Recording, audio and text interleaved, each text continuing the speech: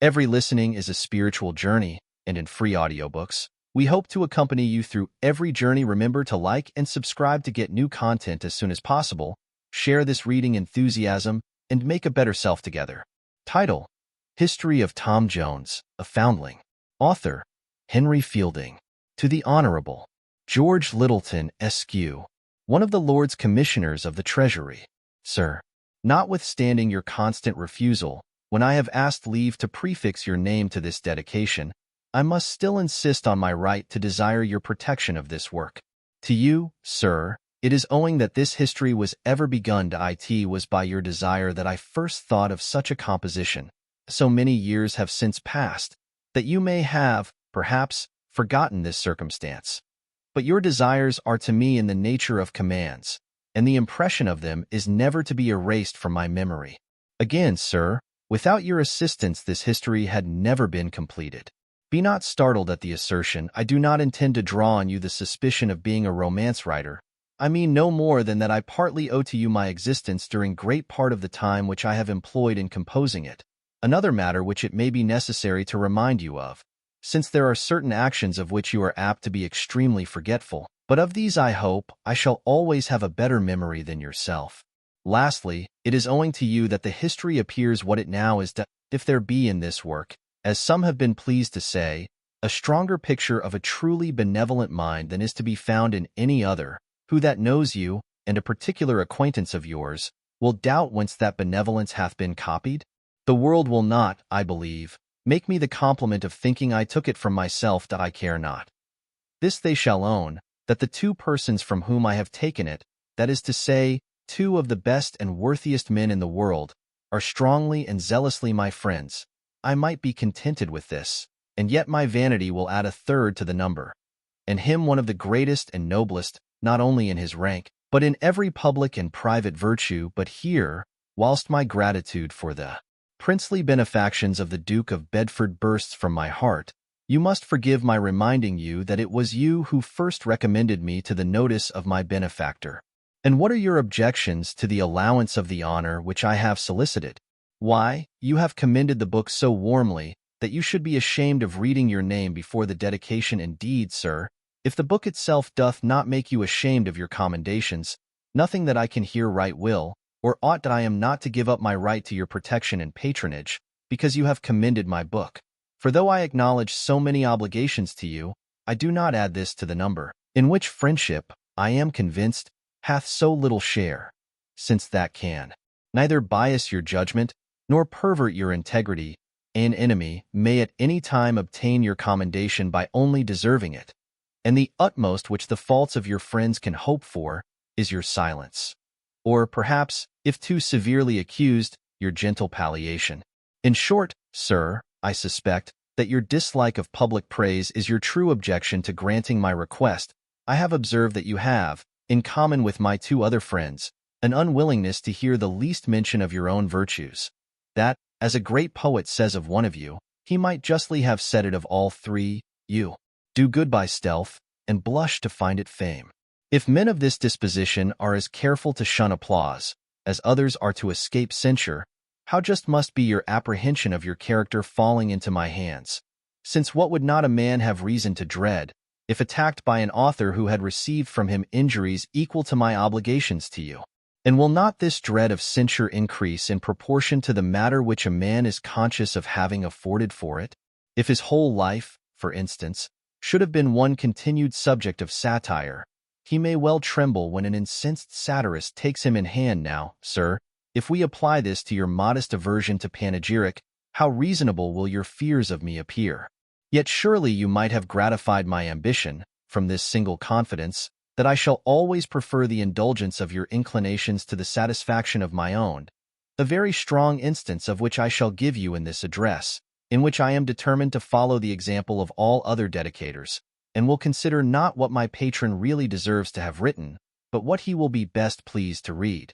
Without further preface, then, I here present you with the labors of some years of my life. What merit these labors have is already known to yourself. If, from your favorable judgment, I have conceived some esteem for them, it cannot be imputed to vanity. Since I should have agreed as implicitly to your opinion, Had it been given in favor of any other man's production negatively, at least, I may be allowed to say that had I been sensible of any great demerit in the work, you are the last person to whose protection I would have ventured to recommend it.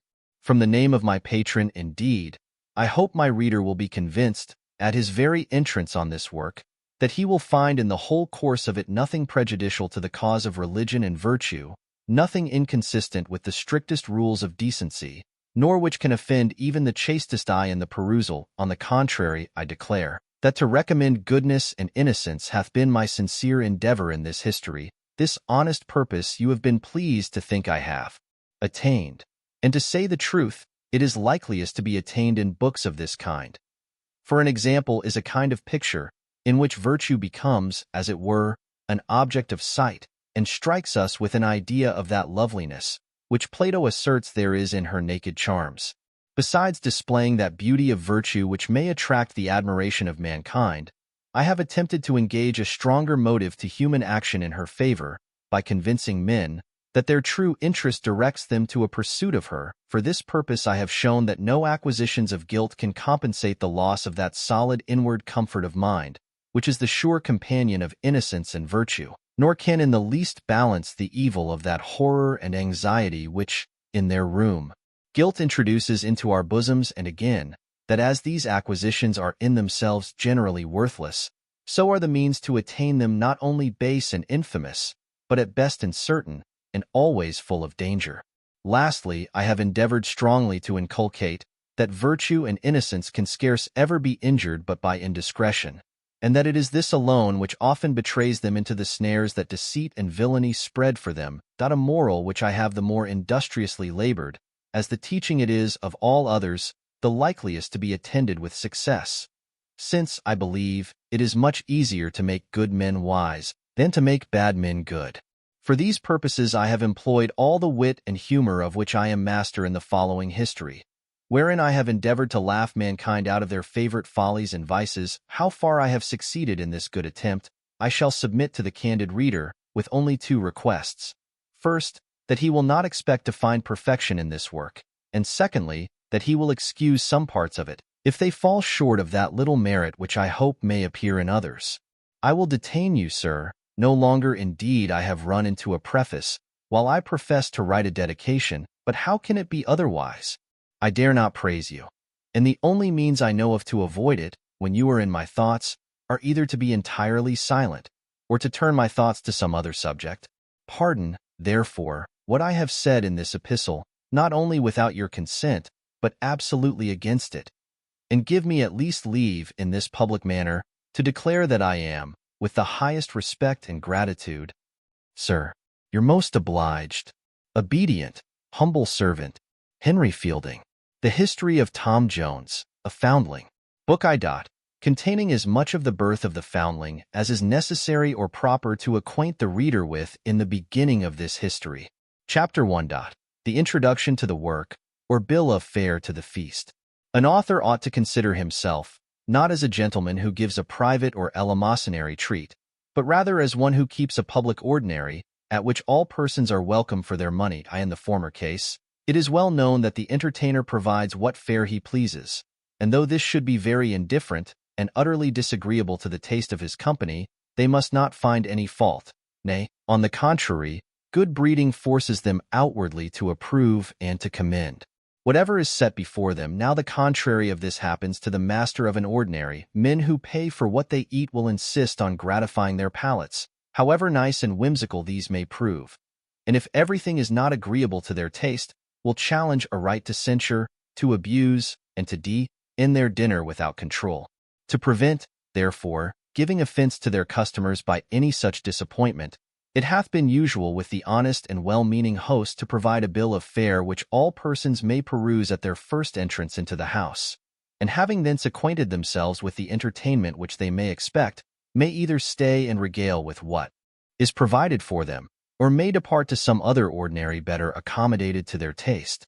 As we do not disdain to borrow wit or wisdom from any man who is capable of lending us either, we have condescended to take a hint from these honest victuallers, and shall prefix not only a general bill of fare to our whole entertainment, but shall likewise give the reader particular bills to every course which is to be served up in this and the ensuing volumes. The provision, then, which we have here made is no other than human nature, nor do I fear that my sensible reader, though most luxurious in his taste, will start, cavil, or be offended, because I have named but one article the tortoise, as the alderman of Bristol, well learned in eating, knows by much experience, besides the delicious calapash and callipee, contains many different kinds of food. Nor can the learned reader be ignorant that in human nature, though here collected under one general name, is such prodigious variety, that a cook will have sooner gone through all the several species of animal and vegetable food in the world than an author will be able to exhaust so extensive a subject. An objection may perhaps be apprehended from the more delicate, that this dish is too common and vulgar. For what else is the subject of all the romances, novels, plays, and poems with which the stalls abound? Many exquisite viands might be rejected by the epicure, if it was a sufficient cause for his contemning of them as common and vulgar, that something was to be found in the most paltry alleys under the same name. In reality, true nature is as difficult to be met with in authors as the Bayonne ham or Bologna sausage is to be found in the shops. But the whole, to continue the same metaphor, consists in the cookery of the author. For, as Mr. Pope tells us, true wit is nature to advantage drayest, what oft was thought, but ne'er so well expressed. The same animal which hath the honor to have some part of his flesh eaten at the table of a duke, may perhaps be degraded in another part, and some of his limbs gibbeted, as it were, in the vilest stall in town where, then, lies the difference between the food of the nobleman and the porter, if both are at dinner on the same ox or calf, but in the seasoning, the dressing, the garnishing, and the setting forth? Hence the one provokes and incites the most languid appetite, and the other turns and palls that which is the sharpest and keenest. In like manner, the excellence of the mental entertainment consists less in the subject than in the author's skill in well dressing it up. How pleased, therefore, will the reader be to find that we have, in the following work, adhered closely to one of the highest principles of the best cook which the present age, or perhaps that of Heliogabalus, hath produced. This great man, as is well known to all lovers of polite eating, begins at first by setting plain things before his hungry guests, rising afterwards by degrees as their stomachs may be supposed to decrease, to the very quintessence of sauce and spices. In like manner, we shall represent human nature at first to the keen appetite of our reader, in that more plain and simple manner in which it is found in the country, and shall hereafter hash and ragout it with all the high French and Italian seasoning of affectation and vice which courts and cities afford. By these means, we doubt not but our reader may be rendered desirous to read on forever, as the great person just above mentioned is supposed to have made some persons eat. Having premised thus much, we will now detain those who like our bill of fare no longer from their diet, and shall proceed directly to serve up the first course of our history for their entertainment. Chapter 2, a short description of Squire Allworthy, and a fuller account of Miss Bridget Allworthy, his sister. In that part of the western division of this kingdom which is commonly called Somersetshire, there lately lived, and perhaps lives still, a gentleman whose name was Allworthy, and who might well be called the favorite of both nature and fortune. For both of these seem to have contended which should bless and enrich him most. In this contention, nature may seem to some to have come off victorious, as she bestowed on him many gifts, while fortune had only one gift in her power, but in pouring forth this, she was so very profuse, that others perhaps may think this single endowment to have been more than equivalent to all the various blessings which he enjoyed from nature. From the former of these, he derived an agreeable person, a sound constitution, a solid understanding, and a benevolent heart. By the latter, he was decreed to the inheritance of one of the largest estates in the county. This gentleman had in his youth married a very worthy and beautiful woman, of whom he had been extremely fond. By her he had 3 children, all of whom died in their infancy. He had likewise had the misfortune of burying this beloved wife herself, about 5 years before the time in which this history chooses to set out. This loss, however great, he bore like a man of sense and constancy, though it must be confessed he would often talk a little whimsically on this head. For he sometimes said he looked on himself as still married, and considered his wife as only gone a little before him, a journey which he should most certainly, sooner or later, take after her, and that, He had not the least doubt of meeting her again in a place where he should never part with her more. Sentiments for which his sense was arraigned by one part of his neighbors, his religion by a second, and his sincerity by a third. He now lived, for the most part, retired in the country with one sister, for whom he had a very tender affection. This lady was now somewhat past the age of 30, an era at which, in the opinion of the malicious, the title of old maid may with no impropriety be assumed. She was of that species of women whom you commend rather for good qualities than beauty, and who are generally called, by their own sex, very good sort of women. As good a sort of woman, madam, as you would wish to know indeed. She was so far from regretting want of beauty, that she never mentioned that perfection, if it can be called one, without contempt, and would often thank God she was not as handsome as Miss such a one, whom perhaps beauty had led into errors which she might have otherwise avoided. Miss Bridget Allworthy, for that was the name of this lady, very rightly conceived the charms of person in a woman to be no better than snares for herself, as well as for others, and yet so discreet was she in her conduct, that her prudence was as much on the guard as if she had all the snares to apprehend which were ever laid for her whole sex. Indeed, I have observed, though it may seem unaccountable to the reader, that this guard of prudence, like the trained bands, is always readiest to go on duty where there is the least danger. It often basely and cowardly deserts those paragons for whom the men are all wishing, sighing, dying, and spreading every net in their power, and constantly attends at the heels of that higher order of women for whom the other sex have a more distant and awful respect, and whom, from despair, I suppose, of success, they never venture to attack. Reader, I think proper, before we proceed any farther together, to acquaint thee that I intend to digress, through this whole history, as often as I see occasion, of which I am myself a better judge than any pitiful critic whatever. And here I must desire all those critics to mind their own business, and not to intermeddle with affairs or works which no ways concern them. For till they produce the authority by which they are constituted judges, I shall not plead to their jurisdiction. Chapter 3. An odd accident which befell Mr. Allworthy at his return home, the decent behavior of Mrs. Deborah Wilkins, with some proper animadversions on bastards. I have told my reader, in the preceding chapter, that Mr. Allworthy inherited a large fortune, that he had a good heart, and no family. Hence, doubtless, it will be concluded by many that he lived like an honest man, owed no one a shilling, took nothing but what was his own, kept a good house, entertained his neighbors with a hearty welcome at his table, and was charitable to the poor, and those who had rather beg than work, by giving them the offals from it. That he died immensely rich and built an hospital. And true it is that he did many of these things. But had he done nothing more, I should have left him to have recorded his own merit on some fair freestone over the door of that hospital. Matters of a much more extraordinary kind are to be the subject of this history, or I should grossly misspend my time in writing so voluminous a work, and you, my sagacious friend, might with equal profit and pleasure travel through some pages which certain droll authors have been facetiously pleased to call the History of England.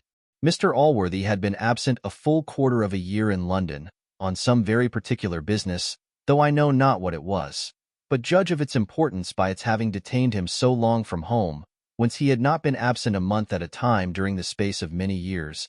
He came to his house very late in the evening, and after a short supper with his sister, retired much fatigued to his chamber here, having spent some minutes on his knees, a custom which he never broke through on any account. He was preparing to step into bed, when, upon opening the clothes, to his great surprise he beheld an infant, wrapped up in some coarse linen, in a sweet and profound sleep, between his sheets. He stood some time lost in astonishment at this sight.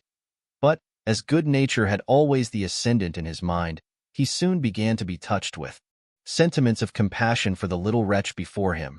He then rang his bell, and ordered an elderly woman servant to rise immediately and come to him, and in the meantime was so eager in contemplating the beauty of innocence, appearing in those lively colors with which infancy and sleep always display it, that his thoughts were too much engaged to reflect that he was in his shirt when the matron came in. She had indeed given her master sufficient time to dress himself, for out of respect to him, and regard to decency, she had spent many minutes in adjusting her hair at the looking-glass, notwithstanding all the hurry in which she had been summoned by the servant, and though her master, for aught she knew, lay expiring in an apoplexy or in some other fit.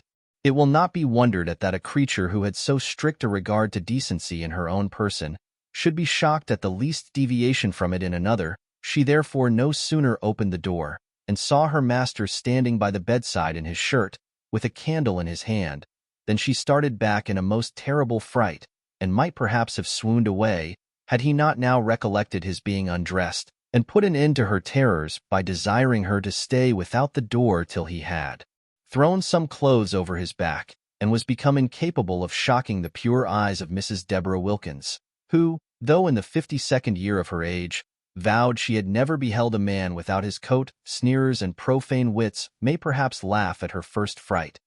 Yet my graver reader, when he considers the time of night, the summons from her bed, and the situation in which she found her master, will highly justify and applaud her conduct, unless the prudence which must be supposed to attend maidens at that period of life at which Mrs. Deborah had arrived should a little lessen his admiration. When Mrs. Deborah returned into the room, and was acquainted by her master with the finding the little infant, her consternation was rather greater than his had been.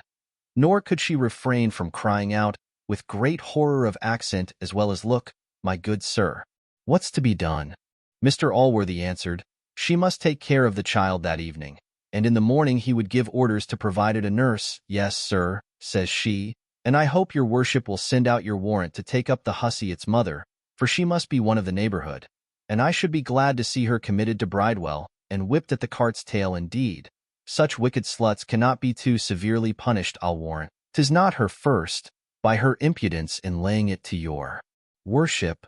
"In laying it to me, Deborah," answered Allworthy, "I can't think she hath any such design. I suppose she hath only taken this method to provide for her child, and truly I am glad she hath not done worse." "I don't know what is worse," cries Deborah, "than for such wicked strumpets to lay their sins at honest men's doors. And though your worship knows your own innocence, yet the world is censorious, and it hath been many an honest man's hap to pass for the father of children he never begot. And if your worship should provide for the child, it may make the people the apter to believe. Besides, why should your worship provide for what the parish is obliged to maintain? For my own part, if it was an honest man's child indeed. But for my own part, it goes against me to touch these misbegotten wretches, whom I don't look upon as my fellow creatures. Faugh! How it stinks! It doth not smell like a Christian.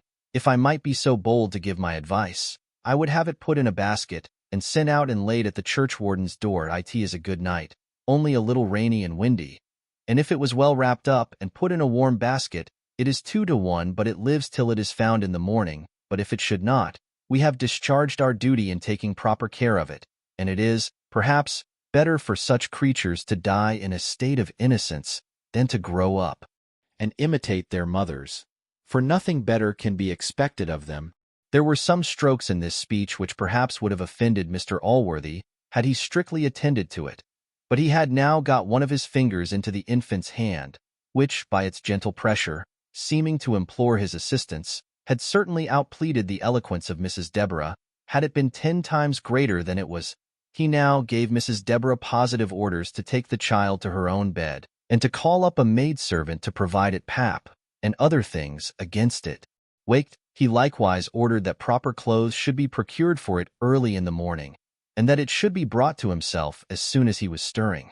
Such was the discernment of Mrs. Wilkins, and such the respect she bore her master, under whom she enjoyed a most excellent place, that her scruples gave way to his peremptory commands, and she took the child under her arms, without any apparent disgust at the illegality of its birth, and declaring it was a sweet little infant, walked off with it to her own chamber.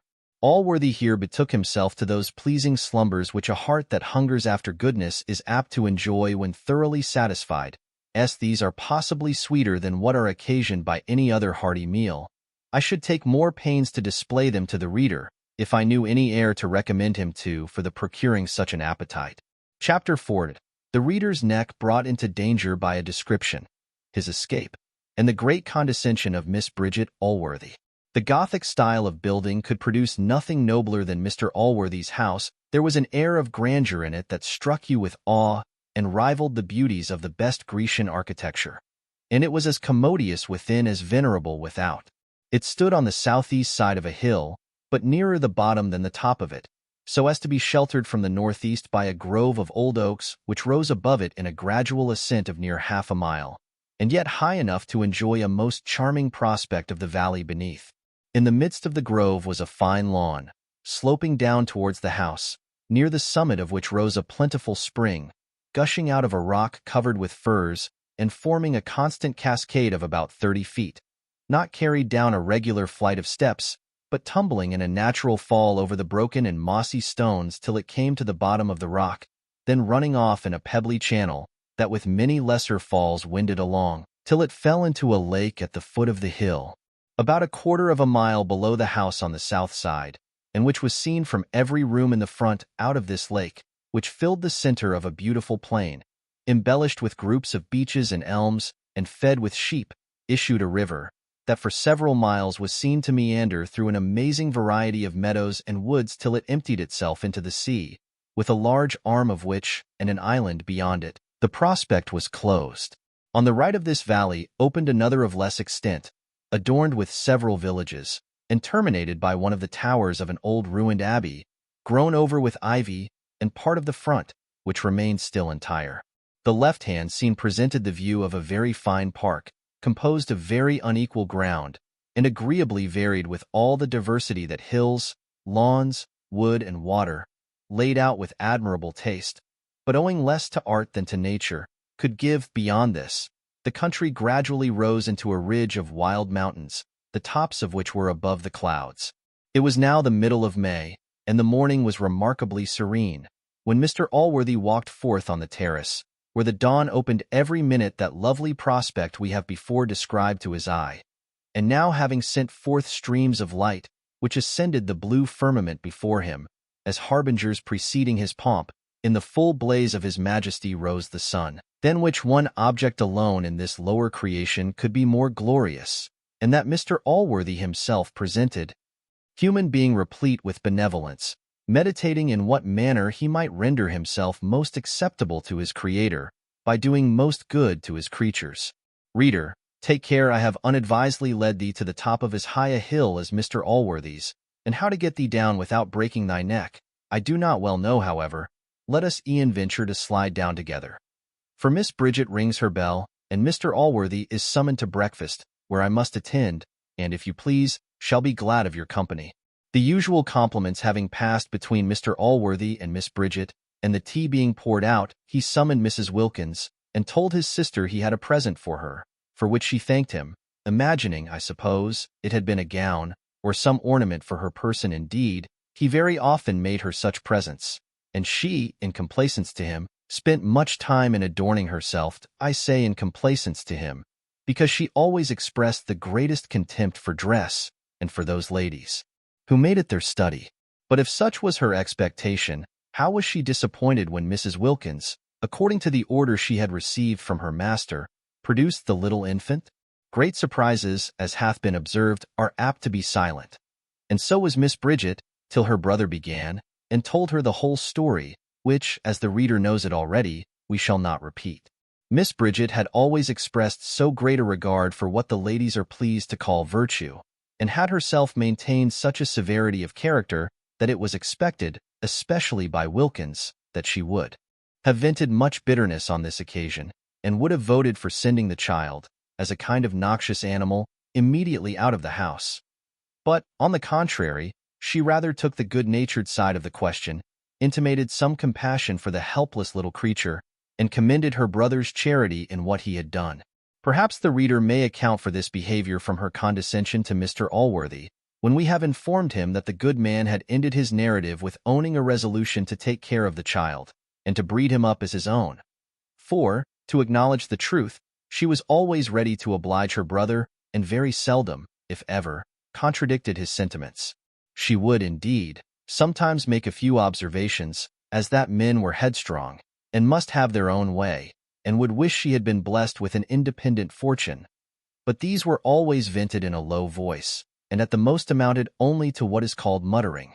However, what she withheld from the infant, she bestowed with the utmost profuseness on the poor unknown mother, whom she called an impudent slut, a wanton hussy, an audacious harlot, a wicked jade, a vile strumpet, with every other appellation with which the tongue of virtue never fails to lash those who bring a disgrace on the sex. A consultation was now entered into how to proceed in order to discover the mother. A scrutiny was first made into the characters of the female servants of the house, who were all acquitted by Mrs. Wilkins, and with apparent merit. For she had collected them herself, and perhaps it would be difficult to find such another set of scarecrows. The next step was to examine among the inhabitants of the parish, and this was referred to Mrs. Wilkins, who was to inquire with all imaginable diligence, and to make her report in the afternoon. Matters being thus settled, Mr. Allworthy withdrew to his study, as was his custom, and left the child to his sister, who, at his desire, had undertaken the care of it. Chapter 5, containing a few common matters, with a very uncommon observation upon them. When her master was departed, Mrs. Deborah stood silent, expecting her cue from Miss Bridget. For as to what had passed before her master, the prudent housekeeper by no means relied upon it, as she had often known the sentiments of the lady in her brother's absence to differ greatly from those which she had expressed in his presence. Miss Bridget did not, however, suffer her to continue long in this doubtful situation, for having looked some time earnestly at the child, as it lay asleep in the lap of Mrs. Deborah, the good lady could not forbear giving it a hearty kiss, at the same time declaring herself wonderfully pleased with its beauty and innocence. Mrs. Deborah no sooner observed this than she fell to squeezing and kissing, with as great raptures as sometimes inspire the sage dame of 45 towards a youthful and vigorous bridegroom, crying out, in a shrill voice, "Oh, the dear little creature! The dear, sweet, pretty creature! Well, I vow it is as fine a boy as ever was seen." These exclamations continued till they were interrupted by the lady, who now proceeded to execute the commission given her by her brother, and gave orders for providing all necessaries for the child. Appointing a very good room in the house for his nursery, her orders were indeed so liberal, that, had it been a child of her own, she could not have exceeded them. But, lest the virtuous reader may condemn her for showing too great regard to a base-born infant, to which all charity is condemned by law as irreligious, we think proper to observe that she concluded the whole with saying, since it was her brother's whim to adopt the little brat, she supposed little master must be treated with great tenderness. For her part, she could not help thinking it was an encouragement to vice, but that she knew too much of the obstinacy of mankind to oppose any of their ridiculous humors. With reflections of this nature she usually, as has been hinted, accompanied every act of compliance with her brother's inclinations. And surely nothing could more contribute to heighten the merit of this compliance than a declaration that she knew, at the same time, the folly and unreasonableness of those inclinations to which she submitted. Tacit obedience implies no force upon the will, and consequently may be easily, and without any pains, preserved. But when a wife, a child, a relation, or a friend, performs what we desire, with grumbling and reluctance, with expressions of dislike and dissatisfaction, the manifest difficulty which they undergo must greatly enhance the obligation.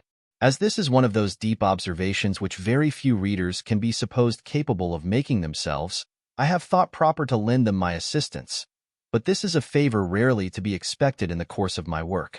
Indeed, I shall seldom or never so indulge him, unless in such instances as this, where nothing but the inspiration with which we writers are gifted can possibly enable anyone to make the discovery.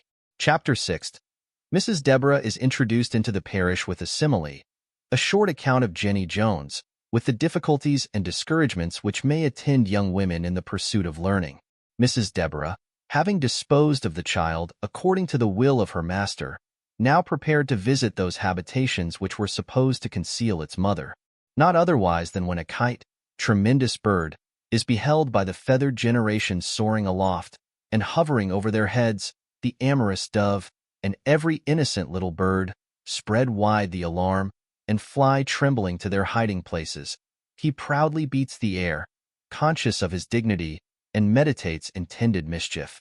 So when the approach of Mrs. Deborah was proclaimed through the street, all the inhabitants ran trembling into their houses, each matron dreading lest the visit should fall to her lot. She with stately steps proudly advances over the field. Aloft she bears her towering head, filled with conceit of her own preeminence and schemes to effect her intended discovery. The sagacious reader will not from this simile imagine these poor people had any apprehension of the design with which Mrs. Wilkins was now coming towards them. But as the great beauty of the simile may possibly sleep these 100 years, till some future commentator shall take this work in hand, I think proper to lend the reader a little assistance in this place. It is my intention, therefore, to signify that, as it is the nature of a kite to devour little birds, so is it the nature of such persons as Mrs. Wilkins to insult and tyrannize over little people, this being indeed the means which they use to recompense to themselves their extreme servility and condescension to their superiors. For nothing can be more reasonable than that slaves and flatterers should exact the same taxes on all below them, which they themselves pay to all above them. Whenever Mrs. Deborah had occasion to exert any extraordinary condescension to Mrs. Bridget, and by that means had a little soured her natural disposition, it was usual with her to walk forth among these people, in order to refine her temper, by venting, and, as it were, purging off all ill humors, on which account she was by no means a welcome visitant. To say the truth, she was universally dreaded and hated by them all. On her arrival in this place, she went immediately to the habitation of an elderly matron, to whom, as this matron had the good fortune to resemble herself in the comeliness of her person, as well as in her age, she had generally been more favorable than to any of the rest. To this woman she imparted what had happened, and the design upon which she was come thither that morning. These two began presently to scrutinize the characters of the several young girls who lived in any of those houses, and at last fixed their strongest suspicion on one Jenny Jones, who, they both agreed, was the likeliest person to have committed this fact. This Jenny Jones was no very comely girl, either in her face or person, but nature had somewhat compensated the want of beauty with what is generally more esteemed by those ladies whose judgment is arrived at years of perfect maturity, for she had given her a very uncommon share of understanding. This gift Jenny had a good deal improved by erudition. She had lived several years a servant with a schoolmaster, who, discovering a great quickness of parts in the girl, and an extraordinary desire of learning, for every leisure hour she was always found reading in the books of the scholars, had the good nature, or folly, just as the reader pleases to call it, to instruct her so far that she obtained a competent skill in the Latin language, and was, perhaps, as good a scholar as most of the young men of quality of the age. This advantage, however, like most others of an extraordinary kind, was attended with some small inconveniences. For as it is not to be wondered at, that a young woman so well accomplished should have little relish for the society of those whom fortune had made her equals, but whom education had rendered so much her inferiors, so is it matter of no greater astonishment that this superiority in Jenny, together with that behavior which is its certain consequence, should produce among the rest some little envy and ill will towards her, and these had, perhaps, secretly burnt in the bosoms of her neighbors ever since her return from her service. Their envy did not, however, display itself openly, till poor Jenny, to the surprise of everybody, and to the vexation of all the young women in these parts, had publicly shone forth on a Sunday in a new silk gown, with a laced cap, and other proper appendages to these. The flame, which had before lain in embryo, now burst forth. Jenny had, by her learning, increased her own pride, which none of her neighbors were kind enough to feed with the honor she seemed to demand. And now, instead of respect and adoration, she gained nothing but hatred and abuse by her finery. The whole parish declared she could not come honestly by such things. And parents, instead of wishing their daughters the same, felicitated themselves that their children had them not. Hence, perhaps it was, that the good woman first mentioned the name of this poor girl to Mrs. Wilkins. But there was another circumstance that confirmed the latter in her suspicion.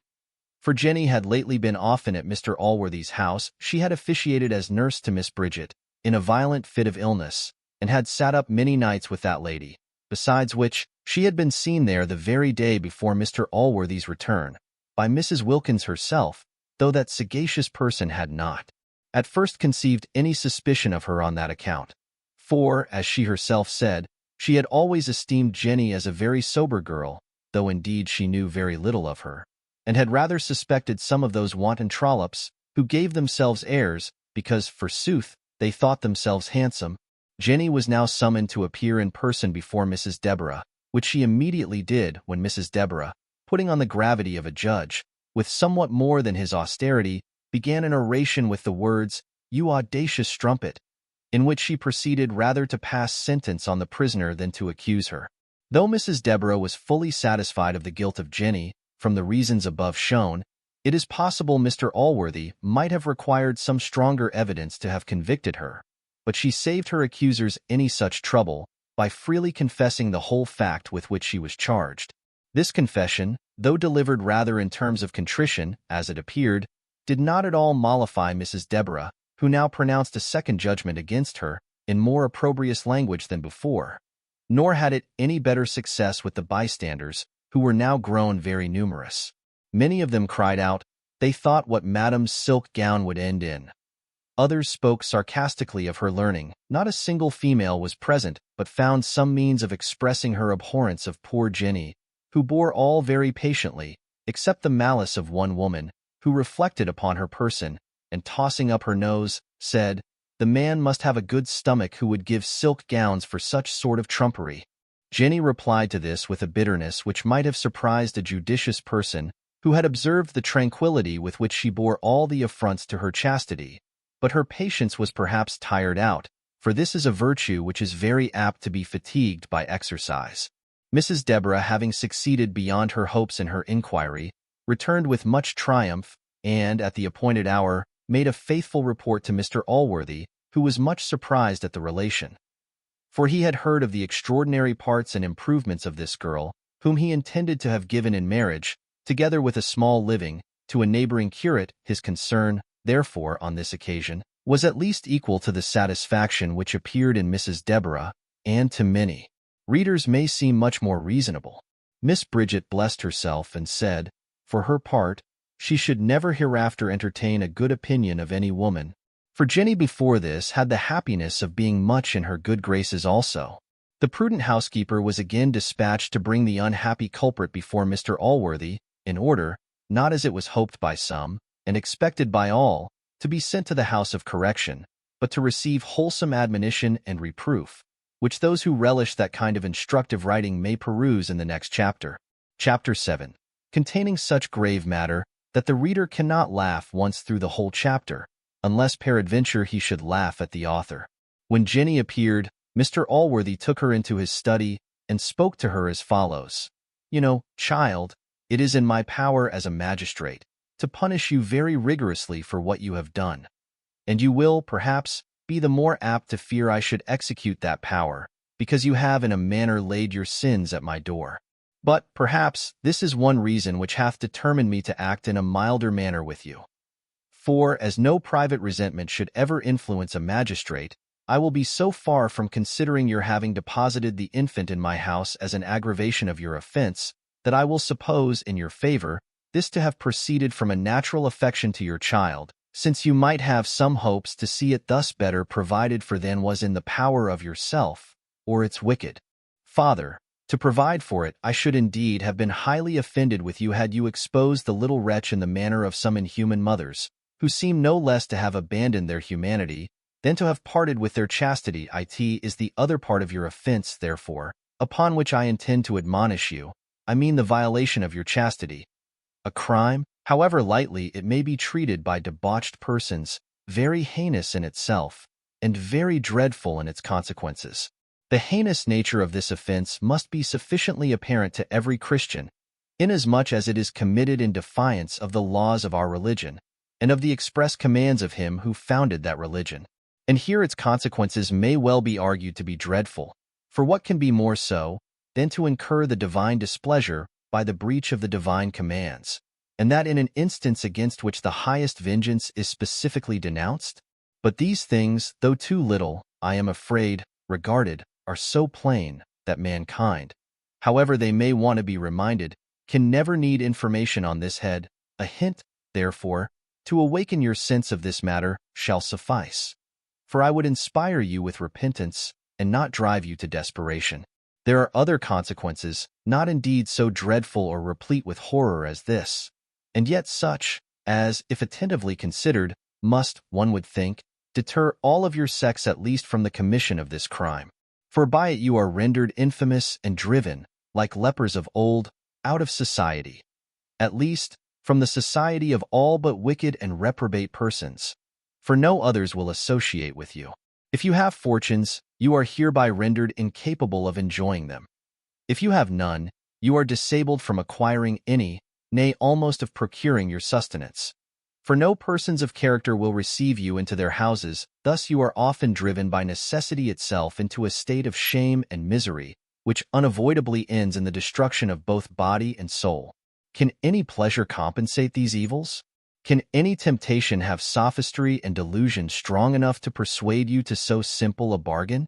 Or can any carnal appetite so overpower your reason, or so totally lay it asleep, as to prevent your flying with affright and terror from a crime which carries such punishment always with it? How base and mean must that woman be, how void of that dignity of mind and decent pride, without which we are not worthy the name of human creatures, who can bear to level herself with the lowest animal, and to sacrifice all that is great and noble in her, all her heavenly part, to an appetite which she hath in common with the vilest branch of the creation. For no woman, sure, will plead the passion of love for an excuse. This would be to own herself the mere tool and bubble of the man love, however barbarously we may corrupt and pervert its meaning, as it is a laudable, is a rational passion, and can never be violent but when reciprocal. For though the Scripture bids us love our enemies, it means not with that fervent love which we naturally bear towards our friends, much less that we should sacrifice to them our lives, and what ought to be dearer to us, our innocence, now in what light, but that of an enemy? Can a reasonable woman regard the man who solicits her to entail on herself all the misery I have described to you, and who would purchase to himself a short, trivial, contemptible pleasure, so greatly at her expense?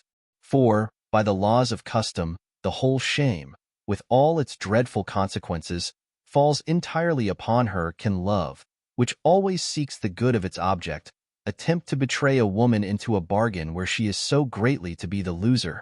If such corrupter, therefore, should have the impudence to pretend a real affection for her, ought not the woman to regard him not only as an enemy, but as the worst of all enemies, a false, designing, treacherous, pretended friend, who intends not only to debauch her body, but her understanding at the same time? Here Jenny, expressing great concern, Allworthy paused a moment, and then proceeded. I have talked thus to you, child, not to insult you for what is past and irrevocable, but to caution and strengthen you for the future. Nor should I have taken this trouble, but from some opinion of your good sense, notwithstanding the dreadful slip you have made, and from some hopes of your hearty repentance, which are founded on the openness and sincerity of your confession. If these do not deceive me, I will take care to convey you from this scene of your shame, where you shall, by being unknown, avoid the punishment which, as I have said, is allotted to your crime in this world, and I hope, by repentance, you will avoid the much heavier sentence denounced against it in the other. Be ye a good girl the rest of your days, and want shall be no motive to your going astray. And believe me, there is more pleasure, even in this world, in an innocent and virtuous life, than in one debauched and vicious. As to your child, let no thoughts concerning it molest you. I will provide for it in a better manner than you can ever hope, and now nothing remains but that you inform me who was the wicked man that seduced you. For my anger against him will be much greater than you have experienced on this occasion. Jenny now lifted her eyes from the ground, and with a modest look and decent voice thus began. To know you, sir, and not love your goodness, would be an argument of total want of sense or goodness in anyone. In me, it would amount to the highest ingratitude, not to feel, in the most sensible manner, the great degree of goodness you have been pleased to exert on this occasion. As to my concern for what is past, I know you will spare my blushes the repetition. My future conduct will much better declare my sentiments than any professions I can now make. That I beg leave to assure you, sir, that I take your advice much kinder than your generous offer with which you concluded it. For, as you are pleased to say, sir, it is an instance of your opinion of my understanding. Here, her tears flowing apace, she stopped a few moments, and then proceeded thus. Indeed, sir, your kindness overcomes me, but I will endeavor to deserve this good opinion. For if I have the understanding you are so kindly pleased to allow me, such advice cannot be thrown away upon me. I thank you, sir, heartily, for your intended kindness to my poor helpless child. He is innocent, and I hope will live to be grateful for all the favors you shall show him. But now, sir, I must on my knees entreat you not to persist in asking me to declare the father of my infant. I promise you faithfully you shall one day know. But I am under the most solemn ties and engagements of honor, as well as the most religious vows and protestations, to conceal his name at this time, and I know you too well, to think you would desire I should sacrifice either my honor or my religion. Mr. Allworthy, whom the least mention of those sacred words was sufficient to stagger, hesitated a moment before he replied, and then told her she had done wrong to enter into such engagements to a villain. But since she had, he could not insist on her breaking them, he said. It was not from a motive of vain curiosity he had inquired, but in order to punish the fellow, at least, that he might not ignorantly confer favors on the undeserving. As to these points, Jenny satisfied him by the most solemn assurances that the man was entirely out of his reach, and was neither subject to his power, nor in any probability of becoming an object of his goodness. The ingenuity of this behavior had gained Jenny so much credit with this worthy man, that he easily believed what she told him. For as she had disdained to excuse herself by a lie, and had hazarded his further displeasure in her present situation, rather than she would forfeit her honor or integrity by betraying another, he had but little apprehensions that she would be guilty of falsehood towards himself.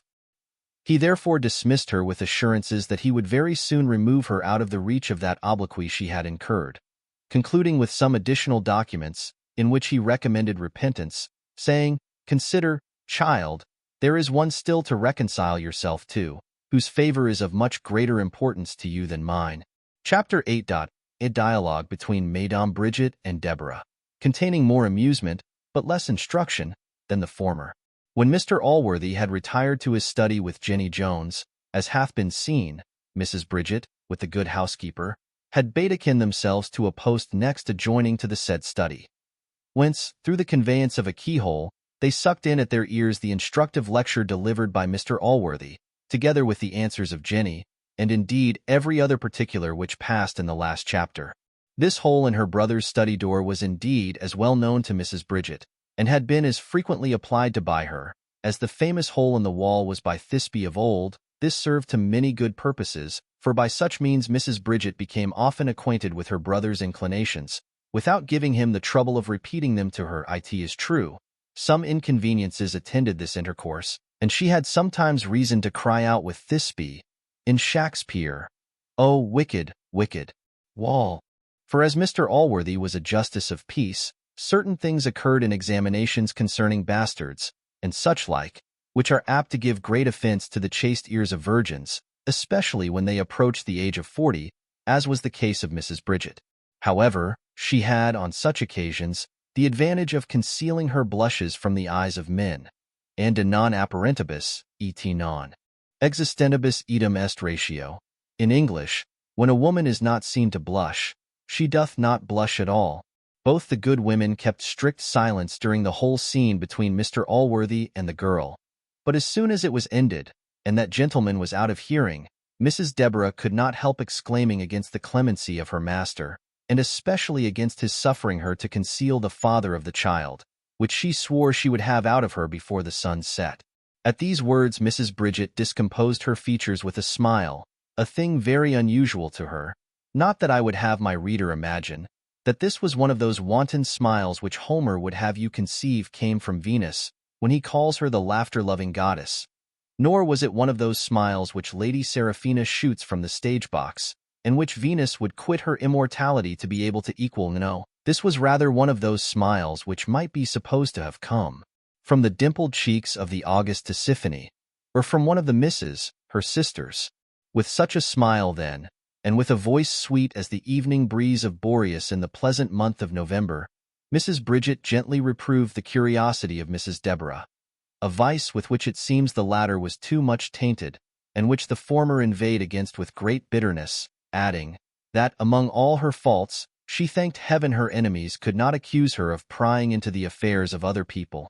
She then proceeded to commend the honor and spirit with which Jenny had acted. She said, she could not help agreeing with her brother, that there was some merit in the sincerity of her confession, and in her integrity to her lover. that she had always thought her a very good girl, and doubted not but she had been seduced by some rascal, who had been infinitely more to blame than herself, and very probably had prevailed with her by a promise of marriage, or some other treacherous proceeding. This behavior of Mrs. Bridget greatly surprised Mrs. Deborah, for this well-bred woman seldom opened her lips, either to her master or his sister, till she had first sounded their inclinations, with which her sentiments were always consonant. Here, however, she thought she might have launched forth with safety, and the sagacious reader will not perhaps accuse her of want of sufficient forecast in so doing, but will rather admire with what wonderful celerity she tacked about when she found herself steering a wrong course. "Nay, madam," said this able woman and truly great politician, "I must own I cannot help admiring the girl's spirit, as well as your ladyship, and as your ladyship says, if she was deceived by some wicked man, the poor wretch is to be pitied, and to be sure, as your ladyship says, the girl hath always appeared like a good, honest, plain girl, and not vain of her face, forsooth, as some wanton hussies in the neighborhood are." "You say true, Deborah," said Miss Bridget. "If the girl had been one of those vain trollops, of which we have too many in the parish, I should have condemned my brother for his lenity towards her. I saw 2 farmers' daughters at church the other day, with bare necks. I protest they shocked me. If wenches will hang out lures for fellows, it is no matter what they suffer. I detest such creatures, and it would be much better for them that their faces had been seamed with the smallpox. But I must confess, I never saw any of this wanton behavior in poor Jenny. Some artful villain, I am convinced, hath betrayed, nay, perhaps forced her, and I pity the poor wretch with all my heart." Mrs. Deborah approved all these sentiments, and the dialogue concluded with a general and bitter invective against beauty, and with many compassionate considerations for all honest plain girls who are deluded by the wicked arts of deceitful men. Chapter 9. Containing matters which will surprise the reader. Jenny returned home well pleased with the reception she had met with from Mr. Allworthy, whose indulgence to her she industriously made public, partly perhaps as a sacrifice to her own pride, and partly from the more prudent motive of reconciling her neighbors to her and silencing their clamors. But though this latter view, if she indeed had it, may appear reasonable enough, yet the event did not answer her expectation. For when she was convened before the justice, and it was universally apprehended that the house of correction would have been her fate, though some of the young women cried out it was good enough for her, and diverted themselves with the thoughts of her beating hemp in a silk gown, yet there were many others who began to pity her condition. But when it was known in what manner Mr. Allworthy had behaved, the tide turned against her. One said, "I'll assure you, madam hath had good luck." A second cried, "See what it is to be a favorite." A third, "Aye, this comes of her learning." Every person made some malicious comment or other on the occasion, and reflected on the partiality of the justice. The behavior of these people may appear impolitic and ungrateful to the reader, who considers the power and benevolence of Mr. Allworthy, but as to his power, he never used it, and as to his benevolence, he exerted so much that he had thereby disobliged all his neighbors. For it is a secret well known to great men, that, by conferring an obligation, they do not always procure a friend, but are certain of creating many enemies. Jenny was, however, by the care and goodness of Mr. Allworthy, soon removed out of the reach of reproach, when malice, being no longer able to vent its rage on her, began to seek another object of its bitterness, and this was no less than Mr. Allworthy himself. For a whisper soon went abroad that he himself was the father of the foundling child. This supposition so well reconciled his conduct to the general opinion that it met with universal assent, and the outcry against his lenity soon began to take another turn, and was changed into an invective against his cruelty to the poor girl. Very grave and good women exclaimed against men who begot children, and then disowned them, nor were there wanting some, who, after the departure of Jenny, insinuated that she was spirited away with a design too black to be mentioned, and who gave frequent hints that a legal inquiry ought to be made into the whole matter, and that some people should be forced to produce the girl. These calumnies might have probably produced ill consequences, at the least might have occasioned some trouble, to a person of a more doubtful and suspicious character than Mr. Allworthy was blessed with. But in his case they had no such effect, and, being heartily despised by him, they served only to afford an innocent amusement to the good gossips of the neighborhood.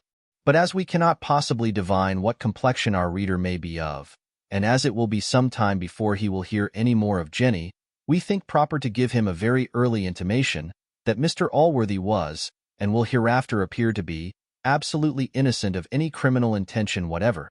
He had indeed committed no other than an error in politics, by tempering justice with mercy, and by refusing to gratify the good-natured disposition of the mob, with an object for their compassion to work on in the person of poor Jenny, whom, in order to pity, they desired to have seen sacrificed to ruin and infamy by a shameful correction in Bridewell. Whenever this word occurs in our writings, it intends persons without virtue or sense in all stations, and many of the highest rank are often meant by it. So far from complying with this their inclination, by which all hopes of reformation would have been abolished, and even the gate shut against her if her own inclinations should ever hereafter lead her to choose the road of virtue, Mr. Allworthy rather chose to encourage the girl to return thither by the only possible means. For too true I am afraid it is, that many women have become abandoned, and have sunk to the last degree of vice, by being unable to retrieve the first slip. This will be, I am afraid, always the case while they remain among their former acquaintance. It was therefore wisely done by Mr. Allworthy to remove Jenny to a place where she might enjoy the pleasure of reputation after having tasted the ill consequences of losing it. To this place, therefore, wherever it was, we will wish her a good journey, and for the present take leave of her, and of the little foundling her child, having matters of much higher importance to communicate to the reader. Chapter 10. The Hospitality of Allworthy. With a short sketch of the characters of two brothers, a doctor and a captain, who were entertained by that gentleman. Neither Mr. Allworthy's house nor his heart were shut against any part of mankind, but they were both more particularly open to men of merit. To say the truth, this was the only house in the kingdom where you was sure to gain a dinner by deserving it. Above all others, men of genius and learning shared the principal place in his favor, and in these he had much discernment. For though he had missed the advantage of a learned education, yet, being blessed with vast natural abilities, he had so well profited by a vigorous though late application to letters, and by much conversation with men of eminence in this way, that he was himself a very competent judge in most kinds of literature. It is no wonder that in an age when this kind of merit is so little in fashion, and so slenderly provided for, persons possessed of it should very eagerly flock to a place where they were sure of being received with great complaisance. Indeed, where they might enjoy almost the same advantages of a liberal fortune as if they were entitled to it in their own right. For Mr. Allworthy was not one of those generous persons who are ready most bountifully to bestow meat, drink, and lodging on men of wit and learning, for which they expect no other return but entertainment, instruction, flattery, and subserviency. In a word, that such persons should be enrolled in the number of domestics, without wearing their master's clothes, or receiving wages. On the contrary, every person in this house was perfect master of his own time, and as he might at his pleasure satisfy all his appetites within the restrictions only of law, virtue, and religion, so he might, if his health required, or his inclination prompted him to temperance, or even to abstinence, absent himself from any meals or retire from them, whenever he was so disposed, without even a solicitation to the contrary. For, indeed, such solicitations from superiors always savor very strongly of commands, but all here were free from such impertinence, not only those whose company is in all other places esteemed a favor from their equality of fortune, but even those whose indigent circumstances make such an eleemosynary abode convenient to them, and who are therefore less welcome to a great man's table because they stand in need of it. Among others of this kind was Dr. Blifil, a gentleman who had the misfortune of losing the advantage of great talents by the obstinacy of a father, who would breed him to a profession he disliked. In obedience to this obstinacy, the doctor had in his youth been obliged to study physic, or rather to say he studied it, for in reality books of this kind were almost the only ones with which he was unacquainted, and unfortunately for him, the doctor was master of almost every other science but that by which he was to get his bread, the consequence of which was, that the doctor at the age of 40 had no bread to eat. Such a person as this was certain to find a welcome at Mr. Allworthy's table, to whom misfortunes were ever a recommendation, when they were derived from the folly or villainy of others, and not of the unfortunate person himself. Besides this negative merit, the doctor had one positive recommendation. This was a great appearance of religion. Whether his religion was real or consisted only in appearance, I shall not presume to say, as I am not possessed of any touchstone which can distinguish the true from the false.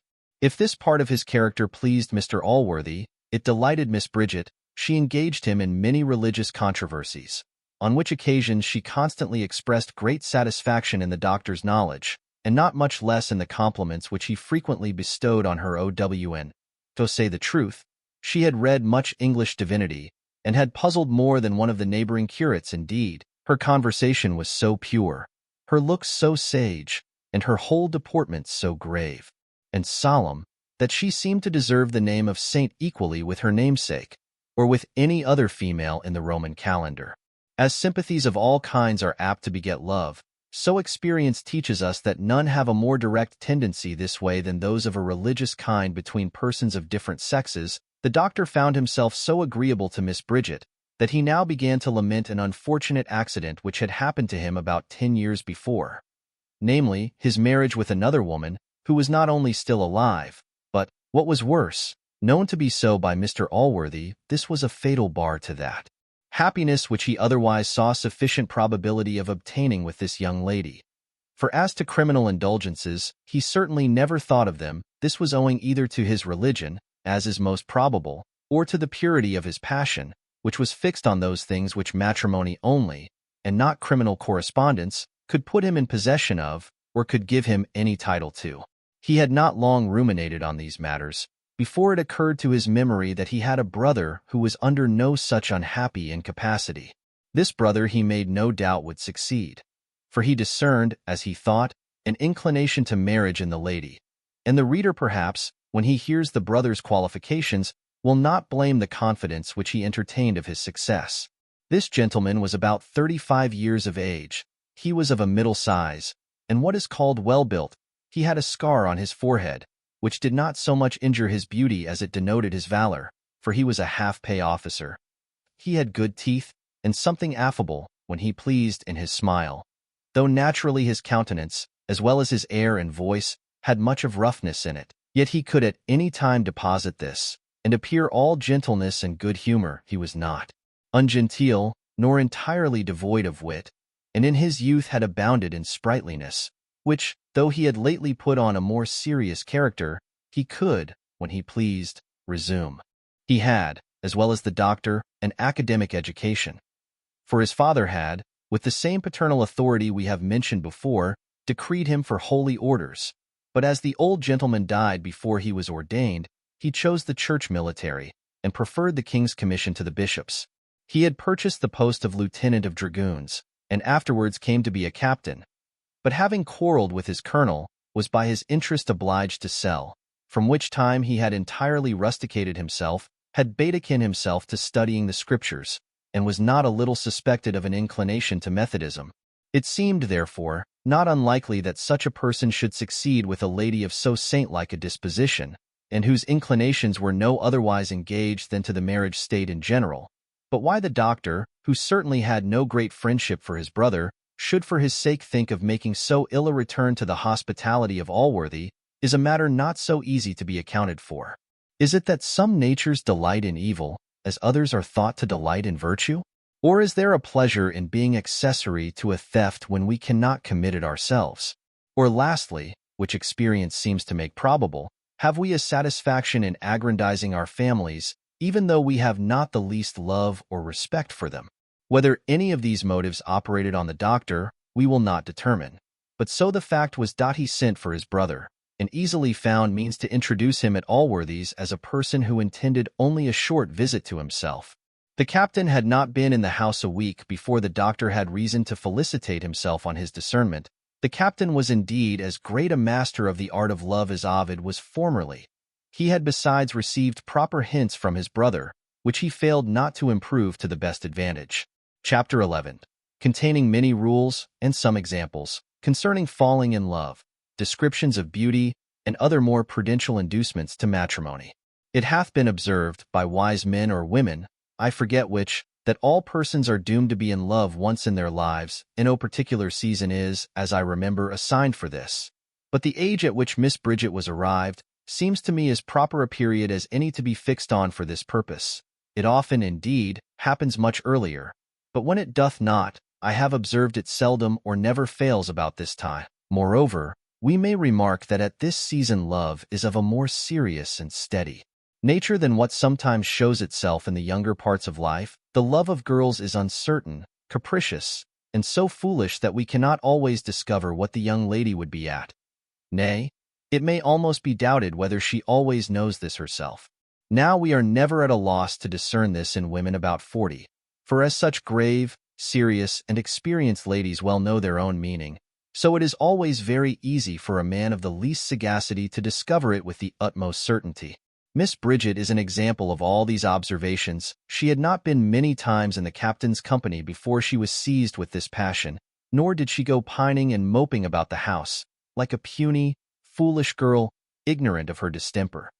She felt, she knew, and she enjoyed the pleasing sensation, of which, as she was certain it was not only innocent but laudable, she was neither afraid nor ashamed. And to say the truth, there is, in all points, great difference between the reasonable passion which women at this age conceive towards men, and the idle and childish liking of a girl to a boy, which is often fixed on the outside only, and on things of little value and no duration. As on cherry cheeks, small, lily-white hands, slow black eyes, flowing locks, downy chins, dapper shapes. Nay, sometimes on charms more worthless than these, unless the party's own. Such are the outward ornaments of the person, for which men are beholden to the tailor, the lace-man, the periwig-maker, the hatter, and the milliner, and not to nature. Such a passion girls may well be ashamed, as they generally are, to own either to themselves or others. The love of Miss Bridget was of another kind. The captain owed nothing to any of these fop-makers in his dress, nor was his person much more beholden to nature. Both his dress and person were such as, had they appeared in an assembly or a drawing-room, would have been the contempt and ridicule of all the fine ladies there. The former of these was indeed neat, but plain, coarse, ill-fancied, and out of fashion. As for the latter, we have expressly described it above. So far was the skin on his cheeks, from being cherry-colored, that you could not discern what the natural color of his cheeks was, they being totally overgrown by a black beard, which ascended to his eyes. His shape and limbs were indeed exactly proportioned, but so large that they denoted the strength rather of a plowman than any other. His shoulders were broad beyond all size, and the calves of his legs larger than those of a common chairman. In short, his whole person wanted all that elegance and beauty which is the very reverse of clumsy strength, and which so agreeably sets off most of our fine gentlemen, being partly owing to the high blood of their ancestors, viz., blood made of rich sauces and generous wines, and partly to an early town education. Though Miss Bridget was a woman of the greatest delicacy of taste, yet such were the charms of the captain's conversation, that she totally overlooked the defects of his person. She imagined, and perhaps very wisely, that she should enjoy more agreeable minutes with the captain than with a much prettier fellow, and forewent the consideration of pleasing her eyes, in order to procure herself much more solid satisfaction. The captain no sooner perceived the passion of Miss Bridget, in which discovery he was very quick-sighted, than he faithfully returned it. The lady, no more than her lover, was remarkable for beauty. I would attempt to draw her picture, but that is done already by a more able master, Mr. Hogarth himself, to whom she sat many years ago, and hath been lately exhibited by that gentleman in his print of a winter's morning, of which she was no improper emblem, and may be seen walking, for walk she doth, in the print, to Covent Garden Church, with a starved footboy behind carrying her prayer-book. The captain likewise very wisely preferred the more solid enjoyments he expected with this lady, to the fleeting charms of person. He was one of those wise men who regard beauty in the other sex as a very worthless and superficial qualification. Or, to speak more truly, who rather choose to possess every convenience of life with an ugly woman, than a handsome one without any of those conveniences. And having a very good appetite, and but little nicety, he fancied he should play his part very well at the matrimonial banquet, without the sauce of beauty. To deal plainly with the reader, the captain, ever since his arrival, at least from the moment his brother had proposed the match to him, long before he had discovered any flattering symptoms in Miss Bridget, had been greatly enamored. That is to say, of Mr. Allworthy's house and gardens, and of his lands, tenements, and hereditaments, of all which the captain was so passionately fond that he would most probably have contracted marriage with them, had he been obliged to have taken the witch of Ender into the bargain. As Mr. Allworthy, therefore, had declared to the doctor that he never intended to take a second wife, as his sister was his nearest relation, and as the doctor had fished out that his intentions were to make any child of hers his heir, which indeed the law, without his interposition, would have done for him, the doctor and his brother thought it an act of benevolence to give being to a human creature, who would be so plentifully provided with the most essential means of happiness. The whole thoughts, therefore, of both the brothers were how to engage the affections of this amiable lady. But fortune, who is a tender parent, and often doth more for her favorite offspring than either they deserve or wish, had been so industrious for the captain, that whilst he was laying schemes to execute his purpose, the lady conceived the same desires with himself, and was on her side contriving how to give the captain proper encouragement, without appearing too forward, for she was a strict observer of all rules of decorum. In this, however, she easily succeeded, for as the captain was always on the lookout, no glance, gesture, or word escaped him. The satisfaction which the captain received from the kind behavior of Miss Bridget was not a little abetted by his apprehensions of Mr. Allworthy. For, notwithstanding his disinterested professions, the captain imagined he would, when he came to act, follow the example of the rest of the world, and refuse his consent to a match so disadvantageous, in point of interest, to his sister. From what oracle he received this opinion, I shall leave the reader to determine, but however he came by it, it strangely perplexed him how to regulate his conduct so as at once to convey his affection to the lady, and to conceal it from her brother. He at length resolved to take all private opportunities of making his addresses, but in the presence of Mr. Allworthy to be as reserved and as much upon his guard as was possible, and this conduct was highly approved by the brother. He soon found means to make his addresses, in express terms, to his mistress, from whom he received an answer in the proper form, viz. The answer which was first made some thousands of years ago, and which hath been handed down by tradition from mother to daughter ever since. If I was to translate this into Latin, I should render it by these two words, nolo episcopari, a phrase likewise of immemorial use on another occasion.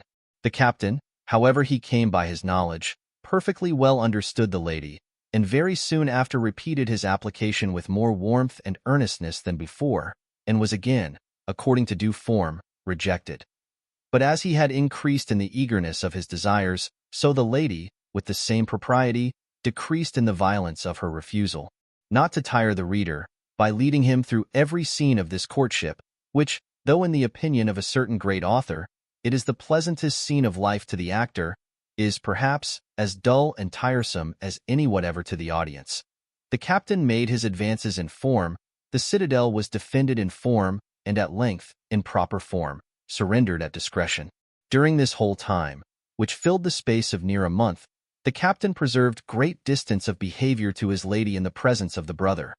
And the more he succeeded with her in private, the more reserved was he in public, and as for the lady, she had no sooner secured her lover than she behaved to him before company with the highest degree of indifference, so that Mr. Allworthy must have had the insight of the devil, or perhaps some of his worst qualities, to have entertained the least suspicion of what was going forward. Chapter 12. Containing what the reader may, perhaps, expect to find in it. In all bargains, whether to fight or to marry, or concerning any other such business, little previous ceremony is required to bring the matter to an issue when both parties are really in earnest. This was the case at present, and in less than a month the captain and his lady were man and wife. The great concern now was to break the matter to Mr. Allworthy, and this was undertaken by the doctor. One day, then, as Allworthy was walking in his garden, the doctor came to him, and with great gravity of aspect, and all the concern which he could possibly affect in his countenance, said, I am come, sir, to impart an affair to you of the utmost consequence. But how shall I mention to you what it almost distracts me to think of? He then launched forth into the most bitter invectives both against men and women. accusing the former of having no attachment but to their interest, and the latter of being so addicted to vicious inclinations that they could never be safely trusted with one of the other sex. Could I, said he, sir, have suspected that a lady of such prudence, such judgment, such learning, should indulge so indiscreet a passion? Or could I have imagined that my brother—why do I call him so? He is no longer a brother of mine. Indeed, but he is, said Allworthy, and a brother of mine too. Bless me, sir, said the doctor.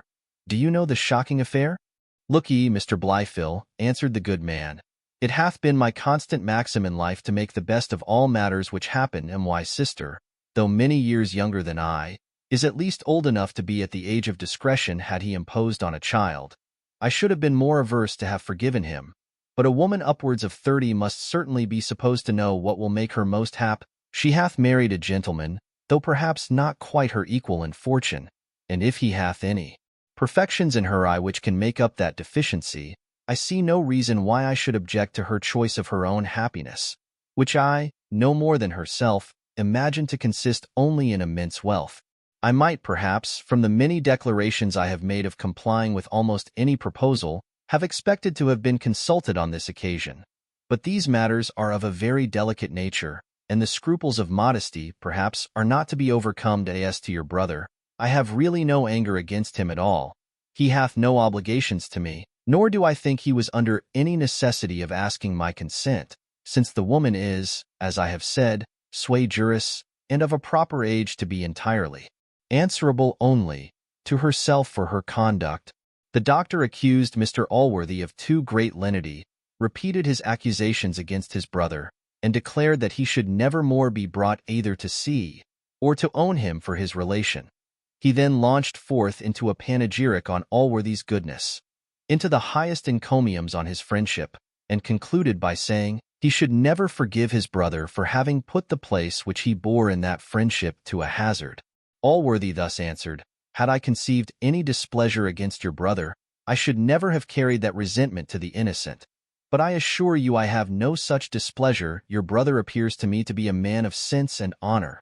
I do not disapprove the taste of my sister, nor will I doubt but that she is equally the object of his inclinations. That I have always thought love the only foundation of happiness in a married state, as it can only produce that high and tender friendship which should always be the cement of this union. And in my opinion, all those marriages which are contracted from other motives are greatly criminal. They are a profanation of a most holy ceremony, and generally end in disquiet and misery. For surely we may call it a profanation to convert this most sacred institution into a wicked sacrifice to lust or avarice. And what better can be said of those matches to which men are induced merely by the consideration of a beautiful person or a great fortune?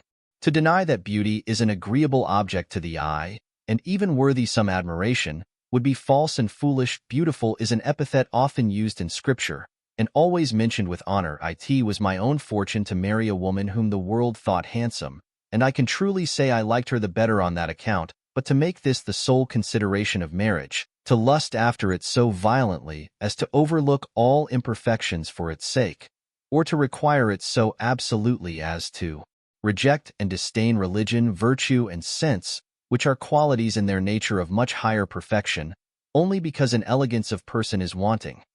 This is surely inconsistent, either with a wise man or a good Christian, and it is, perhaps, being too charitable to conclude that such persons mean anything more by their marriage than to please their carnal appetites, for the satisfaction of which we are taught it was not ordained.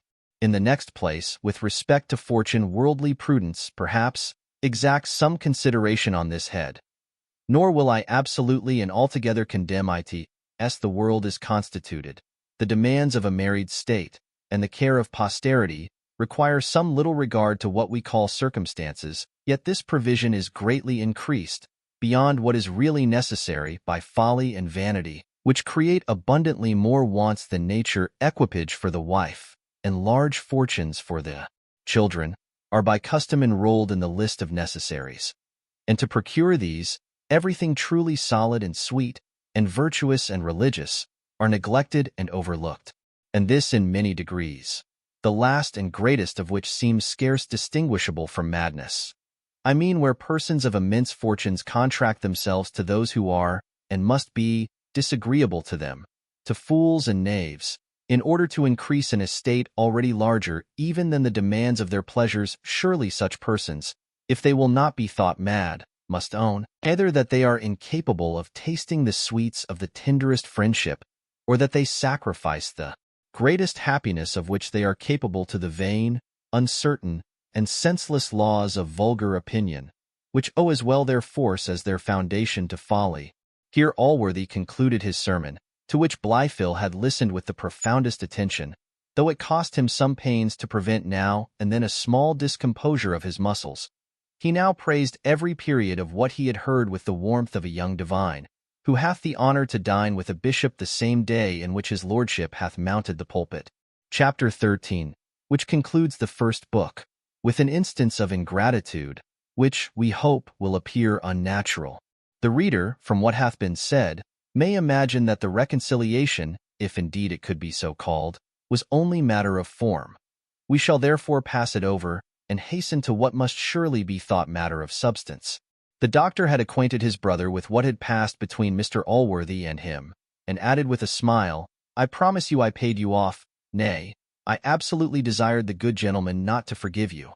For you know after he had made a declaration in your favor, I might with safety venture on such a request with a person of his temper, and I was willing, as well for your sake as for my own, to prevent the least possibility of a suspicion." Captain Blifil took not the least notice of this at that time, but he afterwards made a very notable use of it. One of the maxims which the devil, in a late visit upon earth, left to his disciples, is, when once you are got up, to kick the stool from under you. In plain English, when you have made your fortune by the good offices of a friend, you are advised to discard him as soon as you can. Whether the captain acted by this maxim, I will not positively determine. So far we may confidently say that his actions may be fairly derived from this diabolical principle, and indeed it is difficult to assign any other motive to them. For no sooner was he possessed of Miss Bridget and reconciled to Allworthy than he began to show a coldness to his brother which increased daily, till at length it grew into rudeness, and became very visible to every one. The doctor remonstrated to him privately concerning this behavior, but could obtain no other satisfaction than the following plain declaration: "If you dislike anything in my brother's house, sir, you know you are at liberty to quit it." This strange, cruel, and almost unaccountable ingratitude in the captain absolutely broke the poor doctor's heart. For ingratitude never so thoroughly pierces the human breast as when it proceeds from those in whose behalf we have been guilty of transgressions. Reflections on great and good actions, however they are received or returned by those in whose favor they are performed, always administer some comfort to us. But what consolation shall we receive under so biting a calamity as the ungrateful behavior of our friend, when our wounded conscience at the same time flies in our face, and upbraids us with having spotted it in the service of one so worthless? Mr. Allworthy himself spoke to the captain in his brother's behalf, and desired to know what offence the doctor had committed. When the hard-hearted villain had the baseness to say that he should never forgive him for the injury which he had endeavoured to do him in his favour, which, he said, he had pumped out of him, and was such a cruelty that it ought not to be forgiven. Allworthy spoke in very high terms upon this declaration, which, he said, became not a human creature. He expressed, indeed, so much resentment against an unforgiving temper, that the captain at last pretended to be convinced by his arguments, and outwardly professed to be reconciled. As for the bride, she was now in her honeymoon, and so passionately fond of her new husband that he never appeared to her to be in the wrong, and his displeasure against any person was a sufficient reason for her dislike to the same. The captain, at Mr. Allworthy's instance, was outwardly, as we have said, reconciled to his brother. Yet the same rancour remained in his heart, and he found so many opportunities of giving him private hints of this, that the house at last grew insupportable to the poor doctor, and he chose rather to submit to any inconveniences which he might encounter in the world, than longer to bear these cruel and ungrateful insults from a brother for whom he had done so much. He once intended to acquaint Allworthy with the whole, but he could not bring himself to submit to the confession, by which he must take to his share so great a portion of guilt besides, by how much the worse man he represented his brother to be, so much the greater would his own offense appear to Allworthy, and so much the greater, he had reason to imagine, would be his resentment. He feigned, therefore, some excuse of business for his departure, and promised to return soon again, and took leave of his brother with so well-dissembled content that, as the captain played his part to the same perfection, Allworthy remained well satisfied with the truth of the reconciliation. The doctor went directly to London, where he died soon after of a broken heart, a distemper which kills many more than is generally imagined, and would have a fair title to a place in the bill of mortality did it not differ in one instance from all other diseases, viz., that no physician can cure it. Now, upon the most diligent inquiry into the former lives of these two brothers, I find, besides the cursed and hellish maxim of policy above mentioned, another reason for the captain's conduct. The captain, besides what we have before said of him, was a man of great pride and fierceness, and had always treated his brother, who was of a different complexion and greatly deficient in both these qualities, with the utmost air of superiority. The doctor, however, had much the larger share of learning, and was by many reputed to have the better understanding. This the captain knew, and could not bear. For though envy is at best a very malignant passion, yet is its bitterness greatly heightened by mixing with contempt towards the same object. And very much afraid I am, that whenever an obligation is joined to these two, indignation and not gratitude will be the product of all three. Book 2.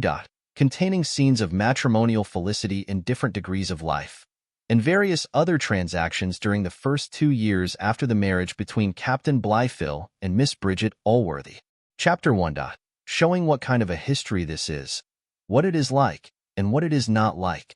Though we have properly enough entitled this our work, a history, and not a life, nor an apology for a life, as is more in fashion, yet we intend in it rather to pursue the method of those writers who profess to disclose the revolutions of countries, than to imitate the painful and voluminous historian, who, to preserve the regularity of his series, thinks himself obliged to fill up as much paper with the detail of months and years in which nothing remarkable happened, as he employs upon those notable eras when the greatest scenes have been transacted on the human stage.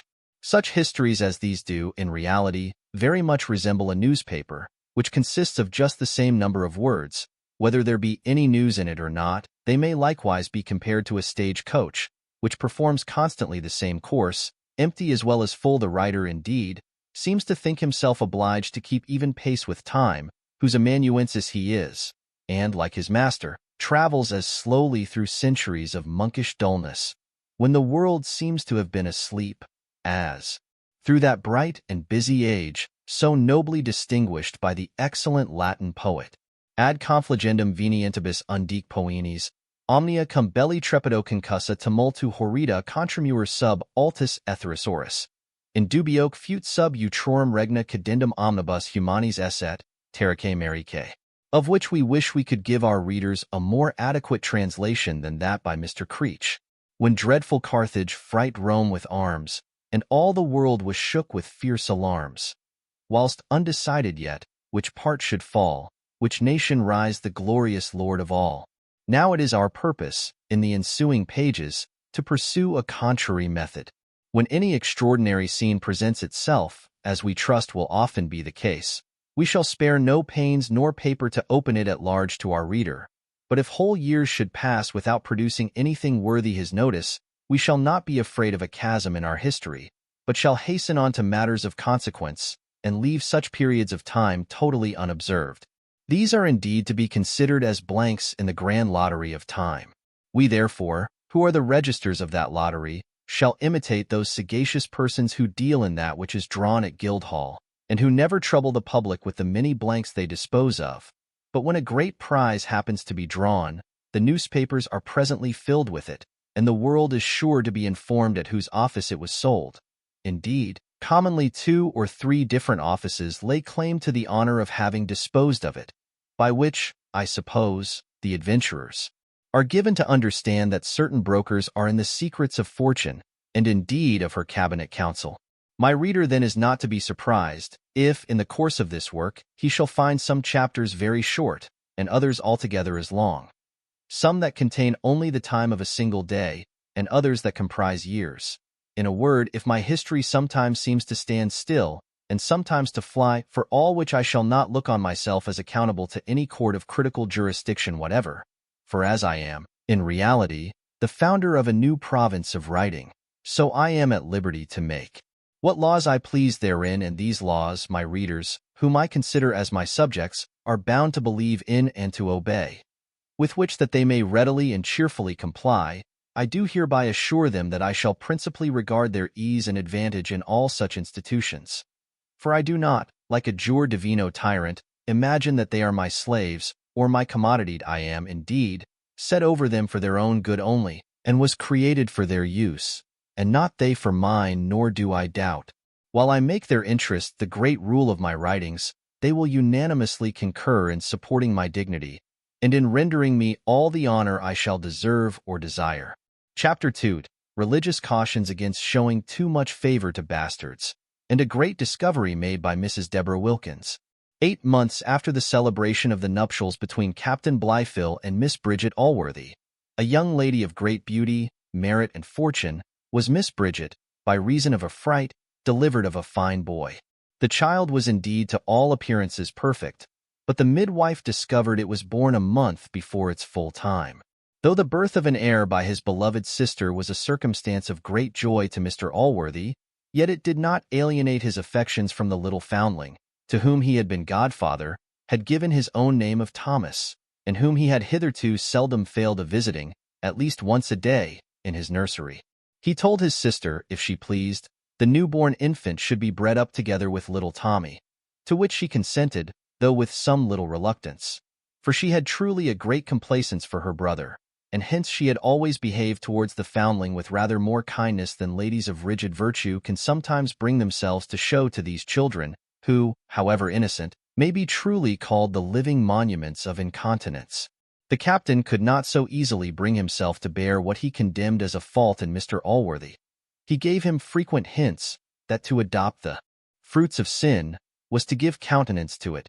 He quoted several texts, for he was well read in Scripture, such as, "He visits the sins of the fathers upon the children, and the fathers have eaten sour grapes, and the children's teeth are set on edge," and whence he argued the legality of punishing the crime of the parent on the bastard. He said, though the law did not positively allow the destroying such base-born children, yet it held them to be the children of nobody, that the Church considered them as the children of nobody, and that at the best, they ought to be brought up to the lowest and vilest offices of the Commonwealth.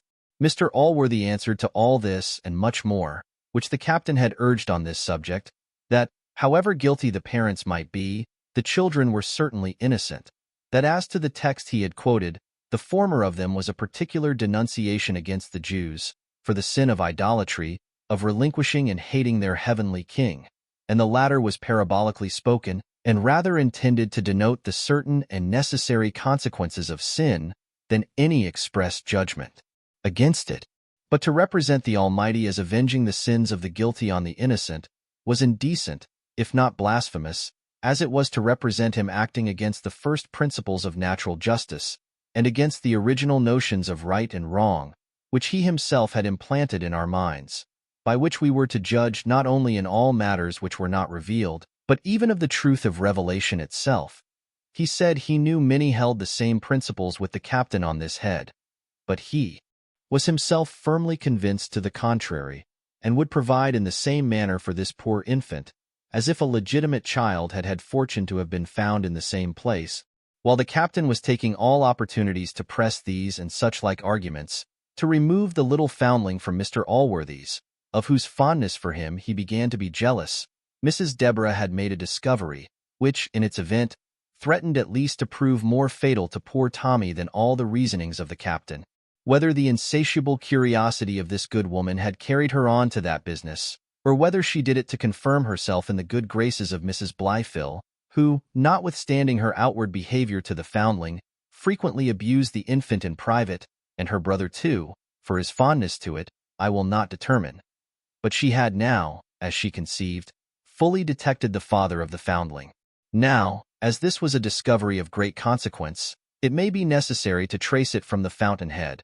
We shall therefore very minutely lay open those previous matters by which it was produced, and for that purpose we shall be obliged to reveal all the secrets of a little family with which my reader is at present entirely unacquainted, and of which the economy was so rare and extraordinary that I fear it will shock the utmost credulity of many married persons. Chapter 3. The description of a domestic government founded upon rules directly contrary to those of Aristotle. My reader may please to remember he hath been informed that Jenny Jones had lived some years with a certain schoolmaster, who had, at her earnest desire, instructed her in Latin, in which, to do justice to her genius, she had so improved herself that she was become a better scholar than her master. Indeed, though this poor man had undertaken a profession to which learning must be allowed necessary, this was the least of his commendations. He was one of the best-natured fellows in the world, and was, at the same time, master of so much pleasantry and humor that he was reputed the wit of the country, and all the neighboring gentlemen were so desirous of his company that, as denying was not his talent, he spent much time at their houses, which he might, with more emolument, have spent in his school. It may be imagined that a gentleman so qualified and so disposed was in no danger of becoming formidable to the learned seminaries of Eton or Westminster. To speak plainly, his scholars were divided into two classes, in the upper of which was a young gentleman, the son of a neighboring squire, who, at the age of 17, was just entered into his syntaxis, and in the lower was a second son of the same gentleman, who, together with 7 parish boys, was learning to read and write. The stipend arising hence would hardly have indulged the schoolmaster in the luxuries of life, had he not added to this office those of clerk and barber, and had not Mr. Allworthy added to the whole an annuity of £10, which the poor man received every Christmas, and with which he was enabled to cheer his heart during that sacred festival. Among his other treasures, the pedagogue had a wife, whom he had married out of Mr. Allworthy's kitchen for her fortune, viz. £20, which she had there amassed. This woman was not very amiable in her person. Whether she sat to my friend Hogarth or no, I will not determine, but she exactly resembled the young woman who was pouring out her mistress's tea in the third picture of the Harlot's Progress. She was, besides, a professed follower of that noble sect founded by Xanthippe of old, by means of which she became more formidable in the school than her husband, for, to confess the truth, he was never master there, or anywhere else in her presence. Though her countenance did not denote much natural sweetness of temper, yet this was, perhaps, somewhat soured by a circumstance which generally poisons matrimonial felicity, for children are rightly called the pledges of love, and her husband, though they had been married 9 years, had given her no such pledges, a default for which he had no excuse, either from age or health, being not yet 30 years old, and what they call a jolly brisk young man. Hence arose another evil, which produced no little uneasiness to the poor pedagogue, of whom she maintained so constant a jealousy that he durst hardly speak to one woman in the parish. For the least degree of civility, or even correspondence with any female, was sure to bring his wife upon her back and his own. In order to guard herself against matrimonial injuries in her own house, as she kept one maidservant, she always took care to choose her out of that order of females whose faces are taken as a kind of security for their virtue, of which number Jenny Jones, as the reader hath been before informed, was one. As the face of this young woman might be called pretty good security of the before-mentioned kind, and as her behavior had been always extremely modest, which is the certain consequence of understanding in women, she had passed above 4 years at Mr. Partridge's, for that was the schoolmaster's name, without creating the least suspicion in her mistress. Nay, she had been treated with uncommon kindness, and her mistress had permitted Mr. Partridge to give her those instructions which have been before commemorated. But it is with jealousy as with the gout. When such distempers are in the blood, there is never any security against their breaking out, and that often on the slightest occasions, and when least suspected. Thus it happened to Mrs. Partridge, who had submitted 4 years to her husband's teaching this young woman, and had suffered her often to neglect her work in order to pursue her learning, for, passing by one day, as the girl was reading, and her master leaning over her, the girl, I know not for what reason, suddenly started up from her chair. And this was the first time that suspicion ever entered into the head of her mistress. This did not, however, at that time discover itself, but lay lurking in her mind, like a concealed enemy, who waits for a reinforcement of additional strength before he openly declares himself and proceeds upon hostile operations. And such additional strength soon arrived to corroborate her suspicion.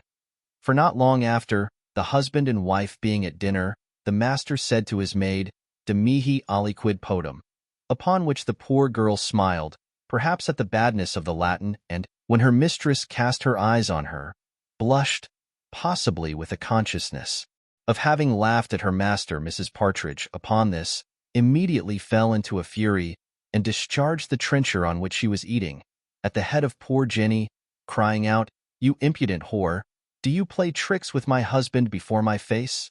And at the same instant rose from her chair with a knife in her hand, with which, most probably, she would have executed very tragical vengeance, had not the girl taken the advantage of being nearer the door than her mistress, and avoided her fury by running away.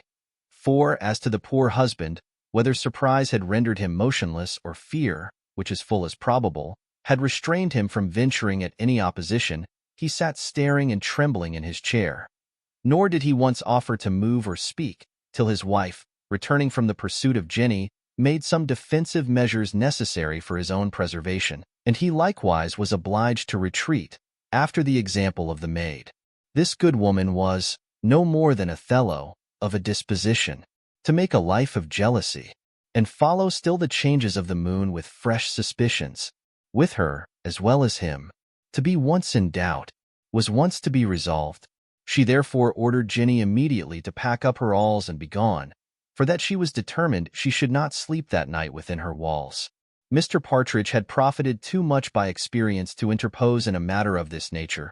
He therefore had recourse to his usual receipt of patience, for, though he was not a great adept in Latin, he remembered, and well understood, the advice contained in these words: "Leave fit quot bene furter onus." In English, a burden becomes lightest when it is well borne, which he had always in his mouth, and of which, to say the truth, he had often occasion to experience the truth. Jenny offered to make protestations of her innocence, but the tempest was too strong for her to be heard. She then betook herself to the business of packing, for which a small quantity of brown paper sufficed, and, having received her small pittance of wages, she returned home. The schoolmaster and his consort passed their time unpleasantly enough that evening, but something or other happened before the next morning, which a little abated the fury of Mrs. Partridge, and she at length admitted her husband to make his excuses, to which she gave the readier belief, as he had, instead of desiring her to recall Jenny, professed a satisfaction in her being dismissed, saying, she was grown of little use as a servant, spending all her time in reading, and was become, moreover, very pert and obstinate. For, indeed, she and her master had lately had frequent disputes in literature, in which, as hath been said, she was become greatly his superior. This, however, he would by no means allow, and as he called her persisting in the right obstinacy, he began to hate her with no small inveteracy. Chapter 4, containing one of the most bloody battles, or rather duels, that were ever recorded in domestic history. For the reasons mentioned in the preceding chapter, and from some other matrimonial concessions, well known to most husbands, and which, like the secrets of Freemasonry, should be divulged to none who are not members of that honorable fraternity, Mrs. Partridge was pretty well satisfied that she had condemned her husband without cause, and endeavored by acts of kindness to make him amends for her false suspicion. Her passions were indeed equally violent, whichever way they inclined, for as she could be extremely angry, so could she be altogether as fond. But though these passions ordinarily succeed each other, and scarce 24 hours ever passed in which the pedagogue was not, in some degree, the object of both, yet on extraordinary occasions, when the passion of anger had raged very high, the remission was usually longer, and so was the case at present, for she continued longer in a state of affability, after this fit of jealousy was ended, than her husband had ever known before. And, had it not been for some little exercises, which all the followers of Xanthippe are obliged to perform daily, Mr. Partridge would have enjoyed a perfect serenity of several months. Perfect calms at sea are always suspected by the experienced mariner to be the forerunners of a storm, and I know some persons, who, without being generally the devotees of superstition, are apt to apprehend that great and unusual peace or tranquillity will be attended with its opposite, for which reason the ancients used, on such occasions, to sacrifice to the goddess Nemesis, a deity who was thought by them to look with an invidious eye on human felicity, and to have a peculiar delight in overturning it. As we are very far from believing in any such heathen goddess, or from encouraging any superstition, so we wish Mr. John Fr., or some other such philosopher, would bestir himself a little, in order to find out the real cause of this sudden transition from good to bad fortune, which hath been so often remarked, and of which we shall proceed to give an instance. For it is our province to relate facts, and we shall leave causes to persons of much higher genius. Mankind have always taken great delight in knowing and descanting on the actions of others, hence there have been, in all ages and nations, certain places set apart for public rendezvous, where the curious might meet and satisfy their mutual curiosity. Among these, the barbers' shops have justly borne the preeminence among the Greeks. Barber's news was a proverbial expression, and Horace, in one of his epistles, makes honorable mention of the Roman barbers in the same light.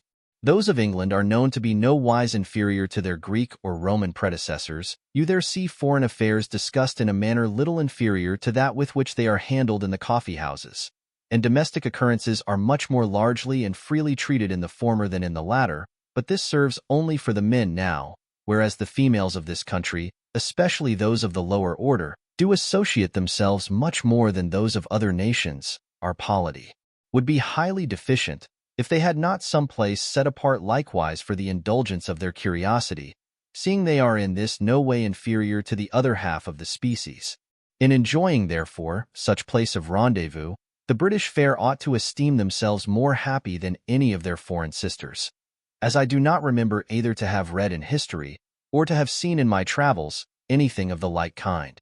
This place then is no other than the chandler's shop, the known seat of all the news, or, as it is vulgarly called, gossiping, in every parish in England. Mrs. Partridge, being one day at this assembly of females, was asked by one of her neighbors if she had heard no news lately of Jenny Jones, to which she answered in the negative. Upon this the other replied, with a smile, that the parish was very much obliged to her for having turned Jenny away as she did. Mrs. Partridge, whose jealousy, as the reader well knows, was long since cured, and who had no other quarrel to her maid, answered boldly, she did not know any obligation the parish had to her on that account, for she believed Jenny had scarce left her equal behind her. No, truly, said the gossip, I hope not, though I fancy we have sluts enow too. Then you have not heard, it seems, that she hath been brought to bed of 2 bastards? But as they are not born here, my husband and the other overseer says we shall not be obliged to keep them. 2 bastards, answered Mrs. Partridge hastily. You surprise me. I don't know whether we must keep them, but I am sure they must have been begotten here, for the wench hath not been 9 months gone away. Nothing can be so quick and sudden as the operations of the mind, especially when hope or fear or jealousy, to which the 2 others are but journeymen, set it to work. It occurred instantly to her that Jenny had scarce ever been out of her own house while she lived with her. The leaning over the chair, the sudden starting up, the Latin, the smile, and many other things, rushed upon her all at once. The satisfaction her husband expressed in the departure of Jenny appeared now to be only dissembled, again, in the same instant, to be real, but yet to confirm her jealousy, proceeding from satiety and 100 other bad causes. In a word, she was convinced of her husband's guilt, and immediately left the assembly in confusion.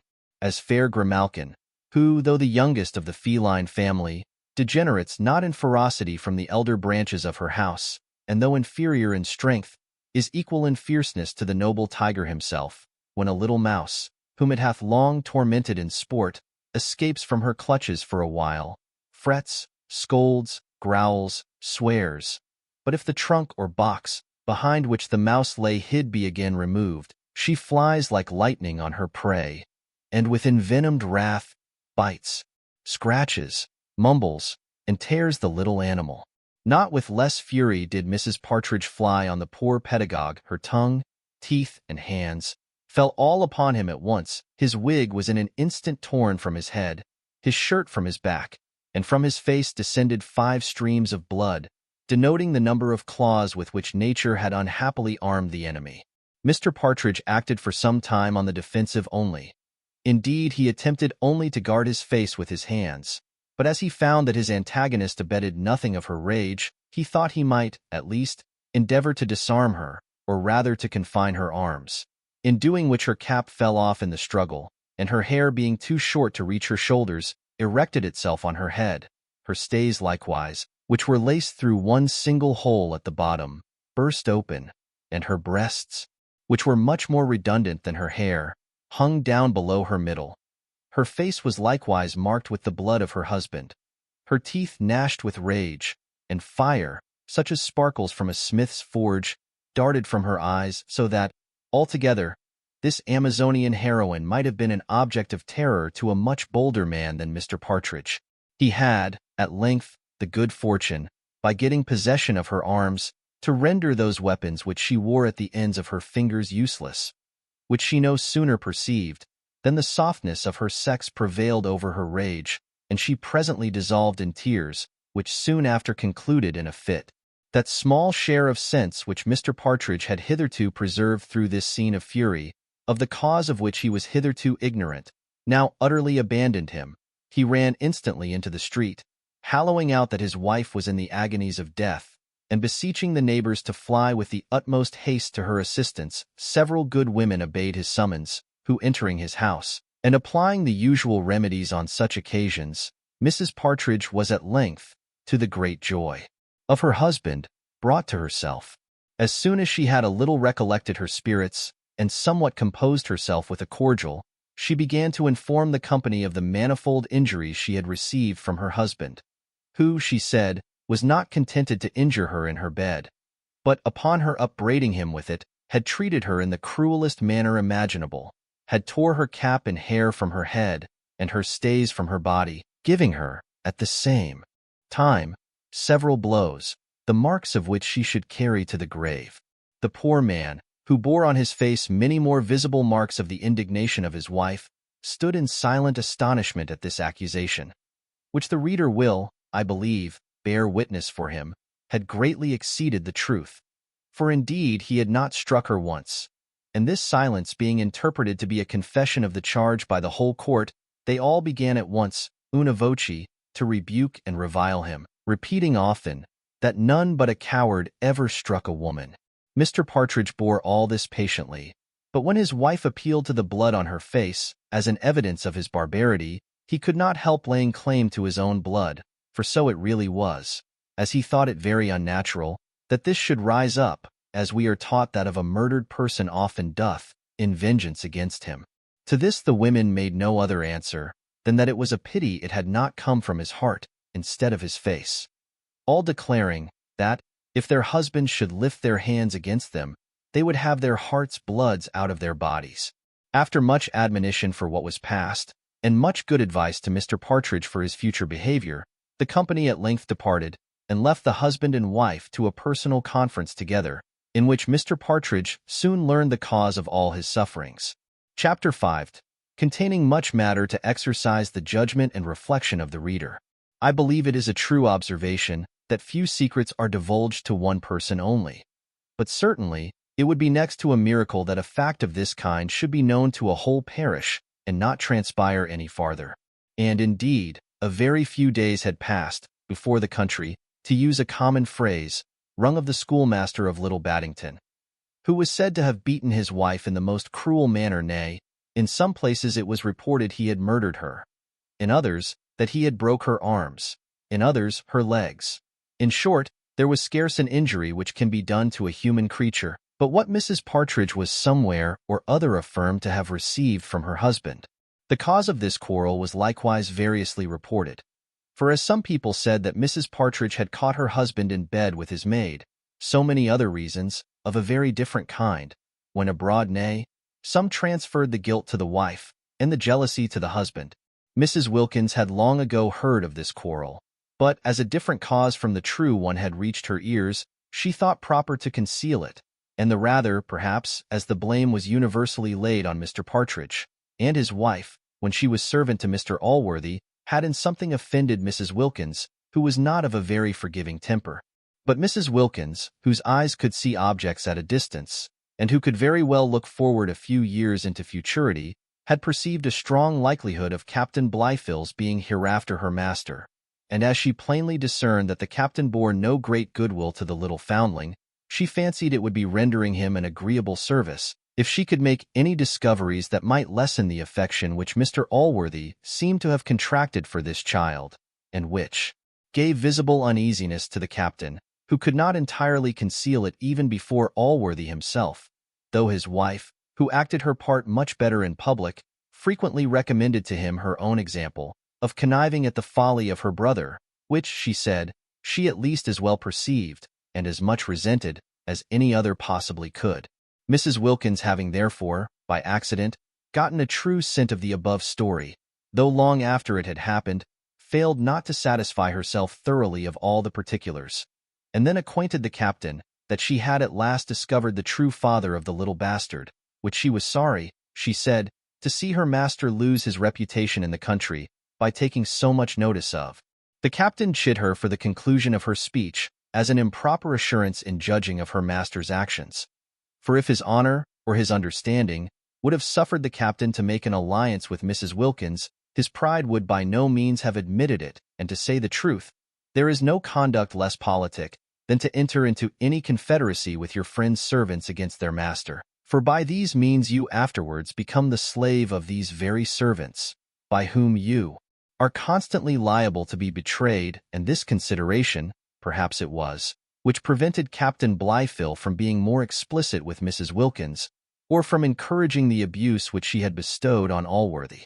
But though he declared no satisfaction to Mrs. Wilkins at this discovery, he enjoyed not a little from it in his own mind, and resolved to make the best use of it he was able. He kept this matter a long time concealed within his own breast, in hopes that Mr. Allworthy might hear it from some other person. But Mrs. Wilkins, whether she resented the captain's behavior, or whether his cunning was beyond her, and she feared the discovery might displease him, never afterwards opened her lips about the matter. I have thought it somewhat strange, upon reflection, that the housekeeper never acquainted Mrs. Blifil with this news, as women are more inclined to communicate all pieces of intelligence to their own sex than to ours. The only way, as it appears to me, of solving this difficulty is by imputing it to that distance which was now grown between the lady and the housekeeper. Whether this arose from a jealousy in Mrs. Blifil, that Wilkins showed too great a respect to the foundling, for while she was endeavoring to ruin the little infant, in order to ingratiate herself with the captain, she was every day more and more commending it before Allworthy, as his fondness for it every day increased. This, notwithstanding all the care she took at other times to express the direct contrary to Mrs. Blifil, perhaps offended that delicate lady, who certainly now hated Mrs. Wilkins, and though she did not, or possibly could not, absolutely remove her from her place, she found, however, the means of making her life very uneasy. This Mrs. Wilkins, at length, so resented, that she very openly showed all manner of respect and fondness to little Tommy, in opposition to Mrs. Blifil. The captain, therefore, finding the story in danger of perishing, at last took an opportunity to reveal it himself. He was one day engaged with Mr. Allworthy in a discourse on charity, in which the captain, with great learning, proved to Mr. Allworthy that the word charity in Scripture nowhere means beneficence or generosity. The Christian religion, he said, was instituted for much nobler purposes than to enforce a lesson which many heathen philosophers had taught us long before, and which, though it might perhaps be called a moral virtue, savored but little of that sublime, Christian-like disposition, that vast elevation of thought, in purity approaching to angelic perfection, to be attained, expressed, and felt only by grace. Those, he said, came nearer to the Scripture meaning, who understood by it candor, or the forming of a benevolent opinion of our brethren, and passing a favorable judgment on their actions, a virtue much higher and more extensive in its nature than a pitiful distribution of alms, which, though we would never so much prejudice or even ruin our families, could never reach many. Whereas charity, in the other and truer sense, might be extended to all mankind. He said, considering who the disciples were, it would be absurd to conceive the doctrine of generosity, or giving alms, to have been preached to them, and, as we could not well imagine this doctrine should be preached by its divine author to men who could not practice it, much less should we think it understood so by those who can practice it and do not. But though, continued he, there is, I am afraid, little merit in these benefactions, there would, I must confess, be much pleasure in them to a good mind, if it was not abetted by one consideration, I mean, that we are liable to be imposed upon, and to confer our choicest favors often on the undeserving, as you must own was your case in your bounty to that worthless fellow Partridge. For 2 or 3 such examples must greatly lessen the inward satisfaction which a good man would otherwise find in generosity, nay, may even make him timorous in bestowing, lest he should be guilty of supporting vice and encouraging the wicked, a crime of a very black dye, and for which it will by no means be a sufficient excuse that we have not actually intended such an encouragement, unless we have used the utmost caution in choosing the objects of our beneficence, a consideration which, I make no doubt, hath greatly checked the liberality of many a worthy and pious man. Mr. Allworthy answered, he could not dispute with the captain in the Greek language, and therefore could say nothing as to the true sense of the word which is translated charity, but that he had always thought it was interpreted to consist in action, and that giving alms constituted at least one branch of that virtue. As to the meritorious part, he said, he readily agreed with the captain. For where could be the merit of barely discharging a duty? Which, he said, let the word charity have what construction it would, it sufficiently appeared to be from the whole tenor of the New Testament, and as he thought it an indispensable duty, enjoined both by the Christian law and by the law of nature itself, so was it withal so pleasant, that if any duty could be said to be its own reward, or to pay us while we are discharging it, it was this. To confess the truth, said he, there is one degree of generosity, of charity I would have called it, which seems to have some show of merit, and that is where, from a principle of benevolence and Christian love, we bestow on another what we really want ourselves, where, in order to lessen the distresses of another, we condescend to share some part of them, by giving what even our own necessities cannot well spare. This is, I think, meritorious, but to relieve our brethren only with our superfluities, to be charitable, I must use the word, rather at the expense of our coffers than ourselves, to save several families from misery rather than hang up an extraordinary picture in our houses or gratify any other idle ridiculous vanity. This seems to be only being human creatures, nay, I will venture to go farther, it is being in some degree epicures. For what could the greatest epicure wish rather than to eat with many mouths instead of one? Which I think may be predicated of any one who knows that the bread of many is owing to his own largesses.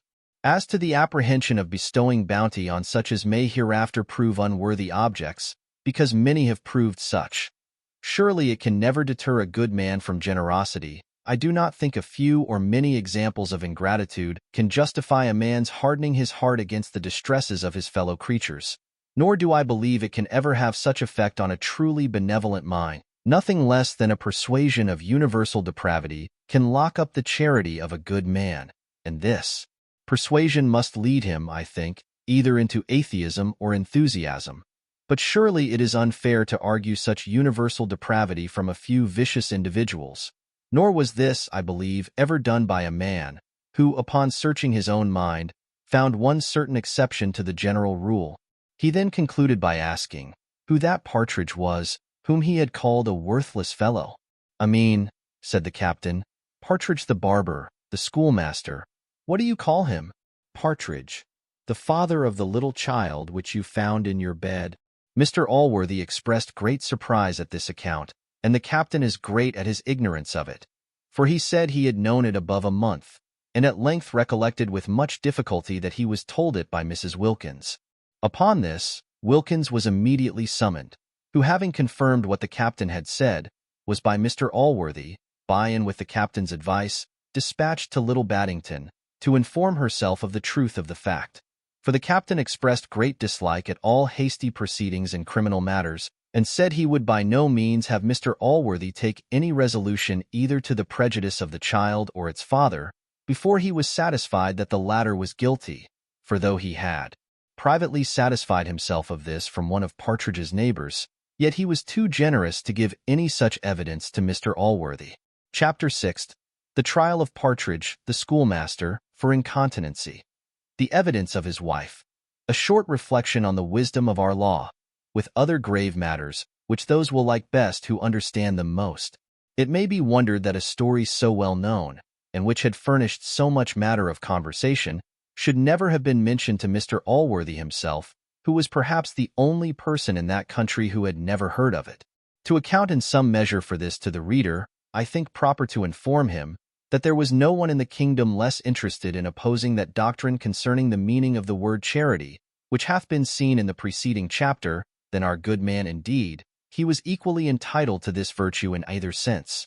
For as no man was ever more sensible of the wants, or more ready to relieve the distresses of others, so none could be more tender of their characters, or slower to believe anything to their disadvantage. Scandal, therefore, never found any access to his table.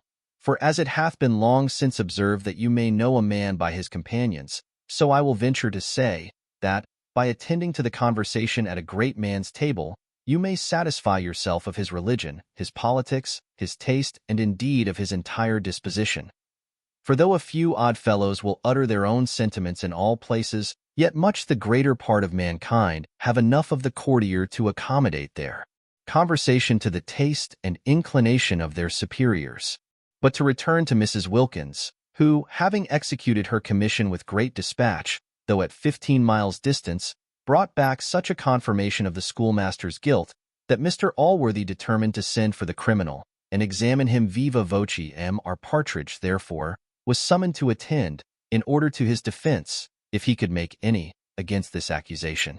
At the time appointed, before Mr. Allworthy himself, at Paradise Hall, came, as well the said Partridge with Anne, his wife, as Mrs. Wilkins his accuser. And now Mr. Allworthy being seated in the chair of justice, Mr. Partridge was brought before him. Having heard his accusation from the mouth of Mrs. Wilkins, he pleaded not guilty, making many vehement protestations of his innocence.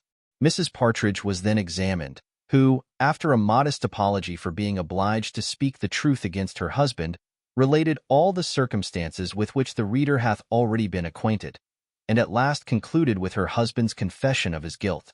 Whether she had forgiven him or no, I will not venture to determine, but it is certain she was an unwilling witness in this cause, and it is probable from certain other reasons would never have been brought to depose as she did, had not Mrs. Wilkins, with great art, fished all out of her at her own house, and had she not indeed made promises in Mr. Allworthy's name, that the punishment of her husband should not be such as might anywise affect his family.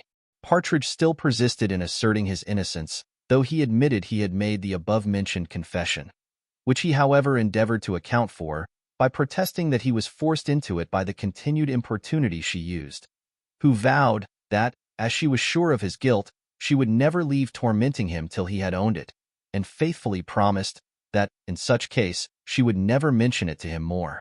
Hence, he said, he had been induced falsely to confess himself guilty, though he was innocent, and that he believed he should have confessed a murder from the same motive.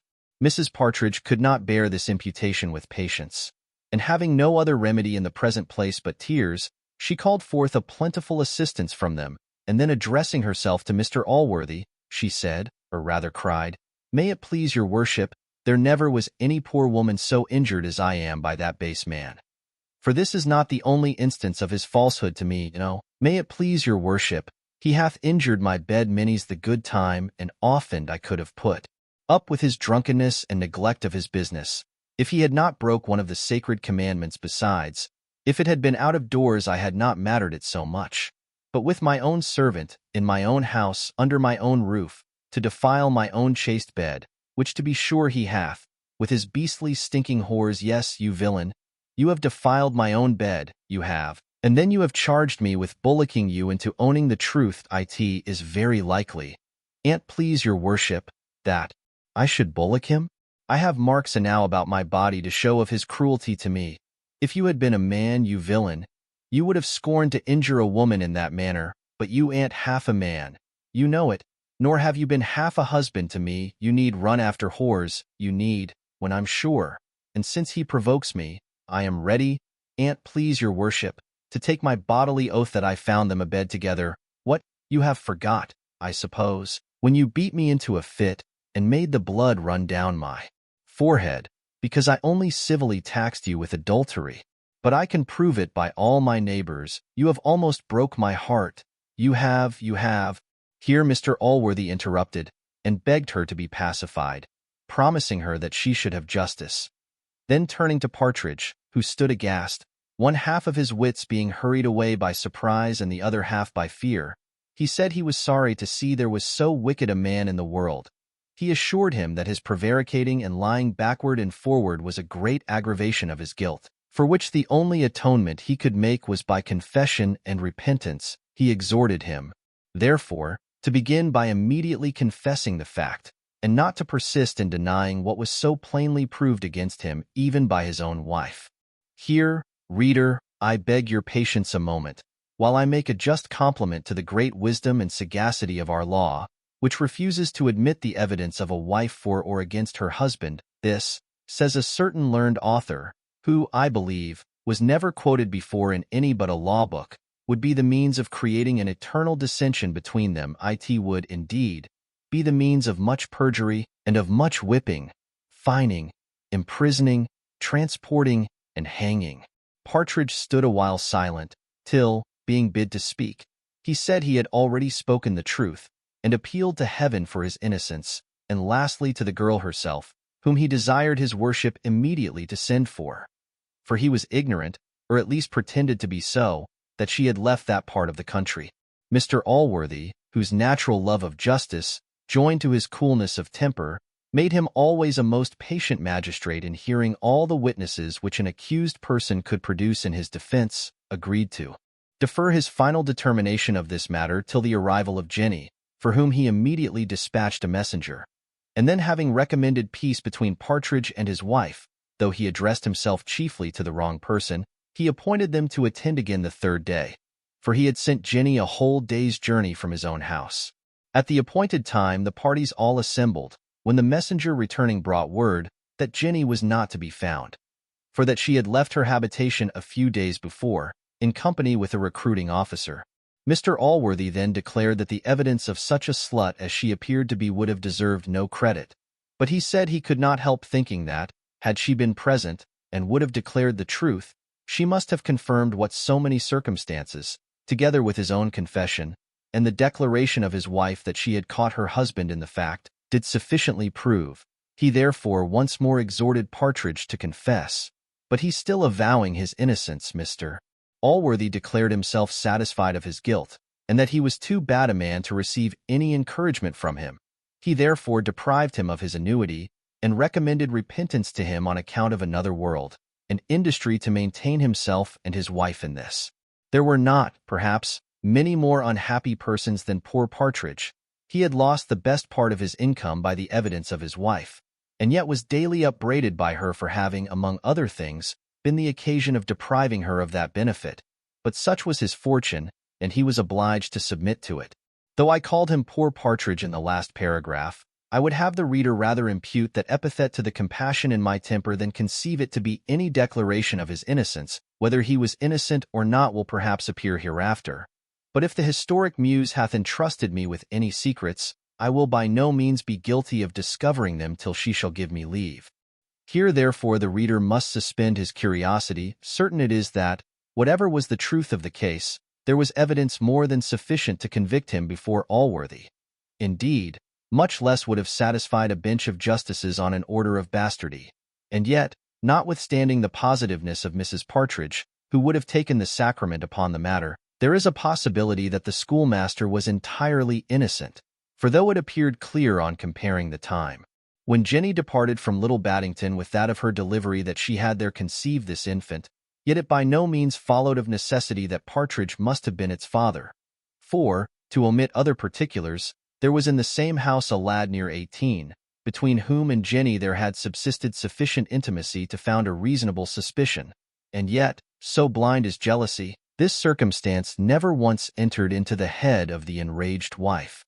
Whether Partridge repented or not, according to Mr. Allworthy's advice, is not so apparent. Certain it is that his wife repented heartily of the evidence she had given against him, especially when she found Mrs. Deborah had deceived her, and refused to make any application to Mr. Allworthy on her behalf. She had, however, somewhat better success with Mrs. Blyfill, who was, as the reader must have perceived, a much better-tempered woman, and very kindly undertook to solicit her brother to restore the annuity, in which, though good nature might have some share, yet a stronger and more natural motive will appear in the next chapter.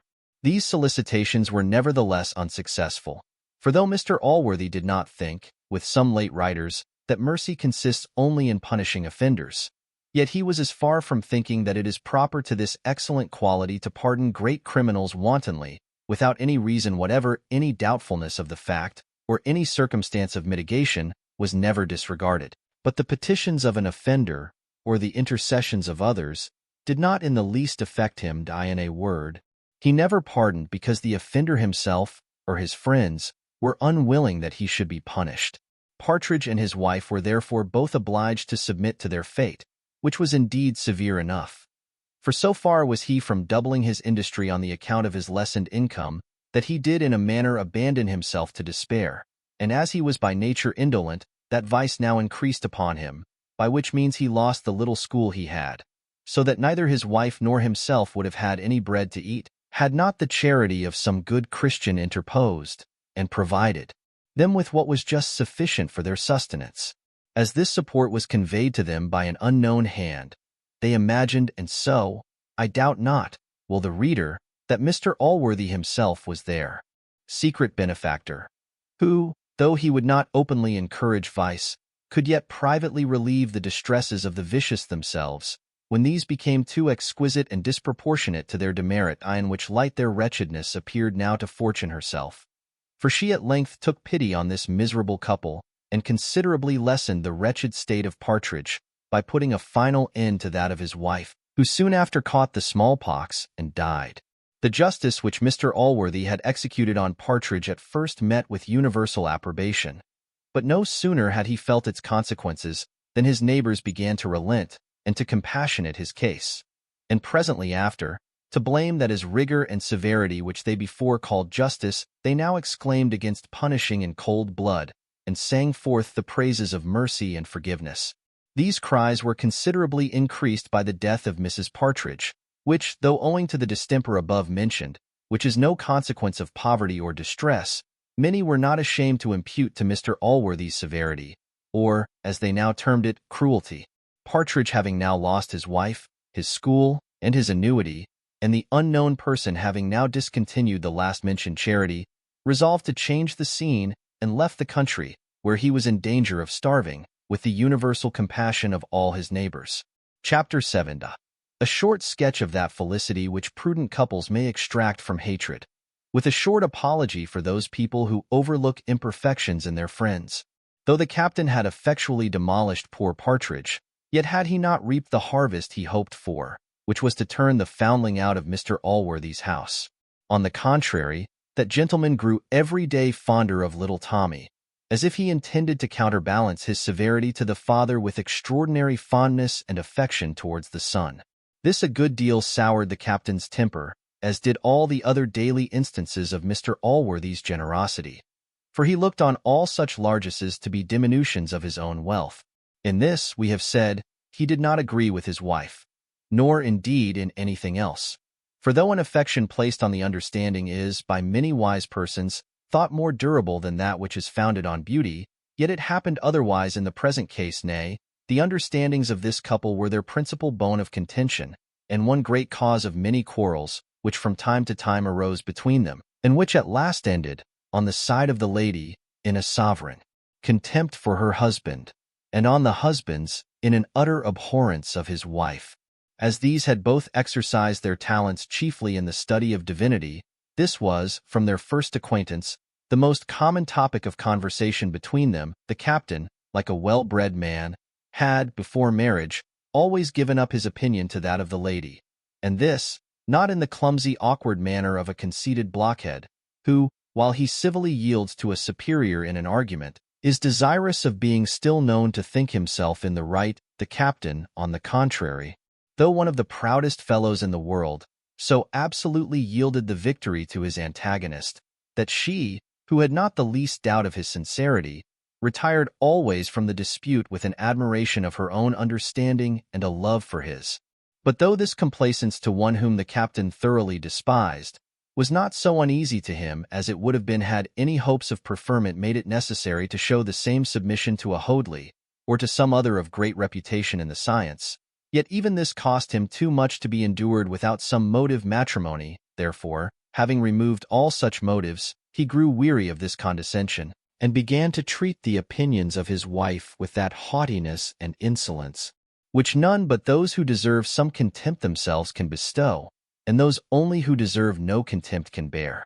When the first torrent of tenderness was over, and when, in the calm and long interval between the fits, reason began to open the eyes of the lady, and she saw this alteration of behavior in the captain, who at length answered all her arguments only with pish and pshaw, she was far from enduring the indignity with a tame submission. Indeed, it at first so highly provoked her that it might have produced some tragical event, had it not taken a more harmless turn, by filling her with the utmost contempt for her husband's understanding, which somewhat qualified her hatred towards him, though of this likewise she had a pretty moderate share. The captain's hatred to her was of a purer kind, for as to any imperfections in her knowledge or understanding, he no more despised her for them than for her not being 6 feet high. In his opinion of the female sex, he exceeded the moroseness of Aristotle himself. He looked on a woman as on an animal of domestic use, of somewhat higher consideration than a cat, since her offices were of rather more importance. But the difference between these two was, in his estimation, so small, that, in his marriage contracted with Mr. Allworthy's lands and tenements, it would have been pretty equal which of them he had taken into the bargain, and yet so tender was his pride, that it felt the contempt which his wife now began to express towards him. And this, added to the surfeit he had before taken of her love, created in him a degree of disgust and abhorrence, perhaps hardly to be exceeded. One situation only of the married state is excluded from pleasure, and that is a state of indifference.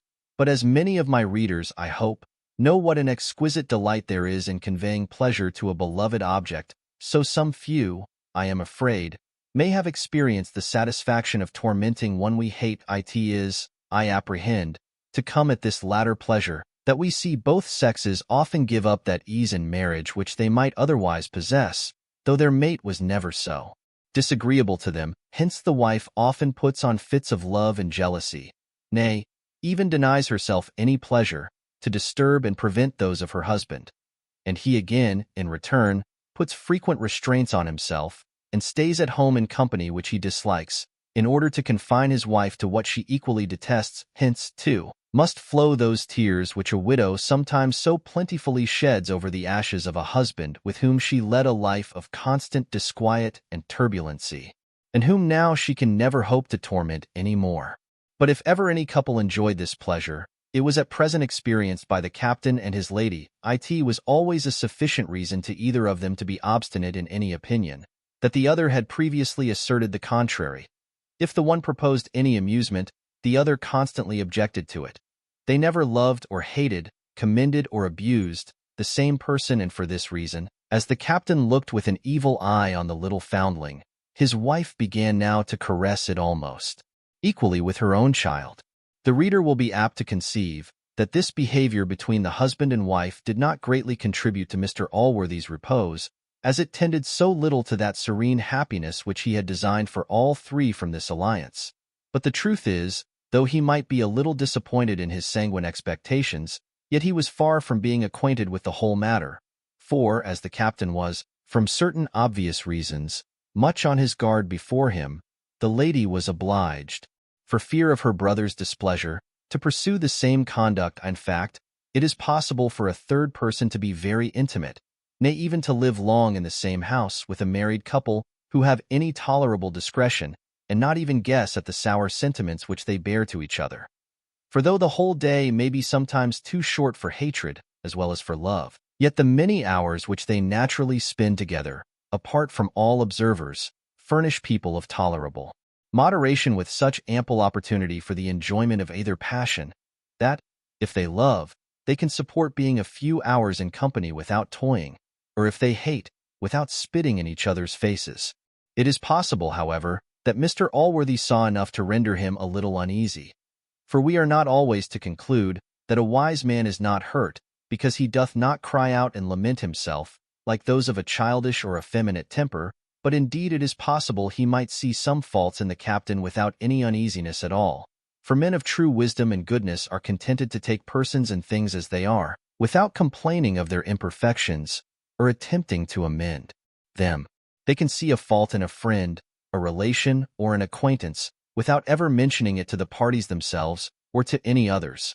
And this often without lessening their affection indeed, unless great discernment be tempered with this overlooking disposition, we ought never to contract friendship but with a degree of folly which we can deceive. For I hope my friends will pardon me when I declare, I know none of them without a fault, and I should be sorry if I could imagine I had any. Friend who could not see mine, forgiveness of this kind we give and demand in turn. It is an exercise of friendship, and perhaps none of the least pleasant, and this forgiveness we must bestow. Without desire of amendment, there is, perhaps, no surer mark of folly than an attempt to correct the natural infirmities of those we love. The finest composition of human nature, as well as the finest china, may have a flaw in it, and this, I am afraid, in either case, is equally incurable, though, nevertheless, the pattern may remain of the highest value. Upon the whole, then, Mr. Allworthy certainly saw some imperfections in the captain, but as this was a very artful man, and eternally upon his guard before him, these appeared to him no more than blemishes in a good character, which his goodness made him overlook, and his wisdom prevented him from discovering to the captain himself. Very different would have been his sentiments had he discovered the whole, which perhaps would in time have been the case, had the husband and wife long continued this kind of behavior to each other. But this kind fortune took effectual means to prevent, by forcing the captain to do that which rendered him again dear to his wife, and restored all her tenderness and affection towards him. Chapter 8. A receipt to regain the lost affections of a wife, which hath never been known to fail in the most desperate cases. The captain was made large amends for the unpleasant minutes which he passed in the conversation of his wife, and which were as few as he could contrive to make them, by the pleasant meditations he enjoyed when alone. These meditations were entirely employed on Mr. Allworthy's fortune. For, first, he exercised much thought in calculating, as well as he could, the exact value of the whole, which calculations he often saw occasion to alter in his own favor. And, secondly and chiefly, he pleased himself with intended alterations in the house and gardens, and in projecting many other schemes, as well for the improvement of the estate as of the grandeur of the place. For this purpose he applied himself to the studies of architecture and gardening, and read over many books on both these subjects. For these sciences, indeed, employed his whole time, and formed his only amusement. He at last completed a most excellent plan, and very sorry we are that it is not in our power to present it to our reader, since even the luxury of the present age, I believe, would hardly match it. Had, indeed, in a superlative degree, the two principal ingredients which serve to recommend all great and noble designs of this nature, for it required an immoderate expense to execute, and a vast length of time to bring it to any sort of perfection. The former of these, the immense wealth of which the captain supposed Mr. Allworthy possessed, and which he thought himself sure of inheriting, promised very effectually to supply, and the latter, the soundness of his own constitution and his time of life, which was only what is called middle age, removed all apprehension of his not living to accomplish. Nothing was wanting to enable him to enter upon the immediate execution of this plan, but the death of Mr. Allworthy, in calculating which he had employed much of his own algebra, besides purchasing every book extant that treats of the value of lives, reversions, and see it from all which he satisfied himself, that as he had every day a chance of this happening, so had he more than an even chance of its happening within a few years. But while the captain was one day busied in deep contemplations of this kind, one of the most unlucky as well as unseasonable accidents happened to him. The utmost malice of fortune could, indeed, have contrived nothing so cruel, so malapropos, so absolutely destructive to all his schemes. In short, not to keep the reader in long suspense, just at the very instant when his heart was exulting in meditations on the happiness which would accrue to him by Mr. Allworthy's death, he himself died of an apoplexy. This unfortunately befell the captain as he was taking his evening walk by himself, so that nobody was present to lend him any assistance. If indeed any assistance could have preserved him, He took, therefore, measure of that proportion of soil which was now become adequate to all his future purposes, and he lay dead on the ground, a great, though not a living, example of the truth of that observation of Horace. Tu secanda marmora. Locus sub ipsum funis. Et sepulchria mimor, struis domos. Which sentiment I shall thus give to the English reader. You provide the noblest materials for building, when a pickaxe and a spade are only necessary, and build houses of 500 by 100 feet, forgetting that of 6 by 2. Chapter 9. A proof of the infallibility of the foregoing receipt, in the Lamentations of the Widow, with other suitable decorations of death, such as physicians and c. and an epitaph in the true style. Mr. Allworthy, his sister, and another lady, were assembled at the accustomed hour in the supper-room, where, having waited a considerable time longer than usual, Mr. Allworthy first declared he began to grow uneasy at the captain's stay, for he was always most punctual at his meals, and gave orders that the bell should be rung without the doors, and especially towards those walks which the captain was wont to use. All these summons proving ineffectual, for the captain had, by perverse accident, betaken himself to a new walk that evening. Mrs. Blifil declared she was seriously frightened, upon which the other lady, who was one of her most intimate acquaintance, and who well knew the true state of her affections, endeavored all she could to pacify her, telling her, to be sure she could not help being uneasy, but that she should hope the best, that, perhaps the sweetness of the evening had enticed the captain to go farther than his usual walk, or he might be detained at some neighbors. Mrs. Blifil answered, no, she was sure some accident had befallen him, for that he would never stay out without sending her word, as he must know how uneasy it would make her. The other lady, having no other arguments to use, betook herself to the entreaties usual on such occasions, and begged her not to frighten herself, for it might be of very ill consequence to her own health, and, filling out a very large glass of wine, advised, and at last prevailed with her to drink it. Mr. Allworthy now returned into the parlor, for he had been himself in search after the captain. His countenance sufficiently showed the consternation he was under, which, indeed, had a good deal deprived him of speech. But as grief operates variously on different minds, so the same apprehension which depressed his voice elevated that of Mrs. Blifil. She now began to bewail herself in very bitter terms, and floods of tears accompanied her lamentations, which the lady, her companion, declared she could not blame, but at the same time dissuaded her from indulging. Attempting to moderate the grief of her friend by philosophical observations on the many disappointments to which human life is daily subject, which, she said, was a sufficient consideration to fortify our minds against any accidents, how sudden or terrible soever, she said her brother's example ought to teach her patience, who, though indeed he could not be supposed as much concerned as herself, yet was, doubtless, very uneasy, though his resignation to the divine will had restrained his grief within due bounds. Mention not my brother, said Mrs. Blifil. I alone am the object of your pity. What are the terrors of friendship to what a wife feels on these occasions? Oh, he is lost. Somebody hath murdered him. I shall never see him more.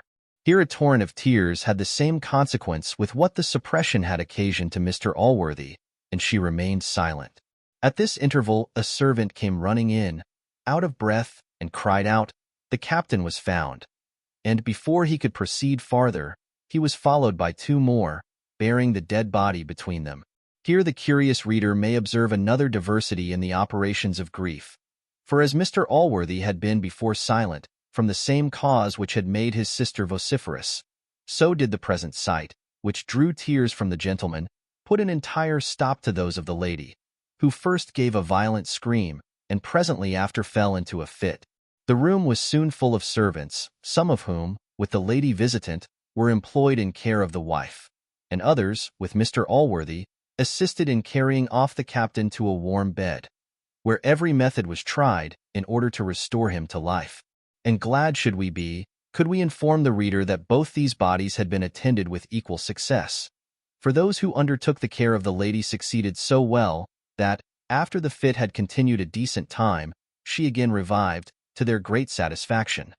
But as to the captain, all experiments of bleeding, chafing, dropping, and proved ineffectual. Death, that inexorable judge, had passed sentence on him, and refused to grant him a reprieve, though two doctors who arrived and were feed at one and the same instant were his counsel. These two doctors, whom, to avoid any malicious applications, we shall distinguish by the names of Dr. Y. and Dr. Z, having felt his pulse, to wit, Dr. Y at his right arm and Dr. Z at his left, both agreed that he was absolutely dead, but as to the distemper, or cause of his death, they differed, Dr. Y holding that he died of an apoplexy and Dr. Z of an epilepsy. Hence arose a dispute between the learned men, in which each delivered the reasons of their several opinions. These were of such equal force that they served both to confirm either doctor in his own sentiments, and made not the least impression on his adversary. To say the truth, every physician almost hath his favorite disease, to which he ascribes all the victories obtained over human nature. The gout, the rheumatism, the stone, the gravel, and the consumption have all their several patrons in the faculty, and none more than the nervous fever, or the fever on the spirits. And here we may account for those disagreements in opinion concerning the cause of a patient's death, which sometimes occur between the most learned of the college, and which have greatly surprised that part of the world who have been ignorant of the fact we have above asserted.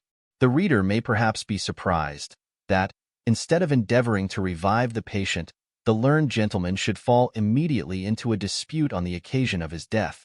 But in reality all such experiments had been made before their arrival.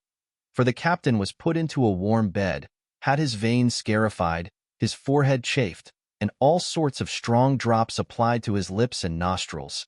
The physicians, therefore, finding themselves anticipated in everything they ordered, were at a loss how to apply that portion of time which it is usual and decent to remain for their fee, and were therefore necessitated to find some subject or other for discourse.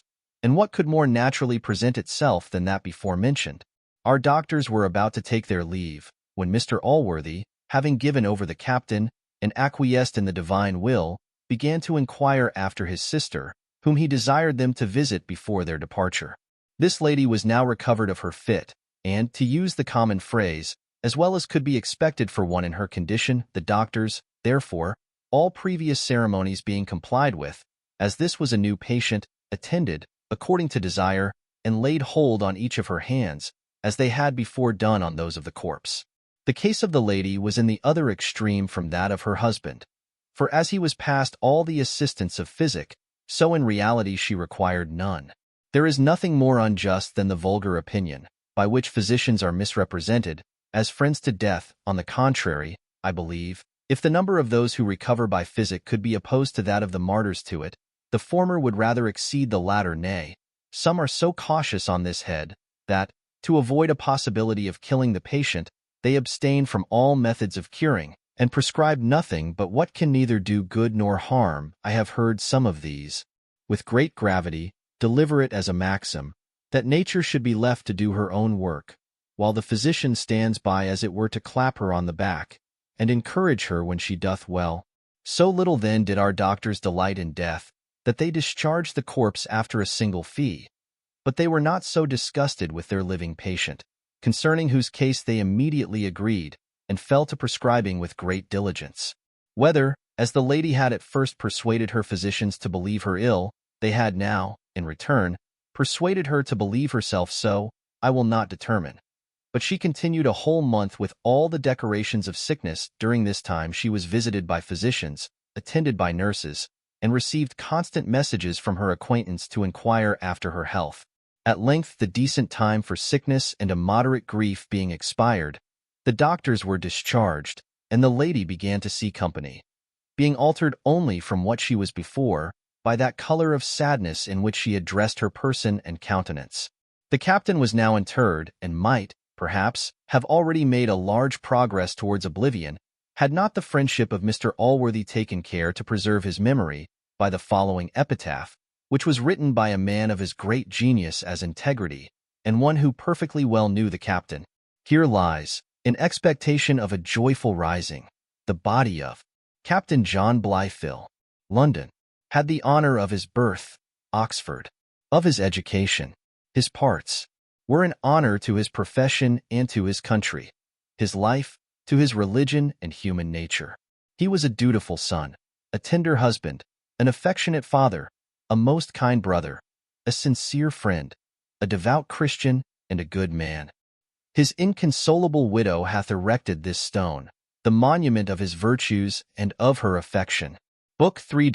Containing the most memorable transactions which passed in the family of Mr. Allworthy, from the time when Tommy Jones arrived at the age of 14, till he attained the age of 19. In this book, the reader may pick up some hints concerning the education of children. Chapter 1. Containing little or nothing. The reader will be pleased to remember that, at the beginning of the second book of this history, we gave him a hint of our intention to pass over several large periods of time, in which nothing happened worthy of being recorded in a chronicle of this kind. In so doing, we do not only consult our own dignity and ease, but the good and advantage of the reader. For besides that by these means we prevent him from throwing away his time, in reading without either pleasure or emolument, we give him, at all such seasons, an opportunity of employing that wonderful sagacity, of which he is master, by filling up these vacant spaces of time with his own conjectures, for which purpose we have taken care to qualify him in the preceding pages.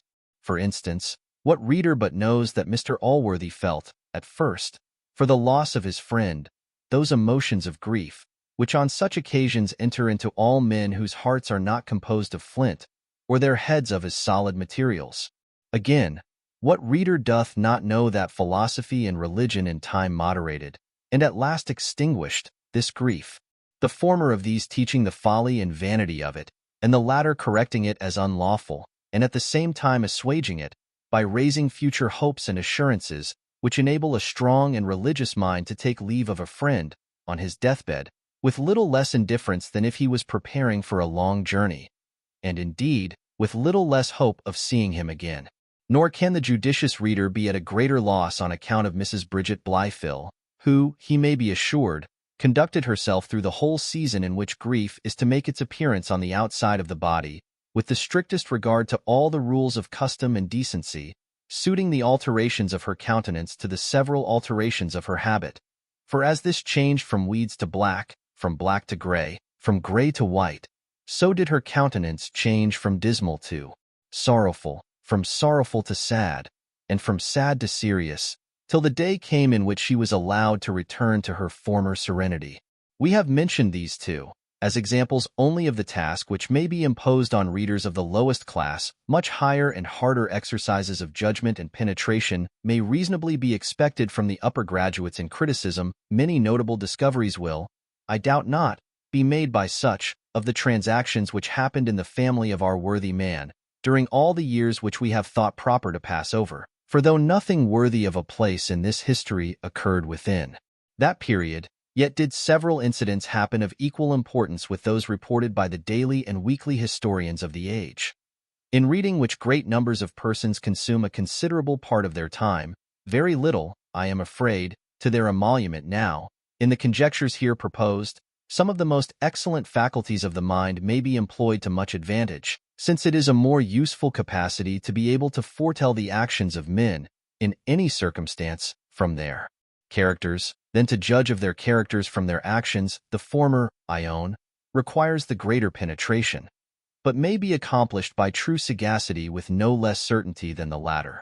As we are sensible that much the greatest part of our readers are very eminently possessed of this quality, we have left them a space of 12 years to exert it in, and shall now bring forth our hero, at about 14 years of age, not questioning that many have been long impatient to be introduced to his acquaintance. Chapter 2. The hero of this great history appears with very bad omens, a little tale of so low a kind that some may think it not worth their notice, a word or two concerning a squire, and more relating to a gamekeeper and a schoolmaster. As we determined, when we first sat down to write this history, to flatter no man, but to guide our pen throughout by the directions of truth, we are obliged to bring our hero on the stage in a much more disadvantageous manner than we could wish, and to declare honestly, even at his first appearance, that it was the universal opinion of all Mr. Allworthy's family that he was certainly born to be hanged. Indeed, I am sorry to say there was too much reason for this conjecture. The lad having from his earliest years discovered a propensity to many vices, and especially to one which hath as direct a tendency as any other to that fate which we have just now observed to have been prophetically denounced against him. He had been already convicted of 3 robberies, viz., of robbing an orchard, of stealing a duck out of a farmer's yard, and of picking Master Blithefield's pocket of a ball. The vices of this young man were, moreover, heightened by the disadvantageous light in which they appeared when opposed to the virtues of Master Blithedale, his companion. A youth of so different a cast from little Jones, that not only the family but all the neighborhood resounded his praises.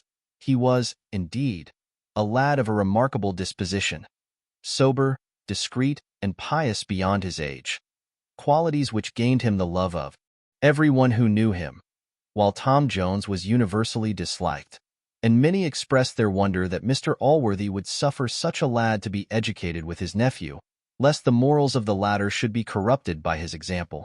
An incident which happened about this time will set the characters of these 2 lads more fairly before the discerning reader than is in the power of the longest dissertation. Tom Jones, who, bad as he is, must serve for the hero of this history, had only one friend among all the servants of the family. For as to Mrs. Wilkins, she had long since given him up, and was perfectly reconciled to her mistress. This friend was the gamekeeper, a fellow of a loose kind of disposition, and who was thought not to entertain much stricter notions concerning the difference of meum and tuum than the young gentleman himself, and hence this friendship gave occasion to many sarcastical remarks among the domestics, most of which were either proverbs before, or at least are become so now, and indeed, the wit of them all may be comprised in that short Latin proverb, Noscitur Assotio, which, I think, is thus expressed in English: you may know him by the company he keeps. To say the truth, some of that atrocious wickedness in Jones, of which we have just mentioned 3 examples, might perhaps be derived from the encouragement he had received from this fellow, who, in 2 or 3 instances, had been what the law calls an accessory after the fact. For the whole duck and great part of the apples were converted to the use of the gamekeeper and his family, though, as Jones alone was discovered, the poor lad bore not only the whole smart, but the whole blame, both, which fell again to his lot on the following occasion. Contiguous to Mr. Allworthy's estate was the manor of one of those gentlemen who are called preservers of the game. This species of men, from the great severity with which they revenge the death of a hare or partridge, might be thought to cultivate the same superstition with the Banyans in India, many of whom, we are told, dedicate their whole lives to the preservation and protection of certain animals. Was it not that our English Banyans, while they preserve them from other enemies, will most unmercifully slaughter whole horse-loads themselves, so that they stand clearly acquitted of any such heathenish superstition? I have, indeed, a much better opinion of this kind of men than is entertained by some, as I take them to answer the order of nature, and the good purposes for which they were ordained, in a more ample manner than many others now, as Horace tells us that there are a set of human beings, fruges consumere nati, born to consume the fruits of the earth. So I make no manner of doubt but that there are others, feras consumere nati, born to consume the beasts of the field, or, as it is commonly called, the game. And none, I believe, will deny but that those squires fulfill this end of their creation. Little Jones went one day a-shooting with the gamekeeper, when happening to spring a covey of partridges near the border of that manor over which fortune, to fulfill the wise purposes of nature, had planted one of the game consumers. The birds flew into it, and were marked, as it is called, by the 2 sportsmen, in some furze bushes, about 200 or 300 paces beyond Mr. Allworthy's dominions.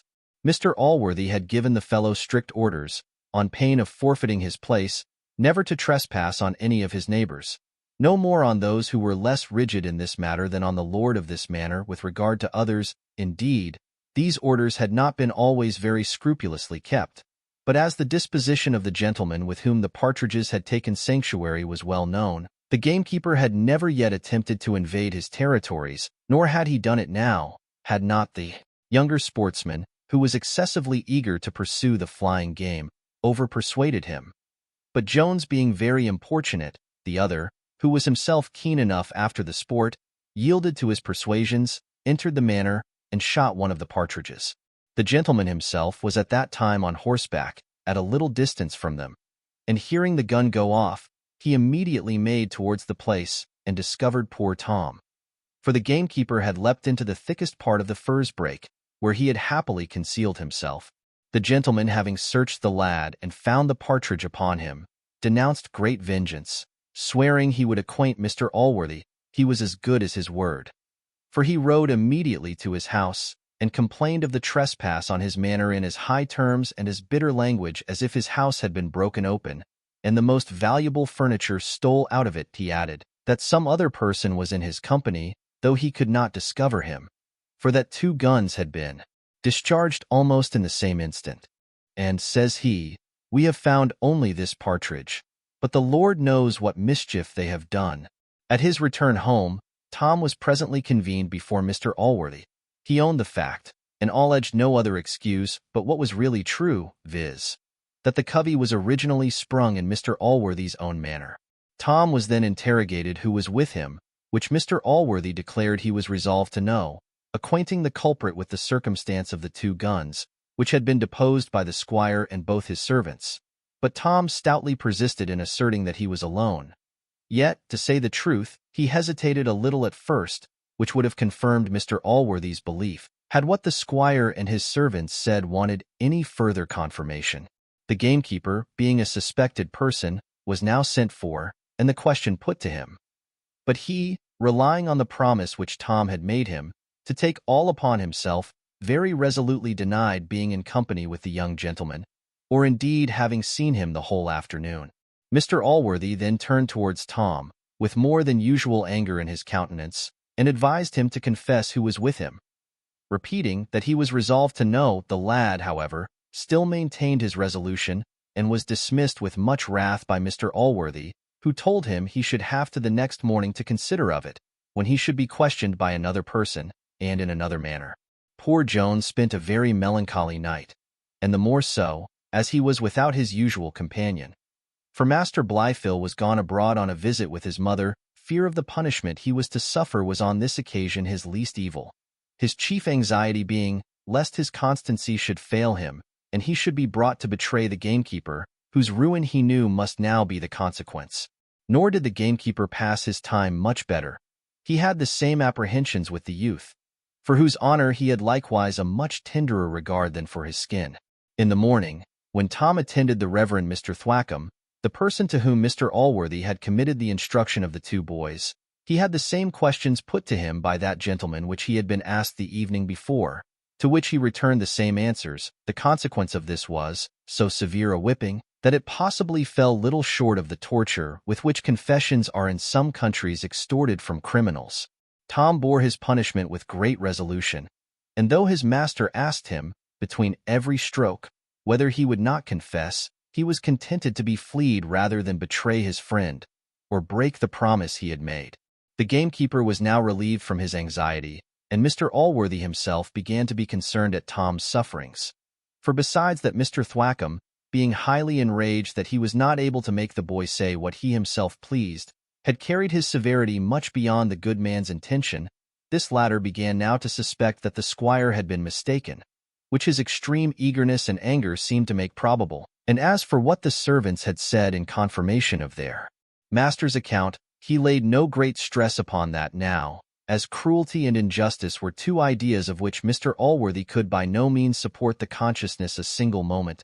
He sent for Tom, and after many kind and friendly exhortations, said, I am convinced, my dear child, that my suspicions have wronged you. I am sorry that you have been so severely punished on this account, and at last gave him a little horse to make him amends, again repeating his sorrow for what had passed. Tom's guilt now flew in his face more than any severity could make it. He could more easily bear the lashes of Thwackum than the generosity of Allworthy. The tears burst from his eyes, and he fell upon his knees, crying, Oh, sir, you are too good to me, indeed you are, indeed I don't deserve it. And at that very instant, from the fullness of his heart, had almost betrayed the secret. But the good genius of the gamekeeper suggested to him what might be the consequence to the poor fellow, and this consideration sealed his lips. Thwackum did all he could to persuade Allworthy from showing any compassion or kindness to the boy, saying he had persisted in an untruth, and gave some hints that a second whipping might probably bring the matter to light. But Mr. Allworthy absolutely refused to consent to the experiment. He said, the boy had suffered enough already for concealing the truth, even if he was guilty, seeing that he could have no motive but a mistaken point of honor for so doing. "Honor!" cried Thwackum, with some warmth, "mere stubbornness and obstinacy. Can honor teach anyone to tell a lie? Or can any honor exist independent of religion?" This discourse happened at table when dinner was just ended, and there were present Mr. Allworthy, Mr. Thwackum, and a third gentleman, who now entered into the debate, and whom, before we proceed any further, we shall briefly introduce to our readers' acquaintance. Chapter 3. The character of Mr. Square the philosopher, and of Mr. Thwackum the divine. With a dispute concerning the name of this gentleman, who had then resided some time at Mr. Allworthy's house, was Mr. Square. His natural parts were not of the first rate, but he had greatly improved them by a learned education. He was deeply read in the ancients, and a professed master of all the works of Plato and Aristotle, upon which great models he had principally formed himself, sometimes according with the opinion of the one, and sometimes with that of the other. In morals he was a professed Platonist, and in religion he inclined to be an Aristotelian. But though he had, as we have said, formed his morals on the Platonic model, yet he perfectly agreed with the opinion of Aristotle, in considering that great man rather in the quality of a philosopher or a speculatist than as a legislator. This sentiment he carried a great way, indeed, so far as to regard all virtue as matter of theory only. This, it is true, he never affirmed, as I have heard, to anyone, and yet upon the least attention to his conduct, I cannot help thinking it was his real opinion, as it will perfectly reconcile some contradictions which might otherwise appear in his character. This gentleman and Mr. Thwackum scarce ever met without a disputation, for their tenets were indeed diametrically opposite to each other. Square held human nature to be the perfection of all virtue, and that vice was a deviation from our nature, in the same manner as deformity of body is. Thwackum, on the contrary, maintained that the human mind, since the fall, was nothing but a sink of iniquity, till purified and redeemed by grace. In one point only they agreed, which was, in all their discourses on morality, never to mention the word goodness. The favorite phrase of the former was the natural beauty of virtue. That of the latter was the divine power of grace. The former measured all actions by the unalterable rule of right and the eternal fitness of things.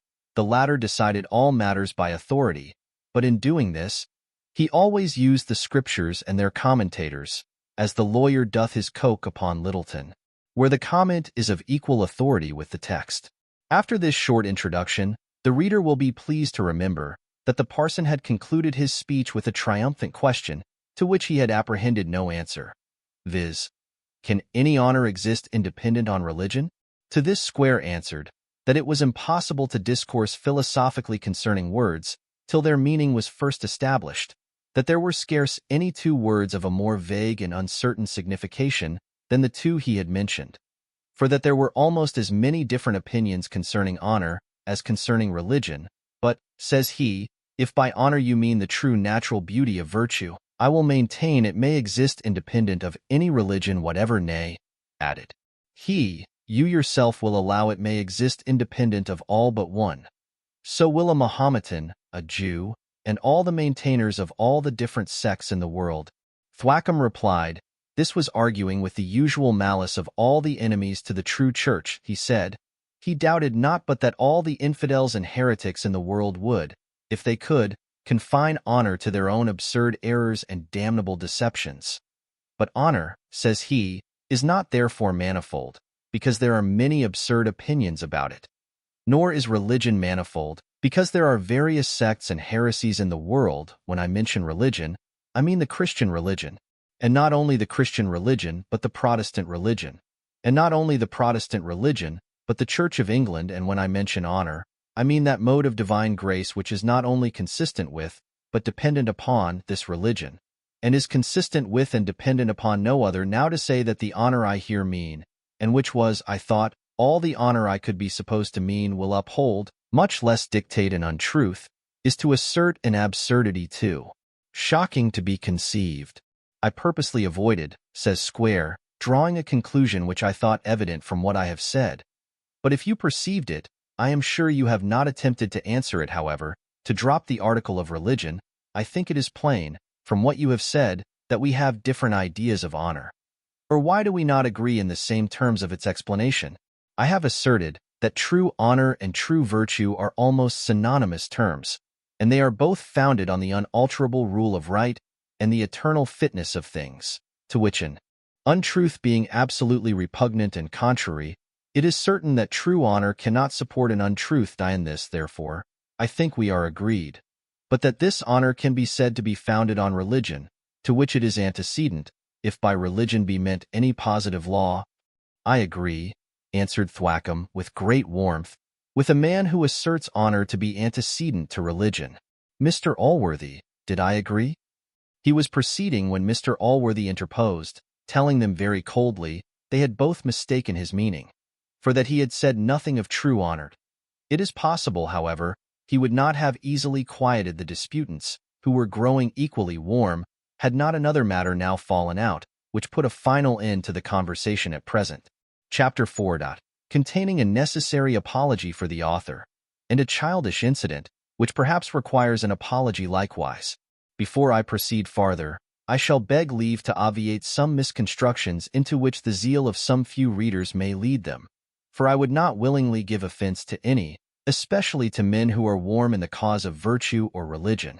I hope, therefore, no man will, by the grossest misunderstanding or perversion of my meaning, misrepresent me, as endeavoring to cast any ridicule on the greatest perfections of human nature, and which do, indeed, alone purify and ennoble the heart of man, and raise him above the brute creation. This, reader, I will venture to say, and by how much the better man you are yourself, by so much the more will you be inclined to believe me, that I would rather have buried the sentiments of these two persons in eternal oblivion, than have done any injury to either of these glorious causes.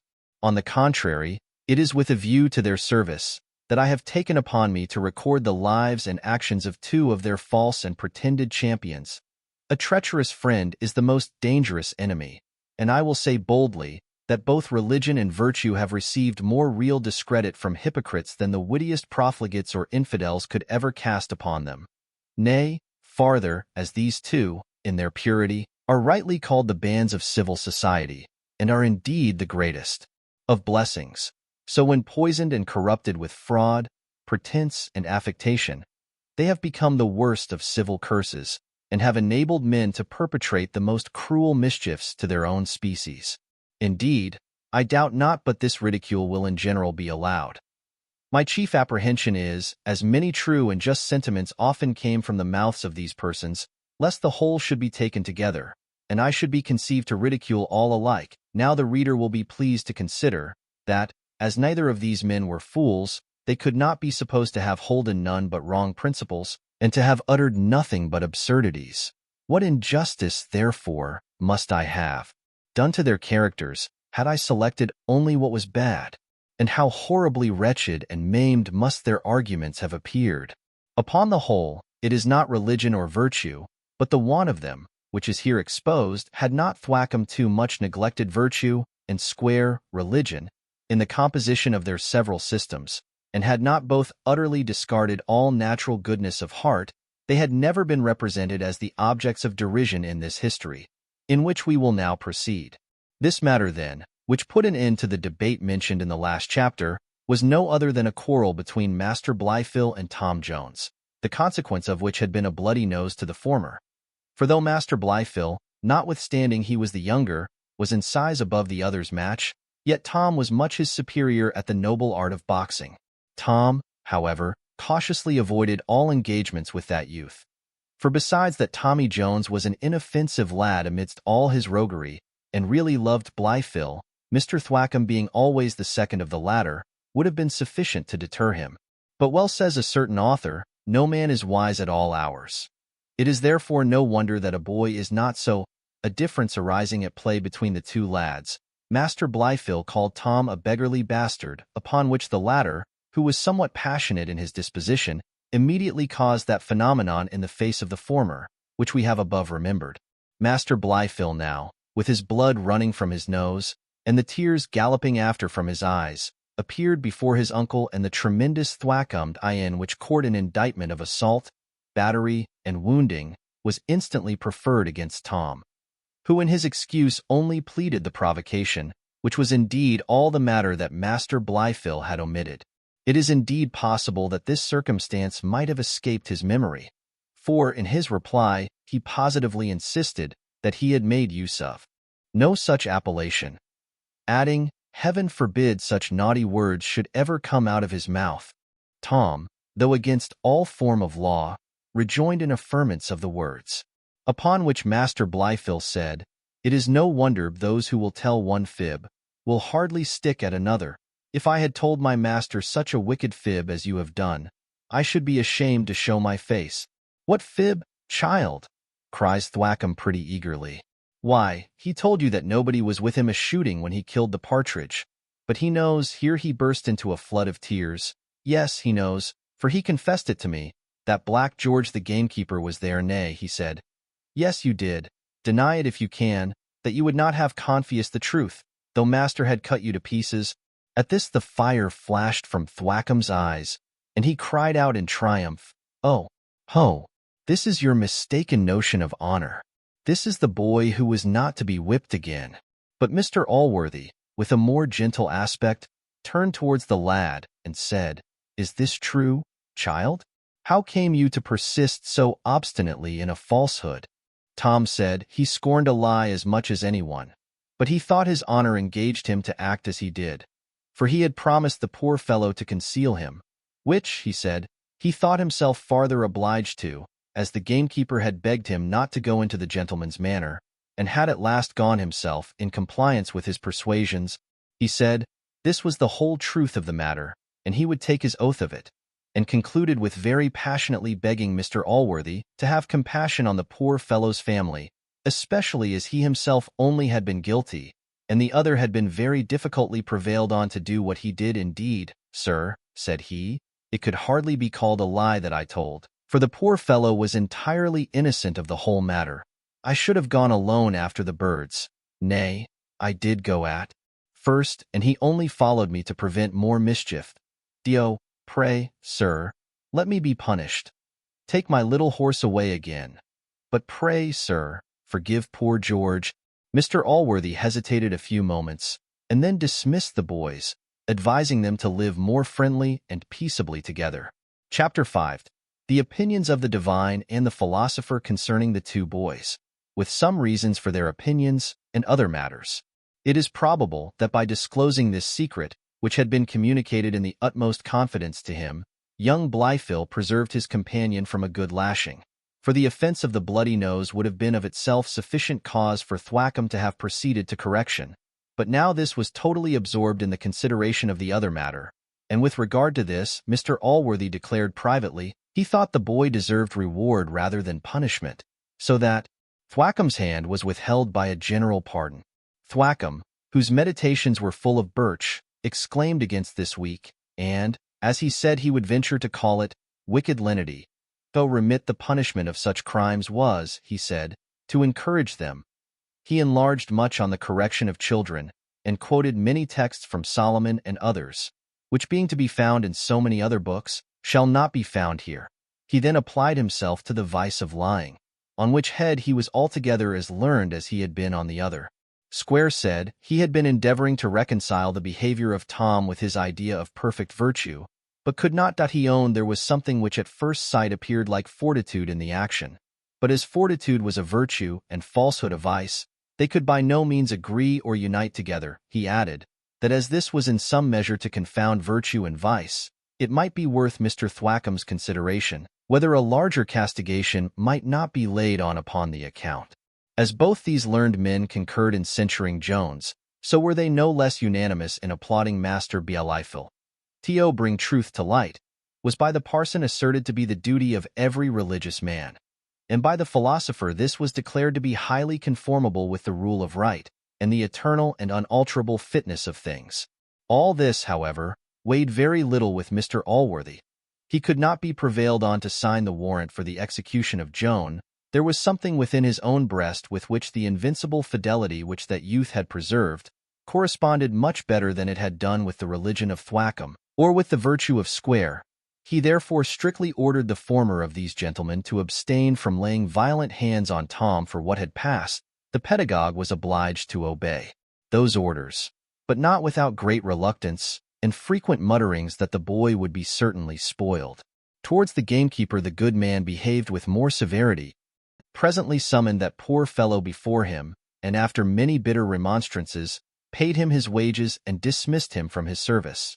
For Mr. Allworthy rightly observed that there was a great difference between being guilty of a falsehood to excuse yourself, and to excuse another. He likewise urged, as the principal motive to his inflexible severity against this man, that he had basely suffered Tom Jones to undergo so heavy a punishment for his sake, whereas he ought to have prevented it by making the discovery himself.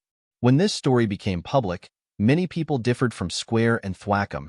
In judging the conduct of the two lads on the occasion, Master Blifil was generally called a sneaking rascal, a poor-spirited wretch, with other epithets of the like kind, whilst Tom was honored with the appellations of a brave lad, a jolly dog, and an honest fellow indeed. His behavior to Black George much ingratiated him with all the servants, for though that fellow was before universally disliked, yet he was no sooner turned away than he was as universally pitied, and the friendship and gallantry of Tom Jones was celebrated by them all with the highest applause, and they condemned Master Blifil as openly as they durst, without incurring the danger of offending his mother. For all this, however, poor Tom smarted in the flesh. For though Thwackum had been inhibited to exercise his arm on the foregoing account, yet, as the proverb says, it is easy to find a stick, and so was it easy to find a rod, and, indeed, the not being able to find one was the only thing which could have kept Thwackum any long time from chastising poor Jones. Had the bare delight in the sport been the only inducement to the pedagogue, it is probable Master Blifil would likewise have had his share. But though Mr. Allworthy had given him frequent orders to make no difference between the lads, yet was Thwackum altogether as kind and gentle to this youth, as he was harsh, nay even barbarous, to the other. To say the truth, Blifil had greatly gained his master's affections, partly by the profound respect he always showed his person, but much more by the decent reverence with which he received his doctrine. For he had got by heart, and frequently repeated, his phrases, and maintained all his master's religious principles with a zeal which was surprising in one so young, and which greatly endeared him to the worthy preceptor. Tom Jones, on the other hand, was not only deficient in outward tokens of respect, often forgetting to pull off his hat, or to bow at his master's approach, but was altogether as unmindful both of his master's precepts and example. He was indeed a thoughtless, giddy youth, with little sobriety in his manners, and less in his countenance, and would often very impudently and indecently laugh at his companion for his serious behavior. Mr. Square had the same reason for his preference of the former lad. For Tom Jones showed no more regard to the learned discourses which this gentleman would sometimes throw away upon him than to those of Thwackum. He once ventured to make a jest of the rule of right, and at another time said, he believed there was no rule in the world capable of making such a man as his father, for so Mr. Allworthy suffered himself to be called. Master Blifil, on the contrary, had address enough at 16 to recommend himself at one and the same time to both these opposites. With one he was all religion, with the other he was all virtue, and when both were present, he was profoundly silent, which both interpreted in his favor and in their own. Nor was Blifil contented with flattering both these gentlemen to their faces. He took frequent occasions of praising them behind their backs to Allworthy, before whom, when they two were alone, and his uncle commended any religious or virtuous sentiment, for many such came constantly from him, he seldom failed to ascribe it to the good instructions he had received from either Thwackum or Square, for he knew his uncle repeated all such compliments to the persons for whose use they were meant, and he found by experience the great impressions which they made on the philosopher, as well as on the divine. For, to say the truth, there is no kind of flattery so irresistible as this, at second hand. The young gentleman, moreover, soon perceived how extremely grateful all those panegyrics on his instructors were to Mr. Allworthy himself, as they so loudly resounded the praise of that singular plan of education which he had laid down. For this worthy man, having observed the imperfect institution of our public schools, and the many vices which boys were there liable to learn, had resolved to educate his nephew, as well as the other lad, whom he had in a manner adopted, in his own house, where He thought their morals would escape all that danger of being corrupted to which they would be unavoidably exposed in any public school or university. Having, therefore, determined to commit these boys to the tuition of a private tutor, Mr. Thwackum was recommended to him for that office by a very particular friend, of whose understanding Mr. Allworthy had a great opinion, and in whose integrity he placed much confidence. This Thwackum was fellow of a college, where he almost entirely resided, and had a great reputation for learning, religion, and sobriety of manners, and these were doubtless the qualifications by which Mr. Allworthy's friend had been induced to recommend him, though indeed this friend had some obligations to Thwackum's family, who were the most considerable persons in a borough which that gentleman represented in Parliament. Thwackum, at his first arrival, was extremely agreeable to Allworthy, and indeed he perfectly answered the character which had been given of him. Upon longer acquaintance, however, and more intimate conversation, this worthy man saw infirmities in the tutor which he could have wished him to have been without, though as those seemed greatly overbalanced by his good qualities, they did not incline Mr. Allworthy to part with him. Nor would they indeed have justified such a proceeding, for the reader is greatly mistaken if he conceives that Thwackum appeared to Mr. Allworthy in the same light as he doth to him in this history, and he is as much deceived if he imagines that the most intimate acquaintance which he himself could have had with that divine would have informed him of those things which we, from our inspiration, are enabled to open and discover of readers who, from such conceits as these, condemn the wisdom or penetration of Mr. Allworthy. I shall not scruple to say that they make a very bad and ungrateful use of that knowledge which we have communicated to them. These apparent errors in the doctrine of Thwackum served greatly to palliate the contrary errors in that of Square, which our good man no less saw and condemned. He thought, indeed, that the different exuberancies of these gentlemen would correct their different imperfections, and that from both, especially with his assistance, the two lads would derive sufficient precepts of true religion and virtue. If the event happened contrary to his expectations, this possibly proceeded from some fault in the plan itself, which the reader hath my leave to discover, if he can. For we do not pretend to introduce any infallible characters into this history, where we hope nothing will be found which hath never yet been seen in human nature. To return, therefore, the reader will not, I think, wonder that the different behavior of the two lads above commemorated produced the different effects of which he hath already seen some instance. And besides this, there was another reason for the conduct of the philosopher and the pedagogue, but this being matter of great importance, we shall reveal it in the next chapter. Chapter 6. Containing a better reason still for the before-mentioned opinions. It is to be known, then, that those two learned personages, who have lately made a considerable figure on the theatre of this history, had, from their first arrival at Mr. Allworthy's house, taken so great an affection, the one to his virtue, the other to his religion, that they had meditated the closest alliance with him.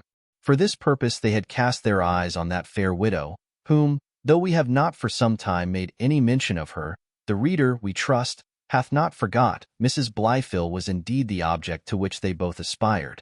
It may seem remarkable that, of 4 persons whom we have commemorated at Mr. Allworthy's house, 3 of them should fix their inclinations on a lady who was never greatly celebrated for her beauty, and who was, moreover, now a little descended into the vale of years, but in reality bosom friends and intimate acquaintance have a kind of natural propensity to particular females at the house of a friend, viz., to his grandmother, mother, sister, daughter, aunt, niece, or cousin, when they are rich, and to his wife, sister, daughter, niece, cousin, mistress, or servant maid, if they should be handsome. We would not, however, have our reader imagine that persons of such characters as were supported by Thwackum and Square would undertake a matter of this kind, which hath been a little censured by some rigid moralists, before they had thoroughly examined it, and considered whether it was, as Shakespeare phrases it, stuff owed to conscience, or n. Thwackum was encouraged to the undertaking by reflecting that to covet your neighbor's sister is nowhere forbidden, and he knew it was a rule in the construction of all laws, that expressum facit cessare tacitum, the sense of which is, when a lawgiver sets down plainly his whole meaning, we are prevented from making him mean what we please ourselves. As some instances of women, therefore, are mentioned in the divine law, which forbids us to covet our neighbor's goods, and that of a sister omitted, He concluded it to be lawful, and as to Square, who was in his person what is called a jolly fellow, or a widow's man, he easily reconciled his choice to the eternal fitness of things. Now, as both of these gentlemen were industrious in taking every opportunity of recommending themselves to the widow, they apprehended one certain method was, by giving her son the constant preference to the other lad. And as they conceived the kindness and affection which Mr. Allworthy showed the latter must be highly disagreeable to her, they doubted not but the laying hold on all occasions to degrade and vilify him would be highly pleasing to her, who, as she hated the boy, must love all. Those who did him any hurt in this Thwackum had the advantage. For while Square could only scarify the poor lad's reputation, he could flee his skin. And indeed, he considered every lash he gave him as a compliment paid to his mistress, so that he could, with the utmost propriety, repeat this old flogging line, Castigo te non quod odio habem, sed quod ameum I chastise thee not out of hatred, but out of love. And this, indeed, he often had in his mouth, or rather, according to the old phrase, never more properly applied, at his fingers' ends. For this reason, principally, the two gentlemen concurred, as we have seen above, in their opinion concerning the two lads, this being, indeed, almost the only instance of their concurring on any point. For, beside the difference of their principles, they had both long ago strongly suspected each other's design, and hated one another with no little degree of inveteracy. This mutual animosity was a good deal increased by their alternate successes, for Mrs. Blifil knew what they would be at long before they imagined it, or indeed intended she should, for they proceeded with great caution, lest she should be offended, and acquaint Mr. Allworthy, but they had no reason for any such fear. She was well enough pleased with a passion, of which she intended none should have any fruits but herself, and the only fruits she designed for herself were flattery and courtship, for which purpose she soothed them by turns, and a long time equally she was, indeed, rather inclined to favor the parson's principles. But Square's person was more agreeable to her eye, for he was a comely man, whereas the pedagogue did in countenance very nearly resemble that gentleman, who, in the Harlot's Progress, is seen correcting the ladies in Bridewell. Whether Mrs. Blifil had been surfeited with the sweets of marriage, or disgusted by its bitters, or from what other cause it proceeded, I will not determine. But she could never be brought to listen to any second proposals. However, she at last conversed with Square with such a degree of intimacy that malicious tongues began to whisper things of her, to which, as well for the sake of the lady, as that they were highly disagreeable to the rule of right and the fitness of things, we will give no credit, and therefore shall not blot our paper with them. The pedagogue, 'tis certain, whipped on, without getting a step nearer to his journey's end. Indeed, he had committed a great error, and that Square discovered much sooner than himself. Mrs. Blifil, as perhaps the reader may have formerly guessed, was not over and above pleased with the behavior of her husband. Nay, to be honest, she absolutely hated him, till his death at last a little reconciled him to her affections. It will not be therefore greatly wondered at, if she had not the most violent regard to the offspring she had by him, and in fact, she had so little of this regard, that, in his infancy, she seldom saw her son, or took any notice of him. And hence she acquiesced, after a little reluctance, in all the favors which Mr. Allworthy showered on the Foundling, whom the good man called his own boy, and in all things put on an entire equality with Master Blifil. This acquiescence in Mrs. Blifil was considered by the neighbors, and by the family, as a mark of her condescension to her brother's humor, and she was imagined by all others, as well as Thwackum and Square, to hate the Foundling in her heart. Nay, the more civility she showed him, the more they conceived she detested him, and the surer scheme she was laying for his ruin. For as they thought it her interest to hate him, it was very difficult for her to persuade them she did not. Thwackum was the more confirmed in his opinion, as she had more than once slyly caused him to whip Tom Jones, when Mr. Allworthy, who was an enemy to this exercise, was abroad, whereas she had never given any such orders concerning young Blifil, and this had likewise imposed upon Squared in reality, though she certainly hated her own son, of which, however monstrous it appears, I am assured she is not a singular instance. She appeared, notwithstanding all her outward compliance, to be in her heart sufficiently displeased with all the favors shown by Mr. Allworthy to the Foundling. She frequently complained of this behind her brother's back, and very sharply censured him for it, both to thwackum and square. Nay, she would throw it in the teeth of Allworthy himself, when a little quarrel, or miff, as it is vulgarly called, arose between them. However, when Tom grew up, and gave tokens of that gallantry of temper which greatly recommends men to women, this disinclination which she had discovered to him when a child, by degrees abated, and at last she so evidently demonstrated her affection to him to be much stronger than what she bore her own son, that it was impossible to mistake her any longer. She was so desirous of often seeing him, and discovered such satisfaction and delight in his company, that before he was 18 years old he was become a rival to both Square and Thwackum. And what is worse, the whole country began to talk as loudly of her inclination to Tom, as they had before done of that which she had shown to Square. On which account the philosopher conceived the most implacable hatred for our poor hero. Chapter 7. In which the author himself makes his appearance on the stage. Though Mr. Allworthy was not of himself hasty to see things in a disadvantageous light, and was a stranger to the public voice, which seldom reaches to a brother or a husband, though it rings in the ears of all the neighborhood, yet was this affection of Mrs. Blifil to Tom, and the preference which she too visibly gave him to her own son, of the utmost disadvantage to that youth. For such was the compassion which inhabited Mr. Allworthy's mind, that nothing but the steel of justice could ever subdue it, though be unfortunate in any respect was sufficient, if there was no demerit to counterpoise it, to turn the scale of that good man's pity, and to engage his friendship and his benefaction. When therefore he plainly saw Master Blifil was absolutely detested, for that he was, by his own mother, he began, on that account only, to look with an eye of compassion upon him. And what the effects of compassion are, in good and benevolent minds, I need not here explain to most of my readers. Henceforward he saw every appearance of virtue in the youth through the magnifying end, and viewed all his faults with the glass inverted, so that they became scarce perceptible, and this perhaps the amiable temper of pity may make commendable.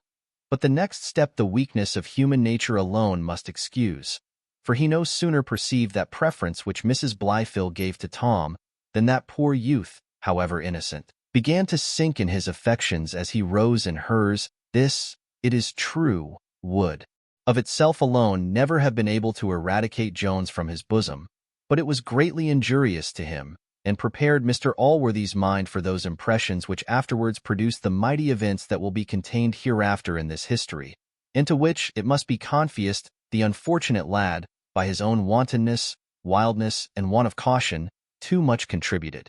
In recording some instances of these, we shall, if rightly understood, afford a very useful lesson to those well-disposed youths who shall hereafter be our readers. For they may here find that goodness of heart and openness of temper, though these may give them great comfort within and administer to an honest pride in their own minds, will by no means, alas, do their business in the world. Prudence and circumspection are necessary even to the best of men. They are indeed, as it were, a guard to virtue, without which she can never be safe. It is not enough that your designs, nay, that your actions are intrinsically good. You must take care they shall appear so. If your inside be never so beautiful, you must preserve a fair outside also. This must be constantly looked to, or malice and envy will take care to blacken it so, that the sagacity and goodness of an Allworthy will not be able to see through it, and to discern the beauties within. Let this, my young readers, be your constant maxim, that no man can be good enough to enable him to neglect the rules of prudence. Nor will virtue herself look beautiful, unless she be bedecked with the outward ornaments of decency and decorum. And this precept, my worthy disciples, if you read with due attention, you will, I hope, find sufficiently enforced by examples in the following pages. I ask pardon for this short appearance, by way of chorus, on the stage. It is in reality for my own sake, that, while I am discovering the rocks on which innocence and goodness often split, I may not be misunderstood to recommend the very means to my worthy readers, by which I intend to show them they will be undone. And this, as I could not prevail on any of my actors to speak, I myself was obliged to declare. Chapter 8. A childish incident, in which, however, is seen a good-natured disposition in Tom Jones. The reader may remember that Mr. Allworthy gave Tom Jones a little horse, as a kind of smart money for the punishment which he imagined he had suffered innocently. This horse Tom kept above half a year, and then rode him to a neighboring fair and sold him. At his return, being questioned by Thwackum what he had done with the money for which the horse was sold, he frankly declared he would not tell him. "Oh-ho," says Thwackum, "you will not? Then I will have it out of your BRH, that being the place to which he always applied for information on every doubtful occasion. Tom was now mounted on the back of a footman, and everything prepared for execution, when Mr. Allworthy, entering the room, gave the criminal a reprieve, and took him with him into another apartment, where, being alone with Tom, he put the same question to him which Thwackum had before asked him. Tom answered, he could in duty refuse him nothing, but as for that tyrannical rascal, he would never make him any other answer than with a cudgel, with which he hoped soon to be able to pay him for all his barbarities. Mr. Allworthy very severely reprimanded the lad for his indecent and disrespectful expressions concerning his master, but much more for his avowing an intention of revenge. He threatened him with the entire loss of his favor if he ever heard such another word from his mouth. For, he said, he would never support or befriend a reprobate, be why these and the like declarations. He extorted some compunction from Tom, in which that youth was not over-sincere, for he really meditated some return for all the smarting favors he had received at the hands of the pedagogue. He was, however, brought by Mr. Allworthy to express a concern for his resentment against Thwackum, and then the good man, after some wholesome admonition, permitted him to proceed, which he did as follows. Indeed, my dear sir, I love and honor you more than all the world. I know the great obligations I have to you, and should detest myself if I thought my heart was capable of ingratitude, could the little horse you gave me speak. I am sure he could tell you how fond I was of your present, for I had more pleasure in feeding him than in riding him. Indeed, sir, it went to my heart to part with him, nor would I have sold him upon any other account in the world than what I did. You yourself, sir, I am convinced in my case, would have done the same. For none ever so sensibly felt the misfortunes of others. What would you feel, dear sir, if you thought yourself the occasion of them? Indeed, sir, there never was any misery like theirs. Like whose, child? Says Allworthy. What do you mean? Oh, sir, answered Tom, your poor gamekeeper, with all his large family, ever since your discarding him, have been perishing with all the miseries of cold and hunger. I could not bear to see these poor wretches naked and starving, and at the same time know myself to have been the occasion of all their sufferings. I could not bear it, sir. Upon my soul, I could not. Here the tears ran down his cheeks, and he thus proceeded. It was to save them from absolute destruction I parted with your dear present, notwithstanding all the value I had for it. I sold the horse for them, and they have every farthing of the money. Mr. Allworthy now stood silent for some moments, and before he spoke the tears started from his eyes. He at length dismissed Tom with a gentle rebuke, advising him for the future to apply to him in cases of distress, rather than to use extraordinary means of relieving them himself. This affair was afterwards the subject of much debate between Thwackum and Square. Thwackum held that this was flying in Mr. Allworthy's face, who had intended to punish the fellow for his disobedience. He said, in some instances, what the world called charity appeared to him to be opposing the will of the Almighty, which had marked some particular persons for destruction, and that this was in like manner acting in opposition to Mr. Allworthy, concluding, as usual, with a hearty recommendation of Birch. Square argued strongly on the other side, in opposition perhaps to Thwackum, or in compliance with Mr. Allworthy, who seemed very much to approve what Jones had done as to what he urged on this occasion. As I am convinced most of my readers will be much abler advocates for poor Jones, it would be impertinent to relate it. Indeed, it was not difficult to reconcile to the rule of right in action, which it would have been impossible to deduce from the rule of wrong. Chapter 9. Containing an incident of a more heinous kind, with the comments of Thwackum and Square. It hath been observed by some man of much greater reputation for wisdom than myself, that misfortune seldom comes single. An instance of this may, I believe, be seen in those gentlemen who have the misfortune to have any of their rogueries detected. For here discovery seldom stops till the whole is come out. Thus it happened to poor Tom, who was no sooner pardoned for selling the horse, than he was discovered to have some time before sold a fine Bible which Mr. Allworthy gave him, the money arising from which sale he had disposed of in the same manner this Bible Master Blifil had purchased, though he had already such another of his own, partly out of respect for the book, and partly out of friendship to Tom, being unwilling that the Bible should be sold out of the family at half price. He therefore deposited the said half price himself, for he was a very prudent lad, and so careful of his money, that he had laid up almost every penny which he had received from Mr. Allworthy. Some people have been noted to be able to read in no book but their own. On the contrary, from the time when Master Blifil was first possessed of this Bible, he never used any other, nay, he was seen reading in it much oftener than he had before been in his own now, as he frequently asked Thwackum to explain difficult passages to him. That gentleman unfortunately took notice of Tom's name, which was written in many parts of the book. This brought on an inquiry, which obliged Master Blifil to discover the whole matter. Thwackum was resolved a crime of this kind, which he called sacrilege, should not go unpunished. He therefore proceeded immediately to castigation. And not contented with that, he acquainted Mr. Allworthy, at their next meeting, with this monstrous crime, as it appeared to him, inveighing against Tom in the most bitter terms, and likening him to the buyers and sellers who were driven out of the temple. Square saw this matter in a very different light. He said he could not perceive any higher crime in selling one book than in selling another, that to sell Bibles was strictly lawful by all laws both divine and human, and consequently there was no unfitness in it. He told Thwackum that his great concern on this occasion brought to his mind the story of a very devout woman, who, out of pure regard to religion, stole Tillotson's sermons from a lady of her acquaintance.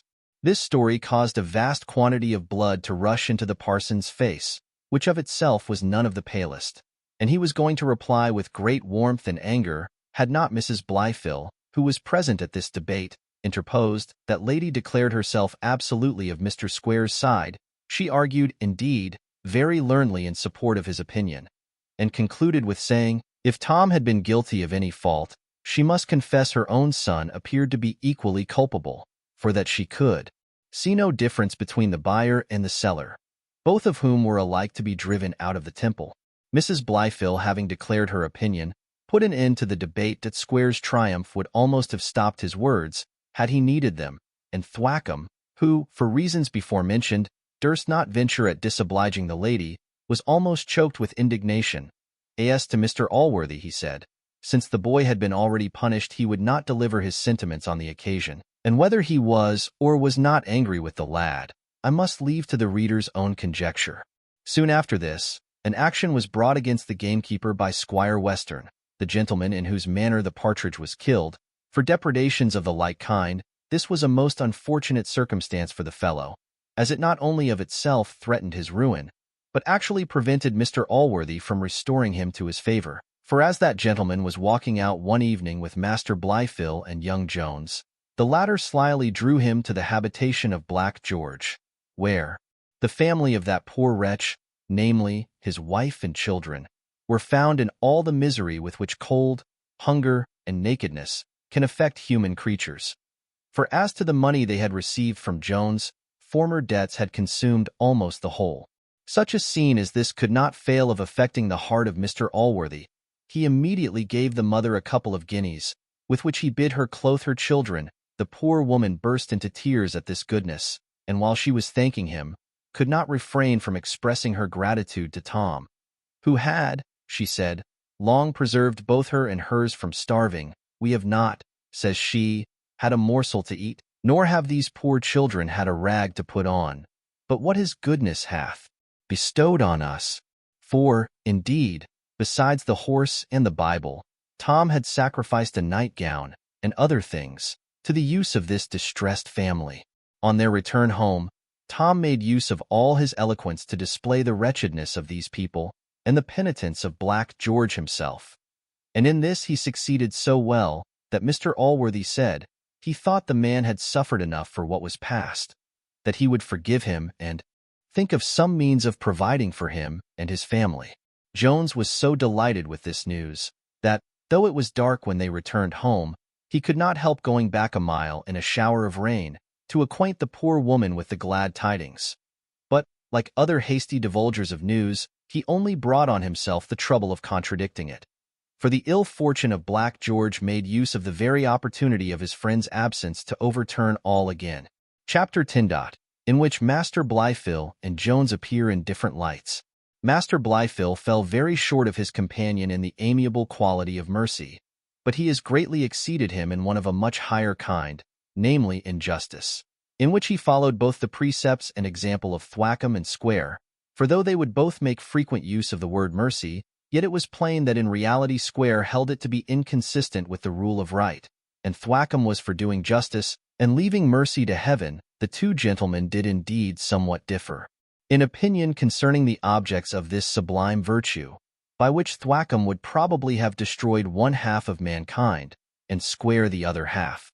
Master Blyfill then, though he had kept silence in the presence of Jones, yet, when he had better considered the matter, could by no means endure the thought of suffering his uncle to confer favors on the undeserving. He therefore resolved immediately to acquaint him with the fact which we have above slightly hinted to the readers, the truth of which was as follows. The gamekeeper, about a year after he was dismissed from Mr. Allworthy's service, and before Tom's selling the horse, being in want of bread, either to fill his own mouth or those of his family, as he passed through a field belonging to Mr. Western espied a hare sitting in her form. This hare he had basely and barbarously knocked on the head, against the laws of the land, and no less against the laws of sportsmen. The higgler to whom the hare was sold, being unfortunately taken many months after with a quantity of game upon him, was obliged to make his peace with the squire, by becoming evidence against some poacher, and now Black George was pitched upon by him, as being a person already obnoxious to Mr. Western, and one of no good fame in the country. He was, besides, the best sacrifice the higgler could make, as he had supplied him with no game since, and by this means the witness had an opportunity of screening his better customers. For the squire, being charmed with the power of punishing Black George, whom a single transgression was sufficient to ruin, made no further inquiry. Had this fact been truly laid before Mr. Allworthy, it might probably have done the gamekeeper very little mischief, but there is no zeal blinder than that which is inspired with the love of justice against offenders. Master Blyfill had forgot the distance of the time. He varied likewise in the manner of the fact, and by the hasty addition of the single letter S he considerably altered the story. For he said that George had wired hares. These alterations might probably have been set right, had not Master Blyfill unluckily insisted on a promise of secrecy from Mr. Allworthy before he revealed the matter to him. But by that means the poor gamekeeper was condemned without having an opportunity to defend himself, for, as the fact of killing the hare, and of the action brought, were certainly true, Mr. Allworthy had no doubt concerning the rest. Short-lived then was the joy of these poor people. For Mr. Allworthy the next morning declared he had fresh reason, without assigning it, for his anger, and strictly forbade Tom to mention George any more. Though as for his family, he said he would endeavor to keep them from starving. But as to the fellow himself, he would leave him to the laws, which nothing could keep him from breaking. Tom could by no means divine what had incensed Mr. Allworthy, for of Master Blyfill he had not the least suspicion. However, as his friendship was to be tired out by no disappointments, he now determined to try another method of preserving the poor gamekeeper from ruin. Jones was lately grown very intimate with Mr. Western. He had so greatly recommended himself to that gentleman, by leaping over 5-barred gates, and by other acts of sportsmanship, that the squire had declared Tom would certainly make a great man if he had but sufficient encouragement. He often wished he had himself a son with such parts, and one day very solemnly asserted at a drinking bout that Tom should hunt a pack of hounds for £1,000 of his money, with any huntsman in the whole country. By such kind of talents he had so ingratiated himself with the squire, that he was a most welcome guest at his table, and a favorite companion in his sport. Everything which the squire held most dear, to wit, his guns, dogs, and horses, were now as much at the command of Jones as if they had been his own. He resolved therefore to make use of this favor on behalf of his friend Black George, whom he hoped to introduce into Mr. Western's family, in the same capacity in which he had before served Mr. Allworthy. The reader, if he considers that this fellow was already obnoxious to Mr. Western, and if he considers farther the weighty business by which that gentleman's displeasure had been incurred, will perhaps condemn this as a foolish and desperate undertaking. But if he should totally condemn young Jones on that account, he will greatly applaud him for strengthening himself with all imaginable interest on so arduous an occasion. For this purpose, then, Tom applied to Mr. Western's daughter, a young lady of about 17 years of age, whom her father, next after those necessary implements of sport just before mentioned, loved and esteemed above all the world now, as she had some influence on the squire. So Tom had some little influence on her, but this being the intended heroine of this work, a lady with whom we ourselves are greatly in love, and with whom many of our readers will probably be in love too, before we part, it is by no means proper she should make her appearance at the end of a book. Book 4. Containing the time of a year. Chapter 1. Containing 5 pages of paper. As truth distinguishes our writings from those idle romances which are filled with monsters, the productions, not of nature, but of distempered brains, and which have been therefore recommended by an eminent critic to the sole use of the pastry cook, so, on the other hand, we would avoid any resemblance to that kind of history which a celebrated poet seems to think is no less calculated for the emolument of the brewer, as the reading it should be always attended with a tankard of good ale, while history with her comrade ale sooths the sad series of her serious tale. For as this is the liquor of modern historians, nay, perhaps their muse, if we may believe the opinion of Butler, who attributes inspiration to ale, it ought likewise to be the potation of their readers, since every book ought to be read with the same spirit and in the same manner as it is writ. Thus the famous author of Hurlo-Thrumbo told a learned bishop that the reason his lordship could not taste the excellence of his piece was that he did not read it with a fiddle in his hand, which instrument he himself had always had in his own, when he composed it, that our work, therefore, might be in no danger of being likened to the labors of these historians. We have taken every occasion of interspersing through the whole sundry similes, descriptions, and other kind of poetical embellishments. These are, indeed, designed to supply the place of the said ale, and to refresh the mind, whenever those slumbers, which in a long work are apt to invade the reader as well as the writer, shall begin to creep upon him, without interruptions of this kind. The best narrative of plain matter of fact must overpower every reader. For nothing but the everlasting watchfulness, which Homer has ascribed only to Jove himself, can be proof against a newspaper of many volumes. We shall leave to the reader to determine with what judgment we have chosen the several occasions for inserting those ornamental parts of our work. Surely it will be allowed that none could be more proper than the present, where we are about to introduce a considerable character on the scene.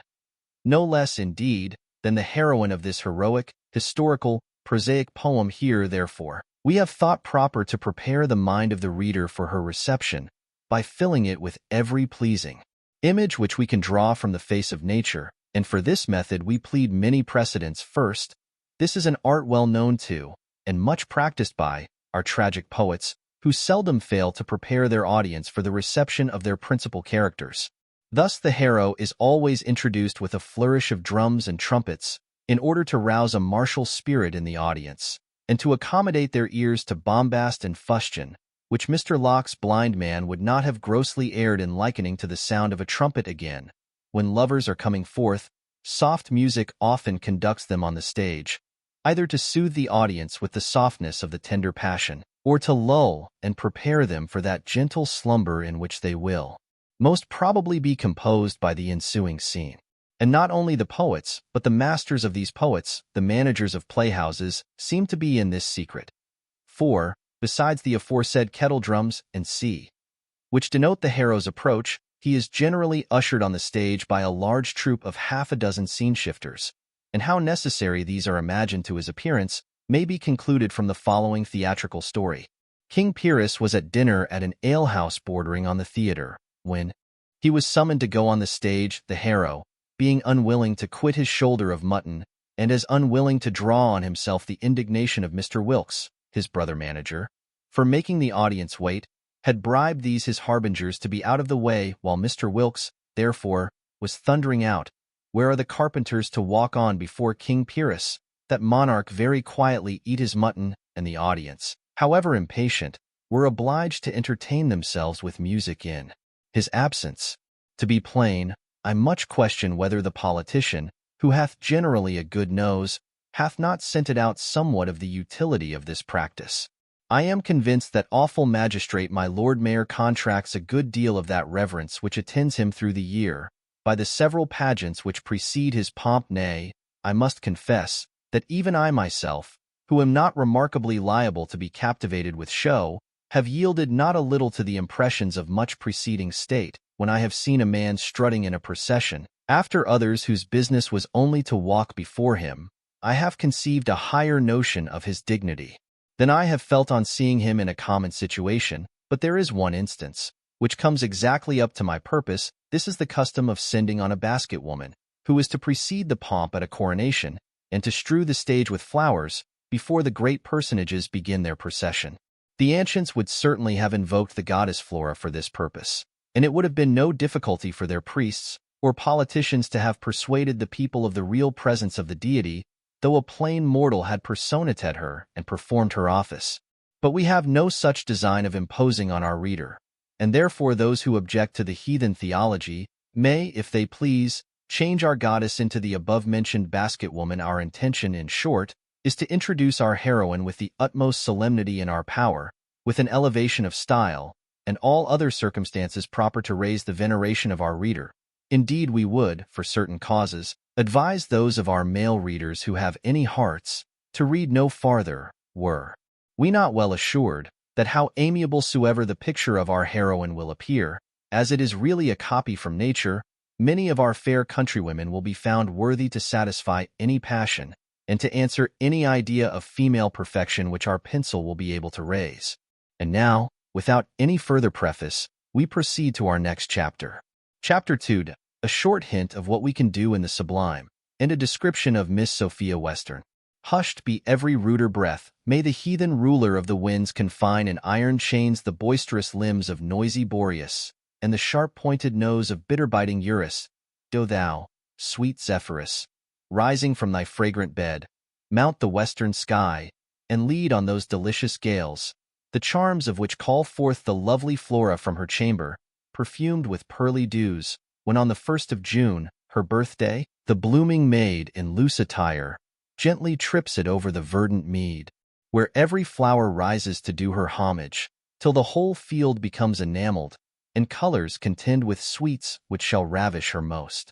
So charming may she now appear. And you, the feathered choristers of nature, whose sweetest notes not even Handel can excel, tune your melodious throats to celebrate her appearance. From love proceeds your music, and to love it returns. Awaken therefore that gentle passion in every swain. For lo, adorned with all the charms in which nature can array her, bedecked with beauty, youth, sprightliness, innocence, modesty, and tenderness, breathing sweetness from her rosy lips, and darting brightness from her sparkling eyes, the lovely Sophia comes. Reader, perhaps thou hast seen the statue of the Venus de Medicis. Perhaps, too, thou hast seen the gallery of beauties at Hampton Court. Thou mayst remember each bright Churchill of the galaxy, and all the toasts of the Kit-Kat. Or, if their reign was before thy times, at least thou hast seen their daughters, the no less dazzling beauties of the present age, whose names, should we here insert, we apprehend they would fill the whole volume.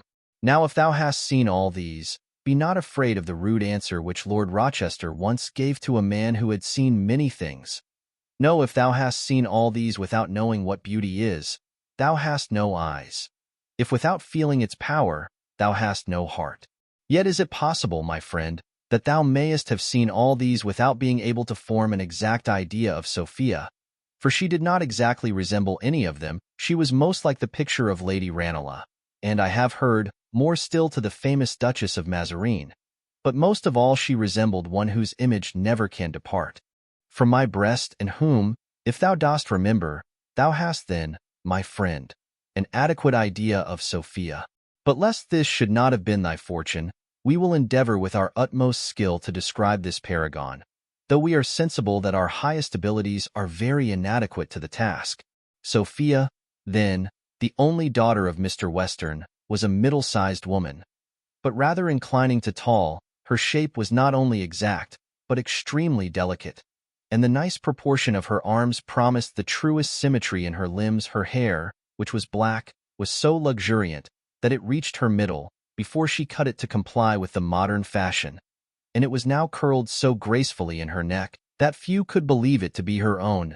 If envy could find any part of the face which demanded less commendation than the rest, it might possibly think her forehead might have been higher without prejudice to her. Her eyebrows were full, even, and arched beyond the power of art to imitate. Her black eyes had a luster in them, which all her softness could not extinguish. Her nose was exactly regular, and her mouth, in which were 2 rows of ivory, exactly answered Sir John Suckling's description in those lines.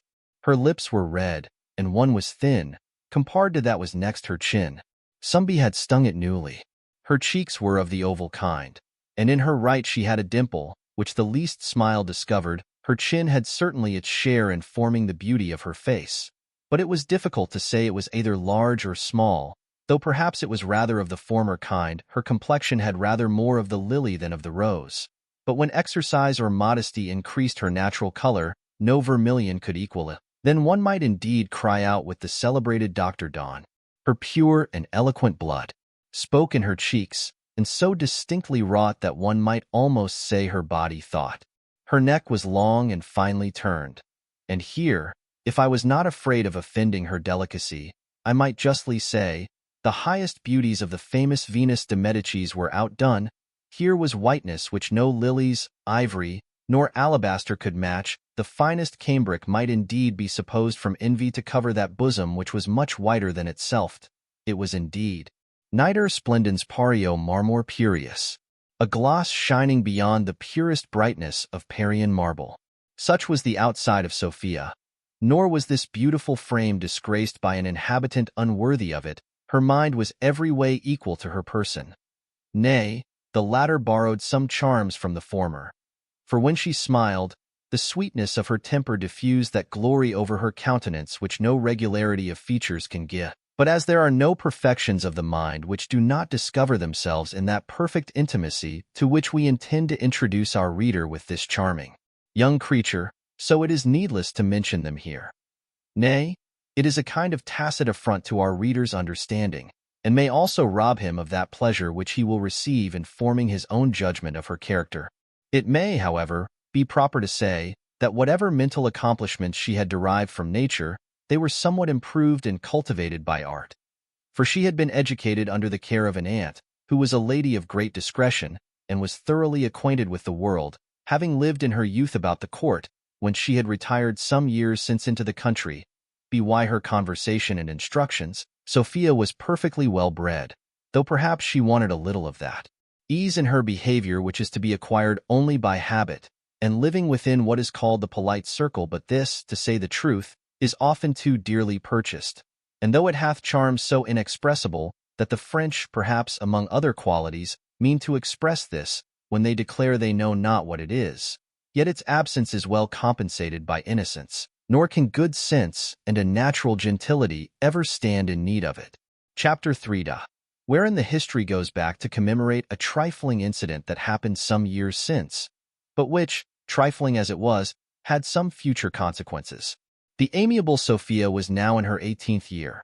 When she is introduced into this history, her father, as hath been said, was fonder of her than of any other human creature. To her, therefore, Tom Jones applied, in order to engage her interest on the behalf of his friend the gamekeeper. But before we proceed to this business, a short recapitulation of some previous matters may be necessary. Though the different tempers of Mr. Allworthy and of Mr. Western did not admit of a very intimate correspondence, yet they lived upon what is called a decent footing together, by which means the young people of both families had been acquainted from their infancy, and as they were all near of the same age, had been frequent playmates together. The gaiety of Tom's temper suited better with Sophia than the grave and sober disposition of Master Blifil, and the preference which she gave the former of these would often appear so plainly that a lad of a more passionate turn than Master Blifil was might have shown some displeasure at it. As he did not, however, outwardly express any such disgust, it would be an ill office in us to pay a visit to the inmost recesses of his mind, as some scandalous people search into the most secret affairs of their friends, and often pry into their closets and cupboards, only to discover their poverty and meanness to the world. However, as persons who suspect they have given others cause of offense are apt to conclude they are offended, So Sophia imputed an action of Master Blifil to his anger, which the superior sagacity of Thwackum and Square discerned to have arisen from a much better principle. Tom Jones, when very young, had presented Sophia with a little bird, which he had taken from the nest, had nursed up, and taught to sing.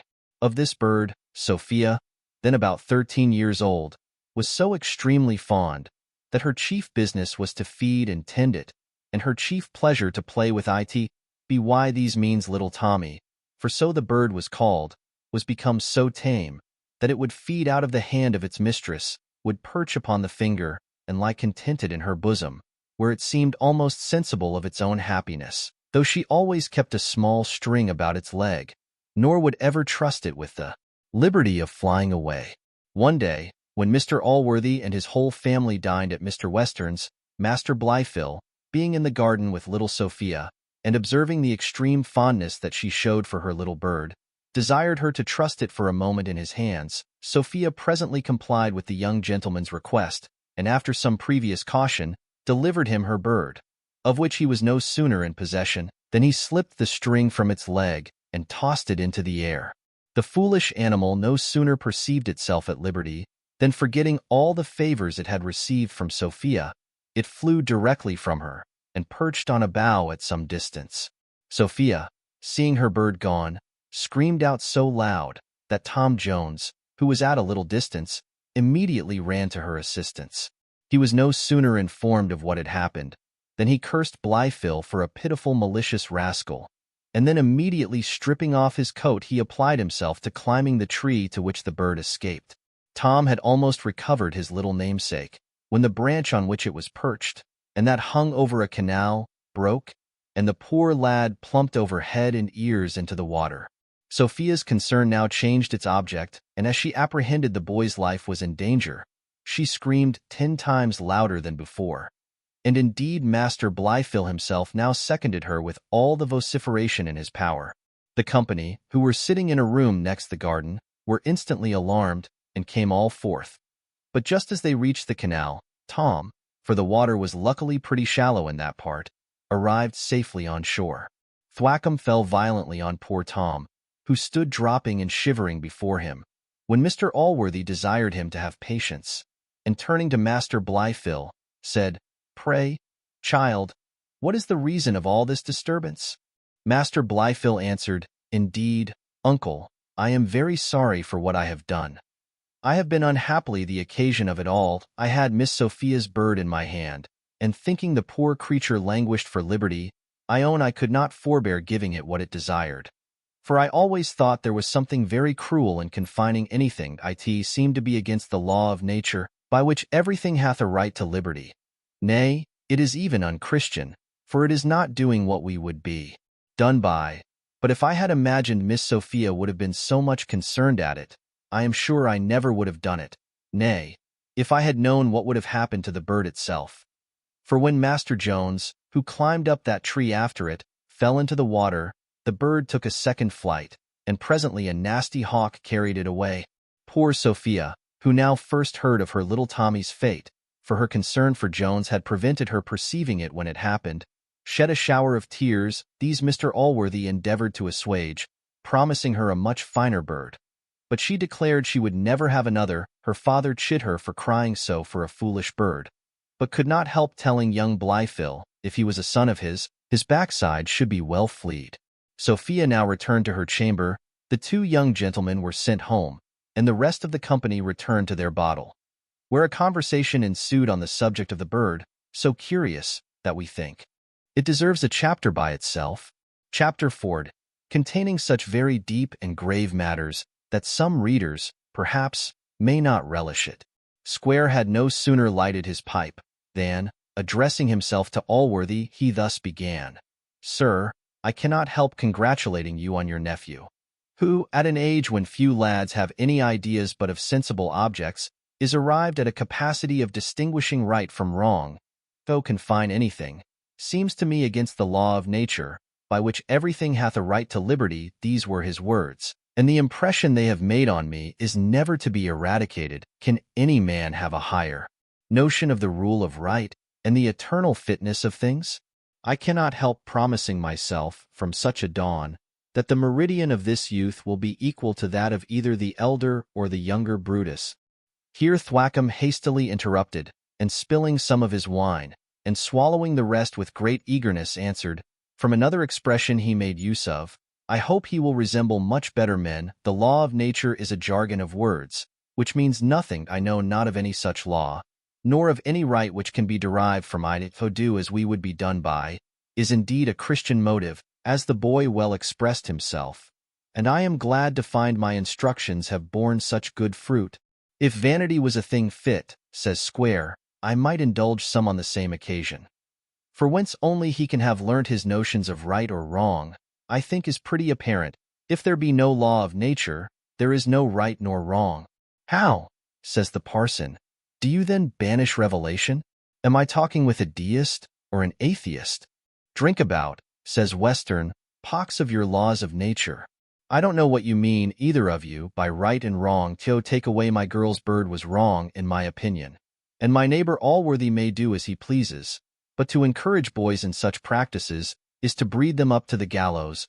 Allworthy answered that he was sorry for what his nephew had done, but could not consent to punish him, as he acted rather from a generous than unworthy motive. He said, if the boy had stolen the bird, none would have been more ready to vote for a severe chastisement than himself.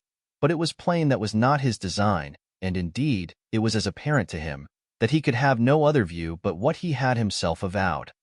For as to that malicious purpose which Sophia suspected, it never once entered into the head of Mr. Allworthy. He at length concluded with again blaming the action as inconsiderate, and which, he said, was pardonable only in a child. Square had delivered his opinion so openly that if he was now silent, he must submit to have his judgment censured. He said, therefore, with some warmth, that Mr. Allworthy had too much respect to the dirty consideration of property, that in passing our judgments on great and mighty actions, all private regards should be laid aside. For by adhering to those narrow rules, the younger Brutus had been condemned of ingratitude, and the elder of parricide. And if they had been hanged too for those crimes, cried Thwackum, they would have had no more than their deserts, a couple of heathenish villains. Heaven be praised we have no Brutuses nowadays. I wish, Mr. Square, you would desist from filling the minds of my pupils with such anti-Christian stuff. For the consequence must be, while they are under my care, it's being well scourged out of them again. There is your disciple Tom almost spoiled already. I overheard him the other day disputing with Master Blifil that there was no merit in faith without works. I know that is one of your tenets, and I suppose he had it from you. Don't accuse me of spoiling him, says Square, who taught him to laugh at whatever is virtuous and decent and fit and right in the nature of things. He is your own scholar, and I disclaim him. No, Master Blifil is my boy, young as he is. That lad's notions of moral rectitude I defy you ever to eradicate. Thwackum put on a contemptuous sneer at this and replied, I will venture him with you. He is too well grounded for all your philosophical cant to hurt. Oh no, I have taken care to instill such principles into him. And I have instilled principles into him too, cries Square. What but the sublime idea of virtue could inspire a human mind with the generous thought of giving liberty? And I repeat to you again, if it was a fit thing to be proud, I might claim the honor of having infused that idea. And if pride was not forbidden, said Thwackum, I might boast of having taught him that duty which he himself assigned as his motive. So between you both, says the squire, the young gentleman hath been taught to rob my daughter of her bird. I find I must take care of my partridge mew. I shall have some virtuous religious man or other set all my partridges at liberty. Then slapping a gentleman of the law, who was present on the back, he cried out, What say you to this, Mr. Counselor? Is not this against law? The lawyer with great gravity delivered himself as follows. If the case be put of a partridge, there can be no doubt but an action would lie. For though this be fieri naturae, yet being reclaimed property vests. But being the case of a singing bird, though reclaimed, as it is a thing of base nature, it must be considered as nullius in bonus. In this case, therefore, I conceive the plaintiff must be non-suited, and I should disadvise the bringing any such action. Well, says the squire, if it be nullus bonus, let us drink about, and talk a little of the state of the nation. or some such discourse that we all understand. For I am sure I don't understand a word of this it may be learning and sense for aught I know, but you shall never persuade me into it, pox. You have neither of you mentioned a word of that poor lad who deserves to be commended. To venture breaking his neck to oblige my girl was a generous-spirited action. I have learning enough to see that, in me, here's Tom's health. I shall love the boy for it the longest day I have to live. Thus was the debate interrupted, but it would probably have been soon resumed, had not Mr. Allworthy presently called for his coach, and carried off the two combatants. Such was the conclusion of this adventure of the bird, and of the dialogue occasioned by it, which we could not help recounting to our reader, though it happened some years before that stage or period of time at which our history is now arrived. Chapter 5. Containing matter accommodated to every taste. Parva leaves capian animos, small things affect light minds, was the sentiment of a great master of the passion of love, and certain it is, that from this day Sophia began to have some little kindness for Tom Jones, and no little aversion for his companion. Many accidents from time to time improved both these passions in her breast, which, without our recounting, the reader may well conclude, from what we have before hinted of the different tempers of these lads, and how much the one suited with her own inclinations more than the other. To say the truth, Sophia, when very young, discerned that Tom, though an idle, thoughtless, rattling rascal, was nobody's enemy but his own, and that Master Blifil, though a prudent, discreet, sober young gentleman, was at the same time strongly attached to the interest only of one single person, and who that single person was the reader will be able to divine without any assistance of ours. These two characters are not always received in the world with the different regard which seems severally due to either, and which one would imagine mankind, from self-interest, should show towards them, but perhaps there may be a political reason for it. In finding one of a truly benevolent disposition, men may very reasonably suppose they have found a treasure, and be desirous of keeping it, like all other good things, to themselves. Hence they may imagine that to trumpet forth the praises of such a person would, in the vulgar phrase, be crying roast meat, and calling in partakers of what they intend to apply solely to their own use. If this reason does not satisfy the reader, I know no other means of accounting for the little respect which I have commonly seen paid to a character which really does great honor to human nature, and is productive of the highest good to society. But it was otherwise with Sophia. She honored Tom Jones, and scorned Master Blifil, almost as soon as she knew the meaning of those two words. Sophia had been absent upwards of 3 years with her aunt, during all which time she had seldom seen either of these young gentlemen. She dined, however, once, together with her aunt, at Mr. Allworthy's. This was a few days after the adventure of the partridge. Before commemorated, Sophia heard the whole story at table, where she said nothing. Nor indeed could her aunt get many words from her as she returned home. But her maid, when undressing her, happening to say, "Well, miss, I suppose you have seen young Master Blifil today?" she answered with much passion, "I hate the name of Master Blifil, as I do whatever is base and treacherous, and I wonder Mr. Allworthy would suffer that old barbarous schoolmaster to punish a poor boy so cruelly for what was only the effect of his good nature." She then recounted the story to her maid, and concluded with saying, "Don't you think he is a boy of noble spirit?"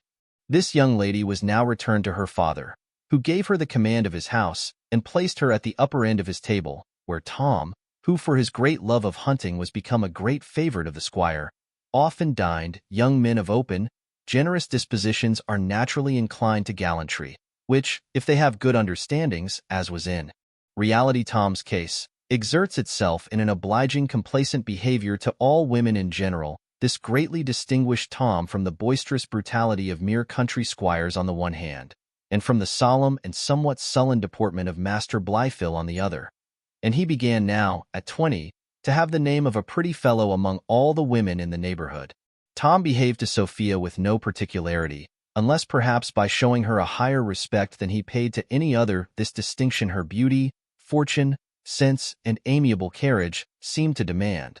But as to design upon her person he had none, for which we shall at present suffer the reader to condemn him of stupidity, but perhaps we shall be able indifferently well to account for it hereafter.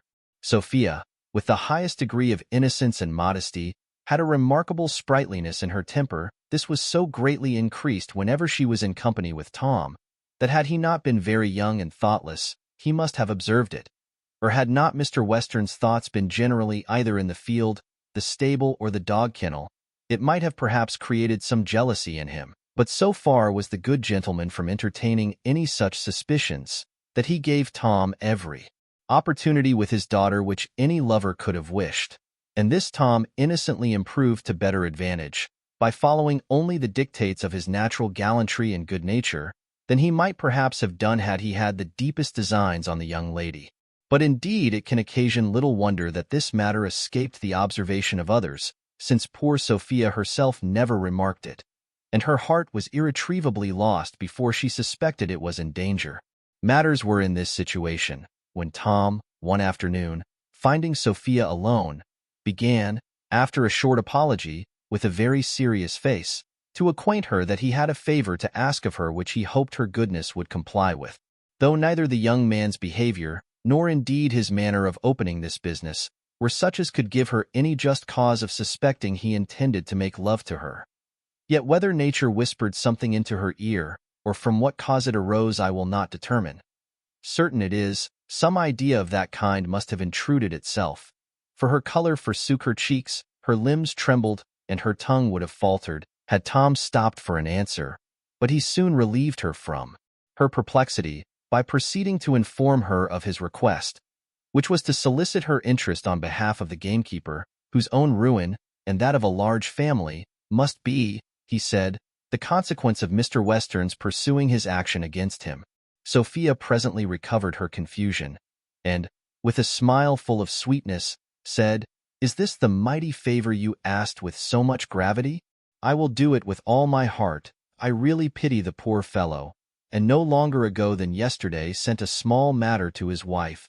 This small matter was one of her gowns, some linen, and 10 shillings in money, of which Tom had heard, and it had, in reality, put this solicitation into his head. Our youth, now, emboldened with his success, resolved to push the matter farther, and ventured even to beg her recommendation of him to her father's service, protesting that he thought him one of the honestest fellows in the country, and extremely well qualified for the place of a gamekeeper, which luckily then happened to be vacant. Sophia answered, "Well, I will undertake this too, but I cannot promise you as much success as in the former part, which I assure you I will not quit my father without obtaining. However, I will do what I can for the poor fellow, for I sincerely look upon him and his family as objects of great compassion. And now, Mr. Jones, I must ask you a favor." "A favor, madam," cries Tom. "If you knew the pleasure you have given me in the hopes of receiving a command from you, you would think by mentioning it you did confer the greatest favor on me. For by this dear hand I would sacrifice my life to oblige you."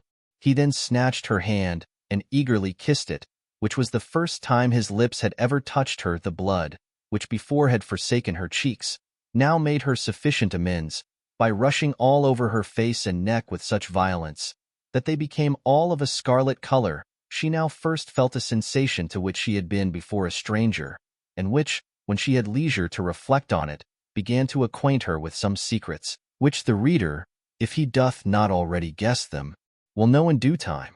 Sophia, as soon as she could speak, which was not instantly, informed him that the favor she had to desire of him was, not to lead her father through so many dangers in hunting, for that, from what she had heard, she was terribly frightened every time they went out together, and expected some day or other to see her father brought home with broken limbs. She therefore begged him, for her sake, to be more cautious, and as he well knew Mr. Western would follow him, not to ride so madly, nor to take those dangerous leaps for the future. Tom promised faithfully to obey her commands, and after thanking her for her kind compliance with his request, took his leave, and departed highly charmed with his success. Poor Sophia was charmed too, but in a very different way. Her sensations, however, the reader's heart, if he or she have any, will better represent than I can. If I had as many mouths as ever poet wished for, to eat, I suppose, those many dainties with which he was so plentifully provided. It was Mr. Western's custom every afternoon, as soon as he was drunk, to hear his daughter play on the harpsichord. For he was a great lover of music, and perhaps, had he lived in town, might have passed for a connoisseur, for he always accepted against the finest compositions of Mr. Handel. He never relished any music but what was light and airy, and indeed his most favorite tunes were Old Sir Simon the King, St. George He Was for England, Bobbing Joan, and some others. His daughter, though she was a perfect mistress of music, and would never willingly have played any but Handel's, was so devoted to her father's pleasure that she learnt all those tunes to oblige him. However, she would now and then endeavor to lead him into her own taste, and when he required the repetition of his ballads, would answer with a nay, dear sir, and would often beg him to suffer her to play something else.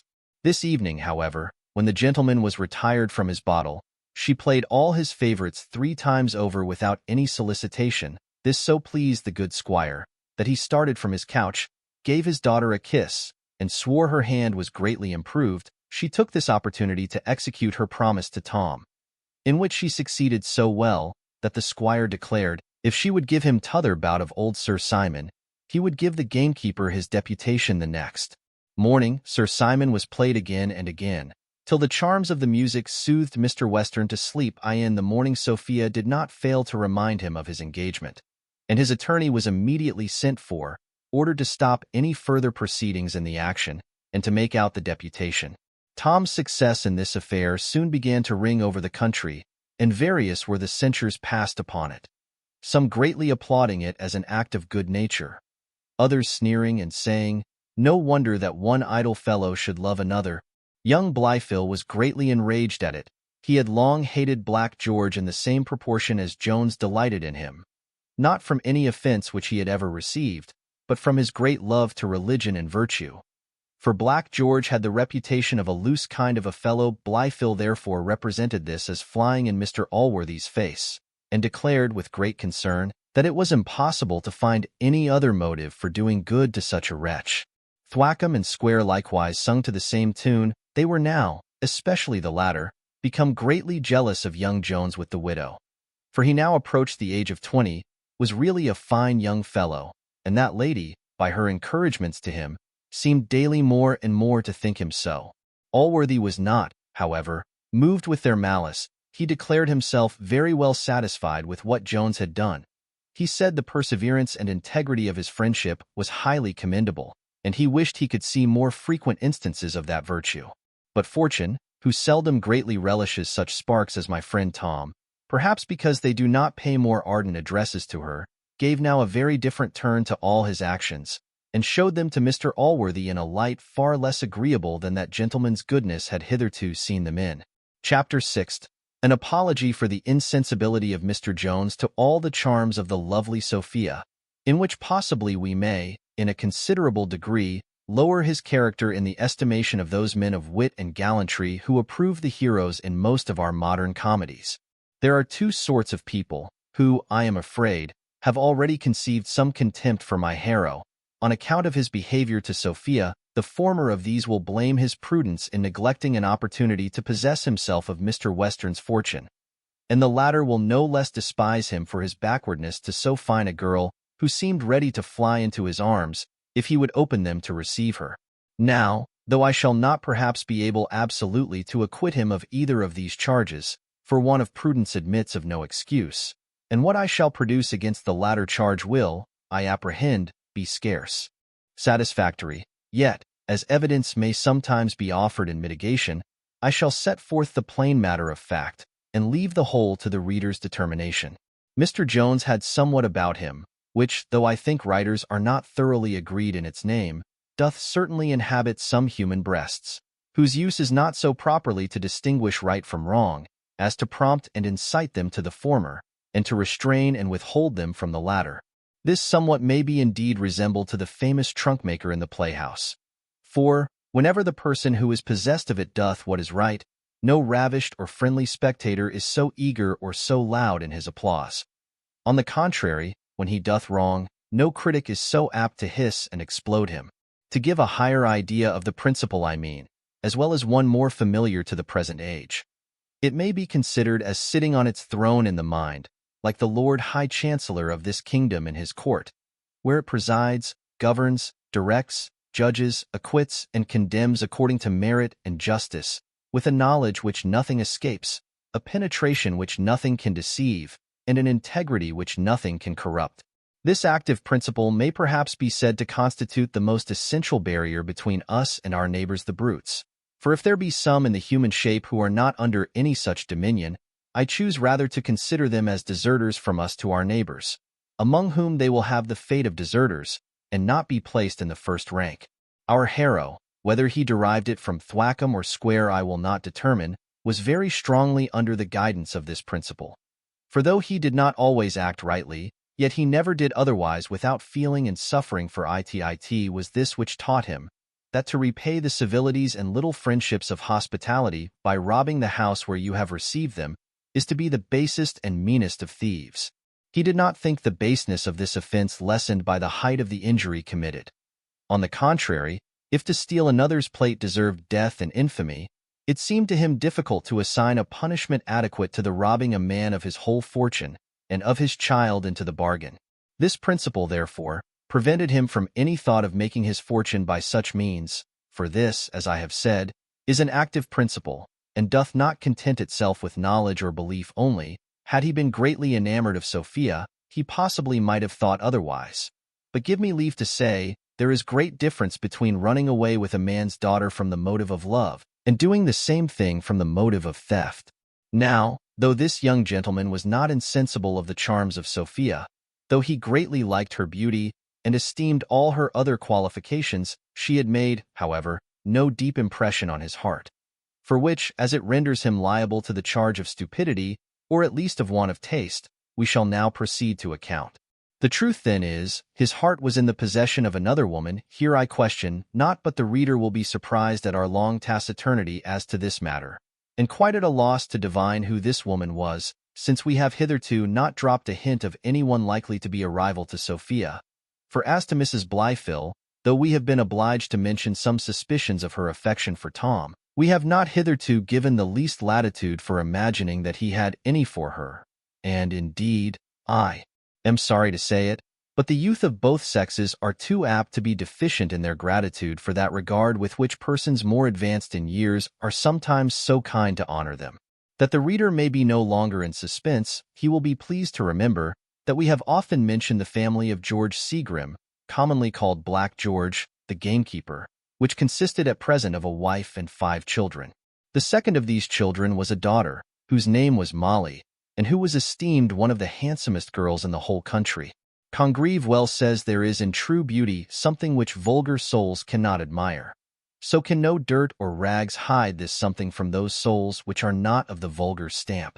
The beauty of this girl made, however, no impression on Tom, till she grew towards the age of 16, when Tom, who was near 3 years older, began first to cast the eyes of affection upon her, and this affection he had fixed on the girl long before he could bring himself to attempt the possession of her person.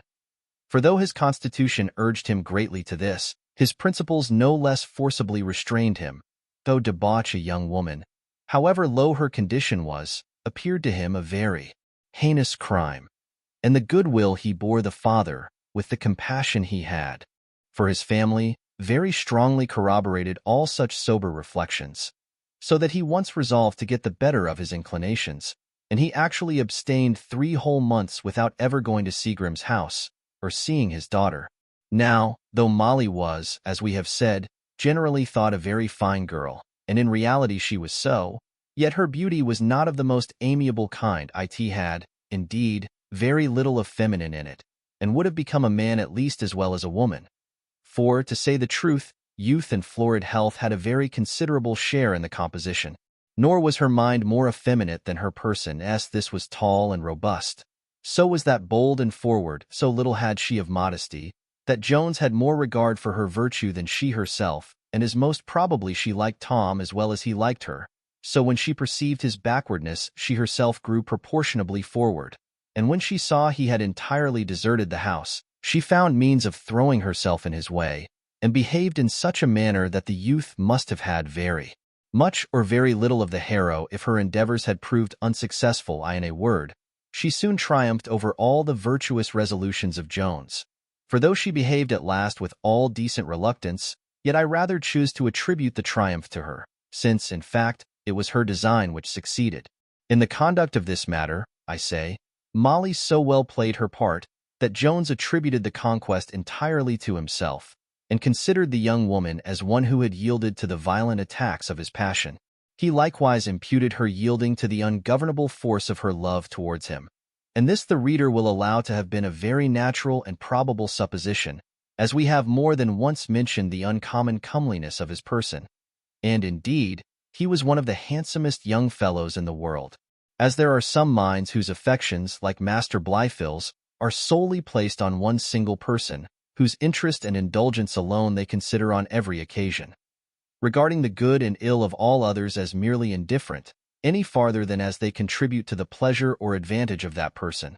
So there is a different temper of mind which borrows a degree of virtue even from self-love. Such can never receive any kind of satisfaction from another without loving the creature to whom that satisfaction is owing, and without making its well-being in some sort necessary to their own ease.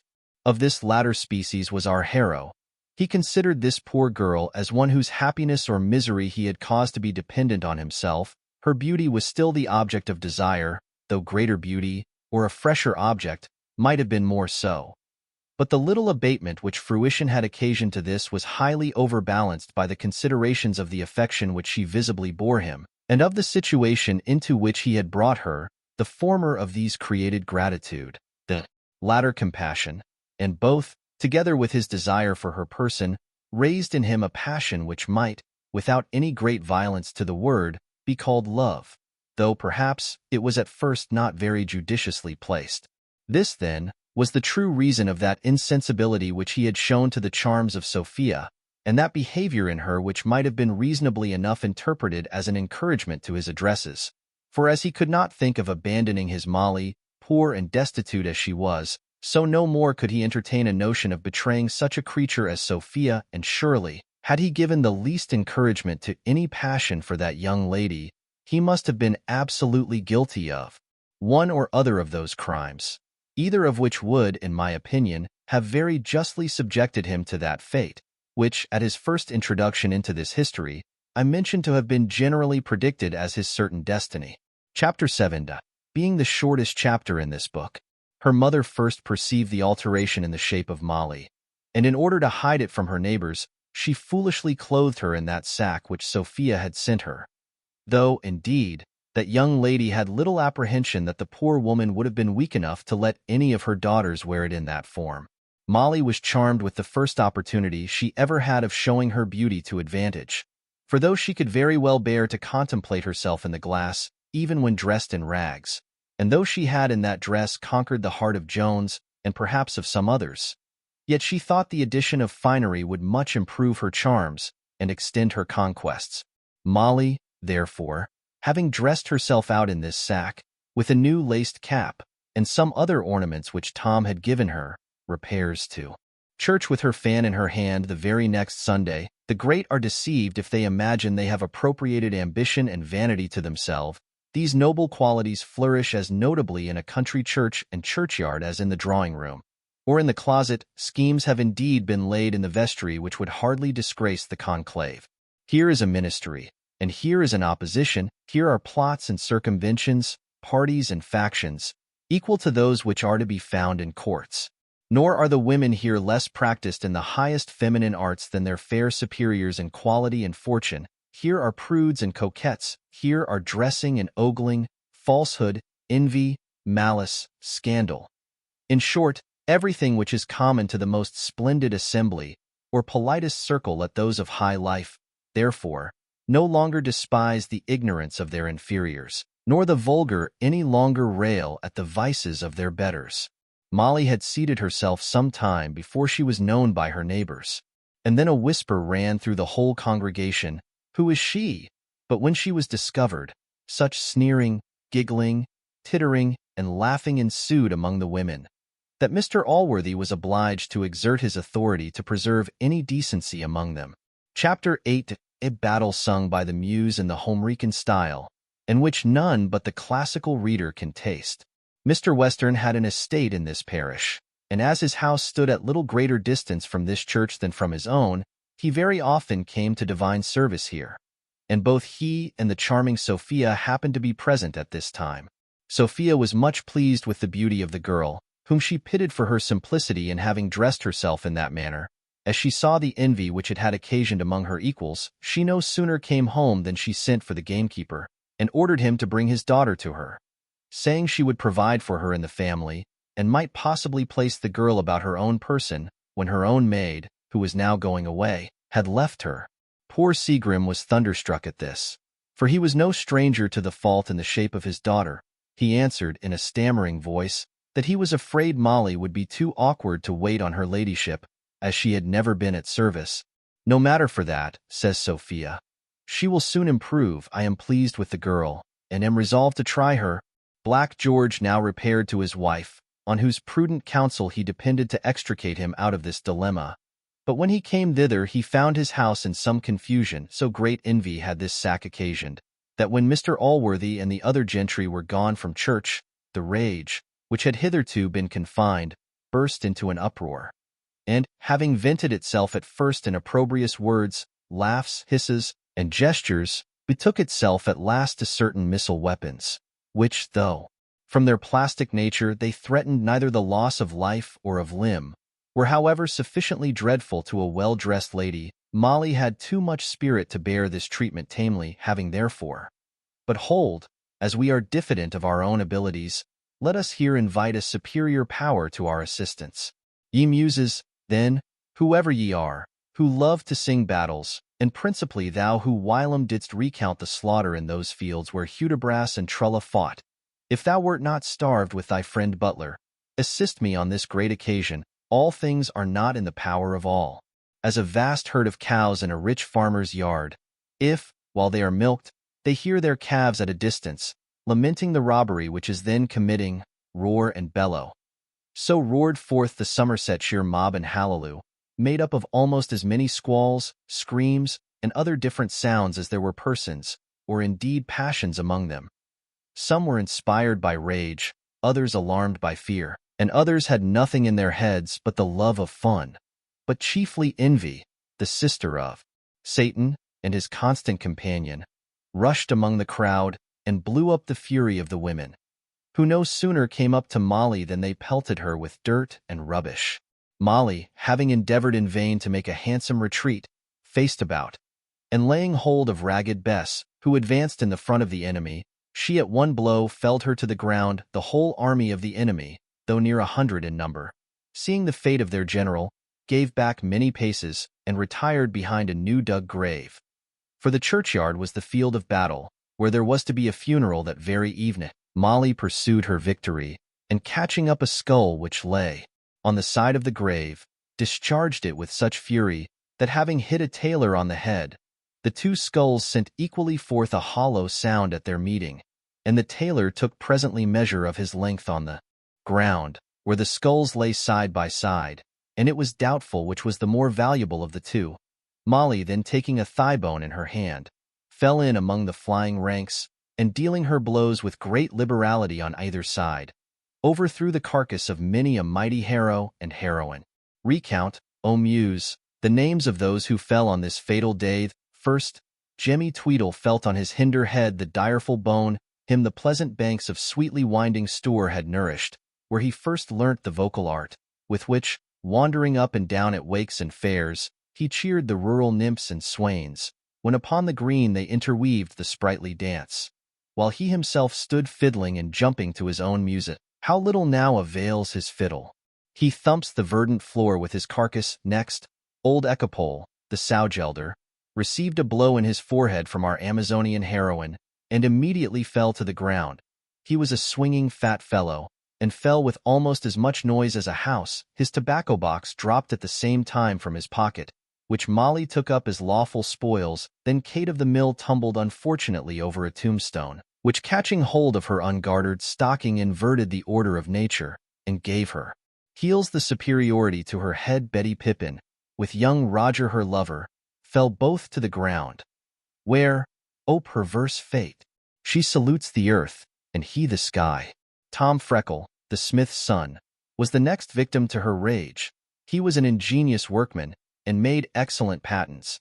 Nay, the very patent with which he was knocked down was his own workmanship. Had he been at that time singing psalms in the church, he would have avoided a broken head.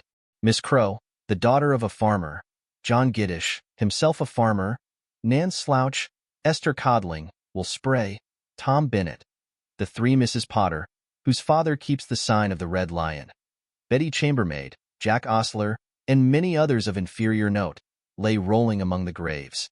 Not that the strenuous arm of Molly reached all these, for many of them in their flight overthrew each other. But now Fortune, fearing she had acted out of character, and had inclined too long to the same side, especially as it was the right side, hastily turned about. For now Goody Brown, whom Zekiel Brown caressed in his arms, nor he alone, but half the parish besides, so famous was she in the fields of Venus, nor indeed less in those of Mars, the trophies of both these her husband always bore about on his head and face. For if ever human head did by its horns display the amorous glories of a wife, Zekiel's did. Nor did his well-scratched face less denote her talents, or rather talents, of a different kind. No longer bore this Amazon the shameful flight of her party, she stopped short, and, calling aloud to all who fled, spoke as follows. Ye Somersetshire men, or rather ye Somersetshire women, are ye not ashamed thus to fly from a single woman? But if no other will oppose her, I myself and Joan Top here will have the honor of the victory. Having thus said, she flew at Molly Seagrim, and easily wrenched the thigh-bone from her hand, at the same time clawing off her cap from her head, then laying hold of the hair of Molly with her left hand.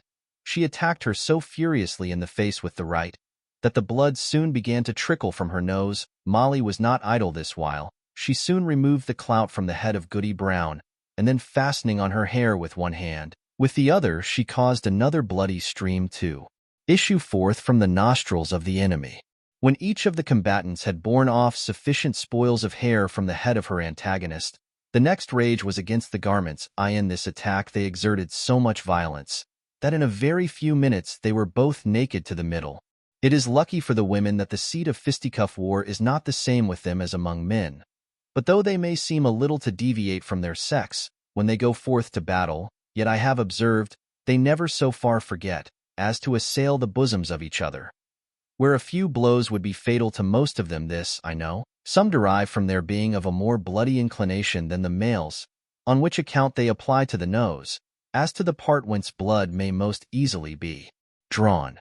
But this seems a far-fetched as well as ill-natured supposition.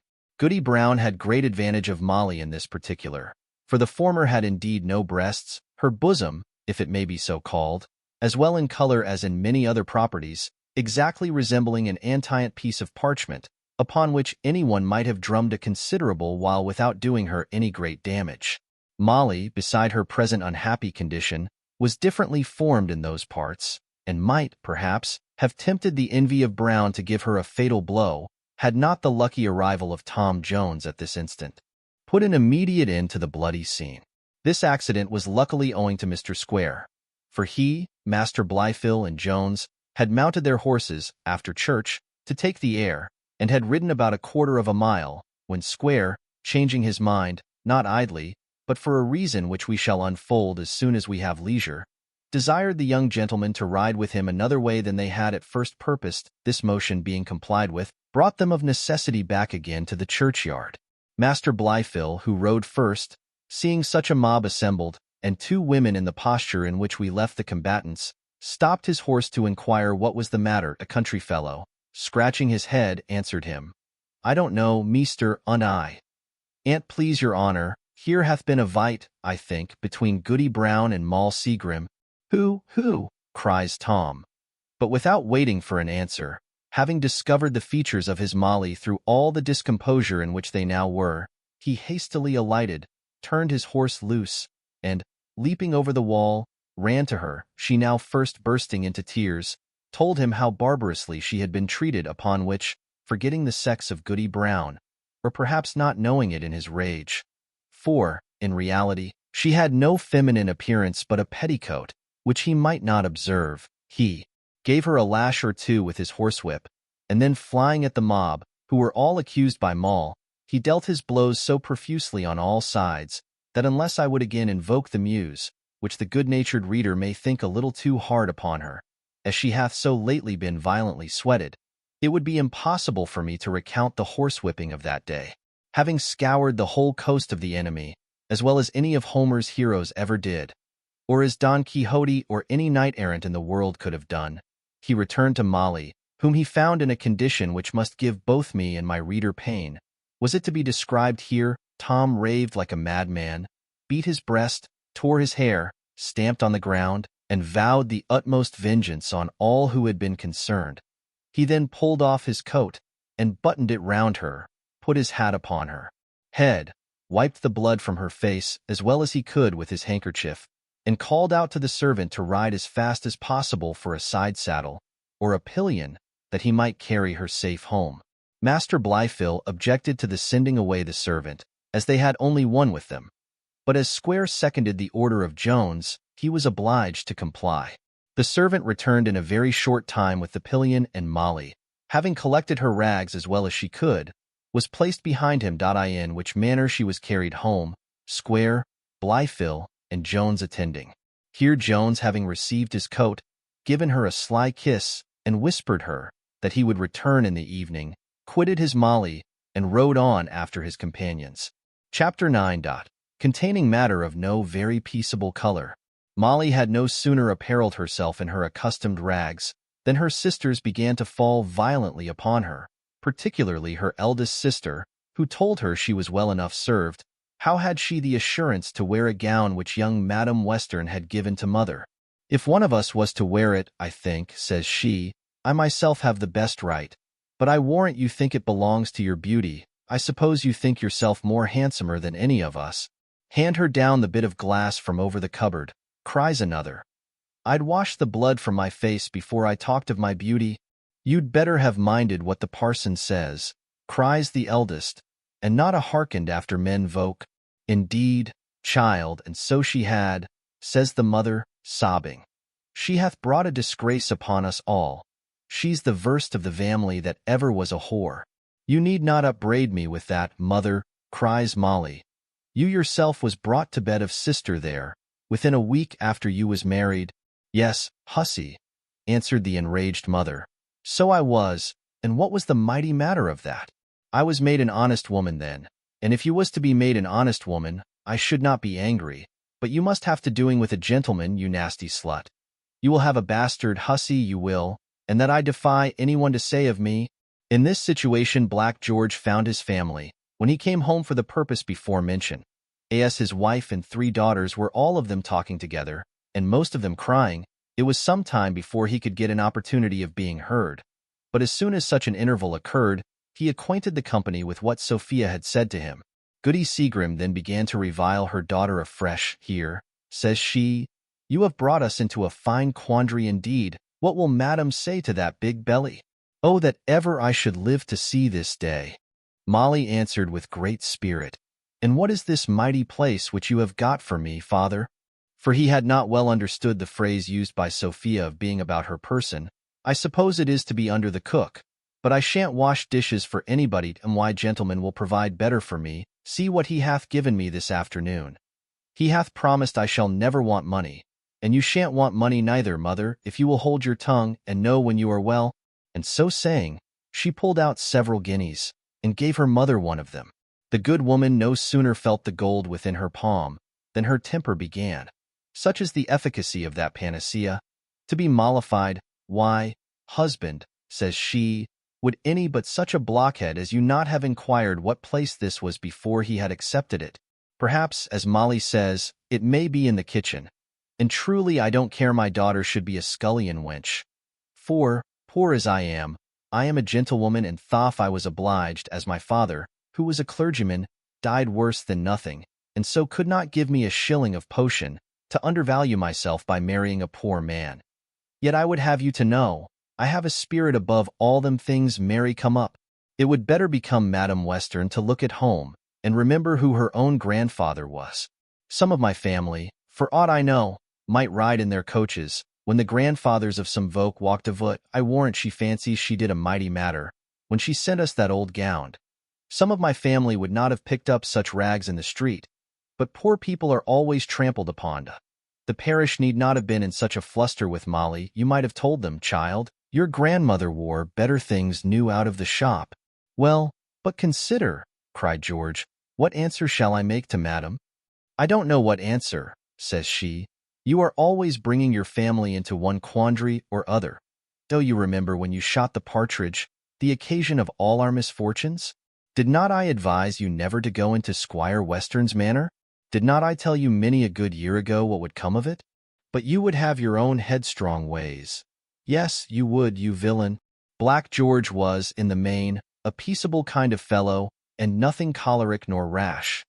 Yet did he bear about him something of what the ancients called the irascible, and which his wife, if she had been endowed with much wisdom, would have feared. He had long experienced that when the storm grew very high, arguments were but wind, which served rather to increase than to abate it. He was therefore seldom unprovided with a small switch, a remedy of wonderful force, as he had often essayed, and which the word villain served as a hint for his applying. No sooner, therefore, had this symptom appeared than he had immediate recourse to the said remedy, which though, as it is usual in all very efficacious medicines, it at first seemed to heighten and inflame the disease, soon produced a total calm, and restored the patient to perfect ease and tranquillity. This is, however, a kind of horse medicine, which requires a very robust constitution to digest, and is therefore proper only for the vulgar, unless in one single instance, viz., where superiority of birth breaks out, in which case we should not think it very improperly applied by any husband whatever, if the application was not in itself so base, that, like certain applications of the physical kind which need not be mentioned, it so much degrades and contaminates the hand employed in it, that no gentleman should endure the thought of anything so low and detestable. The whole family were soon reduced to a state of perfect quiet, for the virtue of this medicine, like that of electricity, is often communicated through one person to many others who are not touched by the instrument. To say the truth, as they both operate by friction, it may be doubted whether there is not something analogous between them, of which Mr. Freak would do well to inquire before he publishes the next edition of his book. A council was now called, in which, after many debates, Molly still persisting that she would not go to service, it was at length resolved that Goody Seagrim herself should wait on Miss Western, and endeavor to procure the place for her eldest daughter, who declared great readiness to accept it. But Fortune, who seems to have been an enemy of this little family, afterwards put a stop to her promotion. Chapter 10. A story told by Mr. Supple, the curate, the penetration of Squire Western, his great love for his daughter, and the return to it made by her. The next morning Tom Jones hunted with Mr. Western, and was at his return invited by that gentleman to dinner. The lovely Sophia shone forth that day with more gaiety and sprightliness than usual. Her battery was certainly leveled at our hero, though, I believe, she herself scarce yet knew her own intention. But if she had any design of charming him, she now succeeded. Mr. Supple, the curate of Mr. Allworthy's parish, made one of the company. He was a good-natured, worthy man, but chiefly remarkable for his great taciturnity at table, though his mouth was never shut at iti. In short, he had one of the best appetites in the world. However, the cloth was no sooner taken away than he always made sufficient amends for his silence, for he was a very hearty fellow, and his conversation was often entertaining, never offensive. At his first arrival, which was immediately before the entrance of the roast beef, he had given an intimation that he had brought some news with him, and was beginning to tell that he came that moment from Mr. Allworthy's, when the sight of the roast beef struck him dumb, permitting him only to say grace, and to declare he must pay his respect to the baronet, for so he called the sirloin. When dinner was over, being reminded by Sophia of his news, he began as follows. "I believe, lady, your ladyship observed a young woman at church yesterday at evensong, who was dressed in one of your outlandish garments. I think I have seen your ladyship in such a one. However, in the country, such dresses are rara avis in terris, negroque similimus signo. That is, madam, as much as to say, a rare bird upon the earth, and very like a black swan. The verse is in juvenile, but to return to what I was relating, I was saying such garments are rare sights in the country, and perchance, too, it was thought the more rare, respect being had to the person who wore it, who, they tell me, is the daughter of Black George, your worship's gamekeeper, whose sufferings, I should have opined, might have taught him more wit than to dress forth his wenches in such gaudy apparel. She created so much confusion in the congregation that if Squire Allworthy had not silenced it, it would have interrupted the service. For I was once about to stop in the middle of the first lesson, howbeit, nevertheless, after prayer was over, and I was departed home, this occasioned a battle in the churchyard, where, amongst other mischief, the head of a travelling fiddler was very much broken. This morning the fiddler came to Squire Allworthy for a warrant, and the wench was brought before him. The squire was inclined to have compounded matters, when, lo! On a sudden the wench appeared, I ask your ladyship's pardon, to be, as it were, at the eve of bringing forth a bastard. The squire demanded of her who was the father, but she pertinaciously refused to make any response, so that he was about to make her mittimus to Bridewell when I departed. And is a wench having a bastard all your news, doctor? Cries Western. I thought it might have been some public matter, something about the nation. I am afraid it is too common, indeed, answered the parson. But I thought the whole story altogether deserved commemorating. As to national matters, your worship knows them best. My concerns extend no farther than my own parish. Why, says the squire, I believe I do know a little of that matter, as you say, but, come, Tommy, drink about. The bottle stands with you. Tom begged to be excused, for that he had particular business, and getting up from table, escaped the clutches of the squire, who was rising to stop him, and went off with very little ceremony.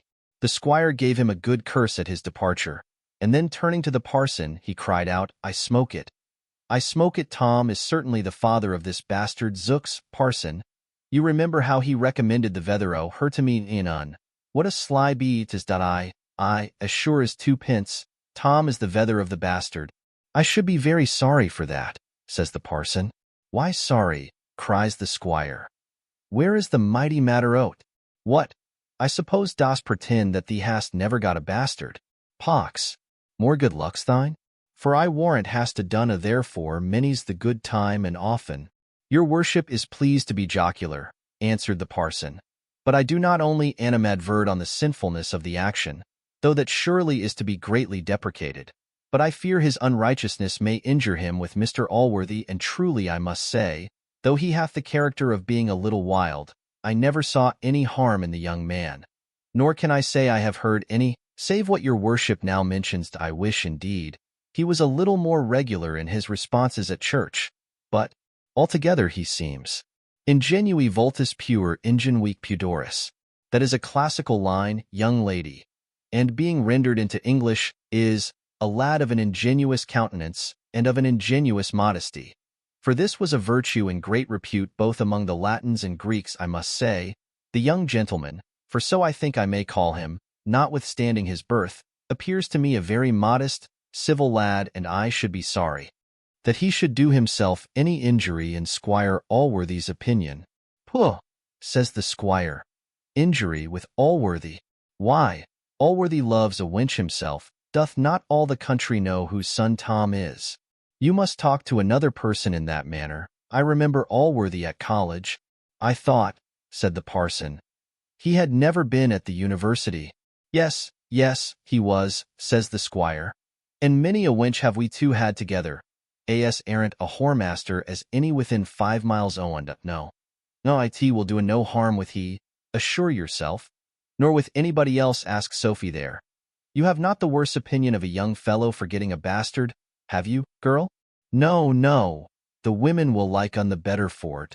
This was a cruel question to poor Sophia. She had observed Tom's color change at the parson's story, and that, with his hasty and abrupt departure, gave her sufficient reason to think her father's suspicion not groundless. Her heart now at once discovered the great secret to her which it had been so long disclosing by little and little, and she found herself highly interested in this matter. In such a situation, her father's malapert question rushing suddenly upon her, produced some symptoms, which might have alarmed a suspicious heart.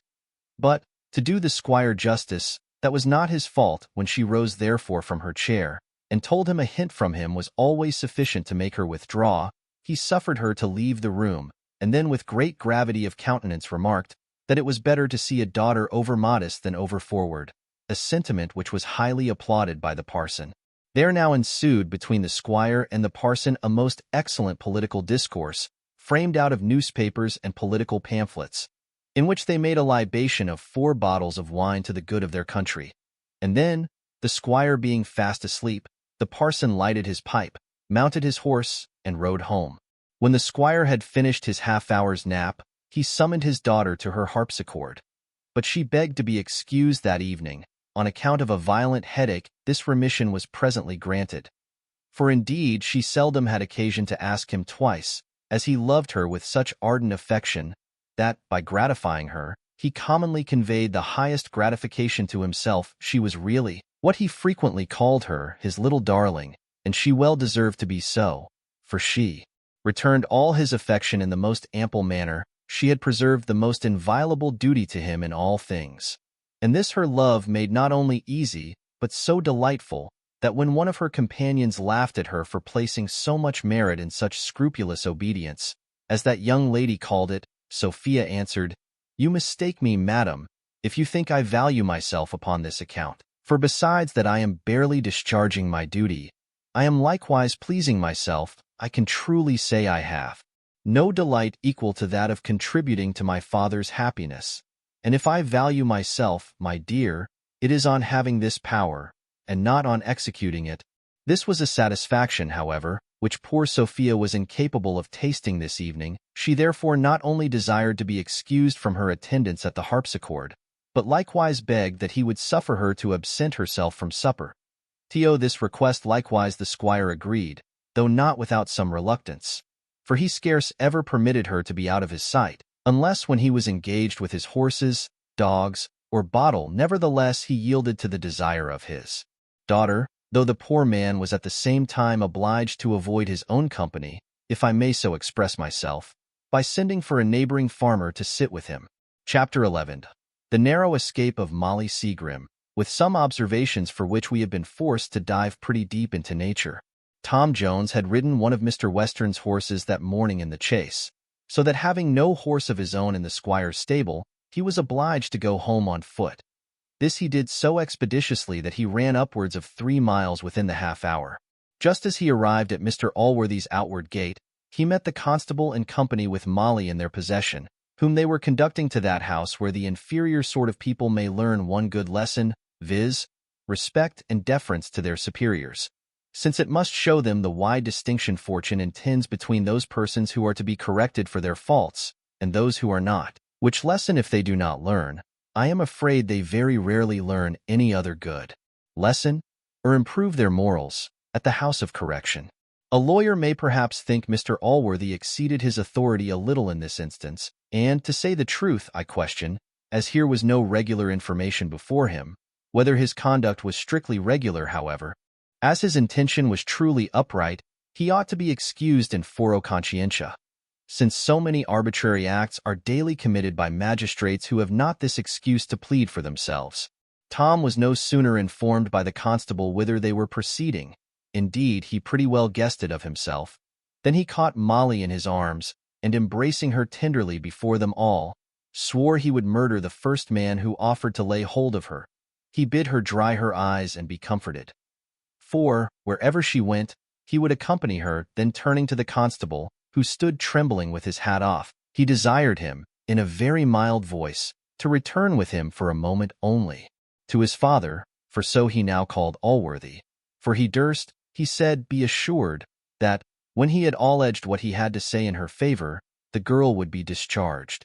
The constable, who, I make no doubt, would have surrendered his prisoner had Tom demanded her, very readily consented to this request, so back they all went into Mr. Allworthy's hall, where Tom desired them to stay till his return, and then went himself in pursuit of the good man. As soon as he was found, Tom threw himself at his feet, and having begged a patient hearing, confessed himself to be the father of the child of which Molly was then big. He entreated him to have compassion on the poor girl, and to consider, if there was any guilt in the case, it lay principally at his door. If there is any guilt in the case, answered Allworthy warmly, are you then so profligate and abandoned a libertine to doubt whether the breaking the laws of God and man, the corrupting and ruining a poor girl be guilt? I own, indeed, it doth lie principally upon you, and so heavy it is, that you ought to expect it should crush you. Whatever may be my fate, says Tom, Let me succeed in my intercessions for the poor girl. I confess I have corrupted her. But whether she shall be ruined depends on you. For heaven's sake, sir, revoke your warrant, and do not send her to a place which must unavoidably prove her destruction." Allworthy bid him immediately call a servant. Tom answered there was no occasion, for he had luckily met them at the gate, and relying upon his goodness, had brought them all back into his hall, where they now waited his final resolution, which upon his knees he besought him might be in favor of the girl, that she might be permitted to go home to her parents, and not be exposed to a greater degree of shame and scorn than must necessarily fall upon her. "I know," said he, "that is too much. I know I am the wicked occasion of it. I will endeavor to make amends, if possible. And if you shall have hereafter the goodness to forgive me, I hope I shall deserve it." Allworthy hesitated some time, and at last said, "Well, I will discharge my mittimest. You may send the constable to me." He was instantly called, discharged, and so was the girl. It will be believed that Mr. Allworthy failed not to read Tom a very severe lecture on this occasion, but it is unnecessary to insert it here, as we have faithfully transcribed what he said to Jenny Jones in the first book, most of which may be applied to the men, equally with the women. So sensible an effect had these reproofs on the young man, who was no hardened sinner, that he retired to his own room, where he passed the evening alone, in much melancholy contemplation. Allworthy was sufficiently offended by this transgression of Jones, for notwithstanding the assertions of Mr. Western, it is certain this worthy man had never indulged himself in any loose pleasures with women, and greatly condemned the vice of incontinence in others. Indeed, there is much reason to imagine that there was not the least truth in what Mr. Western affirmed, especially as he laid the scene of those impurities at the university, where Mr. Allworthy had never been. In fact, the good Squire was a little too apt to indulge that kind of pleasantry which is generally called rhodomantade, but which may, with as much propriety, be expressed by a much shorter word, and perhaps we too often supply the use of this little monosyllable by others, since very much of what frequently passes in the world for wit and humor should, in the strictest purity of language, receive that short appellation which, in conformity to the well-bred laws of custom, I here suppress. But whatever detestation Mr. Allworthy had to this or to any other vice, he was not so blinded by it, but that he could discern any virtue in the guilty person, as clearly indeed as if there had been no mixture of vice in the same character. While he was angry therefore with the incontinence of Jones, he was no less pleased with the honor and honesty of his self-accusation. He began now to form in his mind the same opinion of this young fellow, which, we hope, our reader may have conceived, and in balancing his faults with his perfections, the latter seemed rather to preponderate.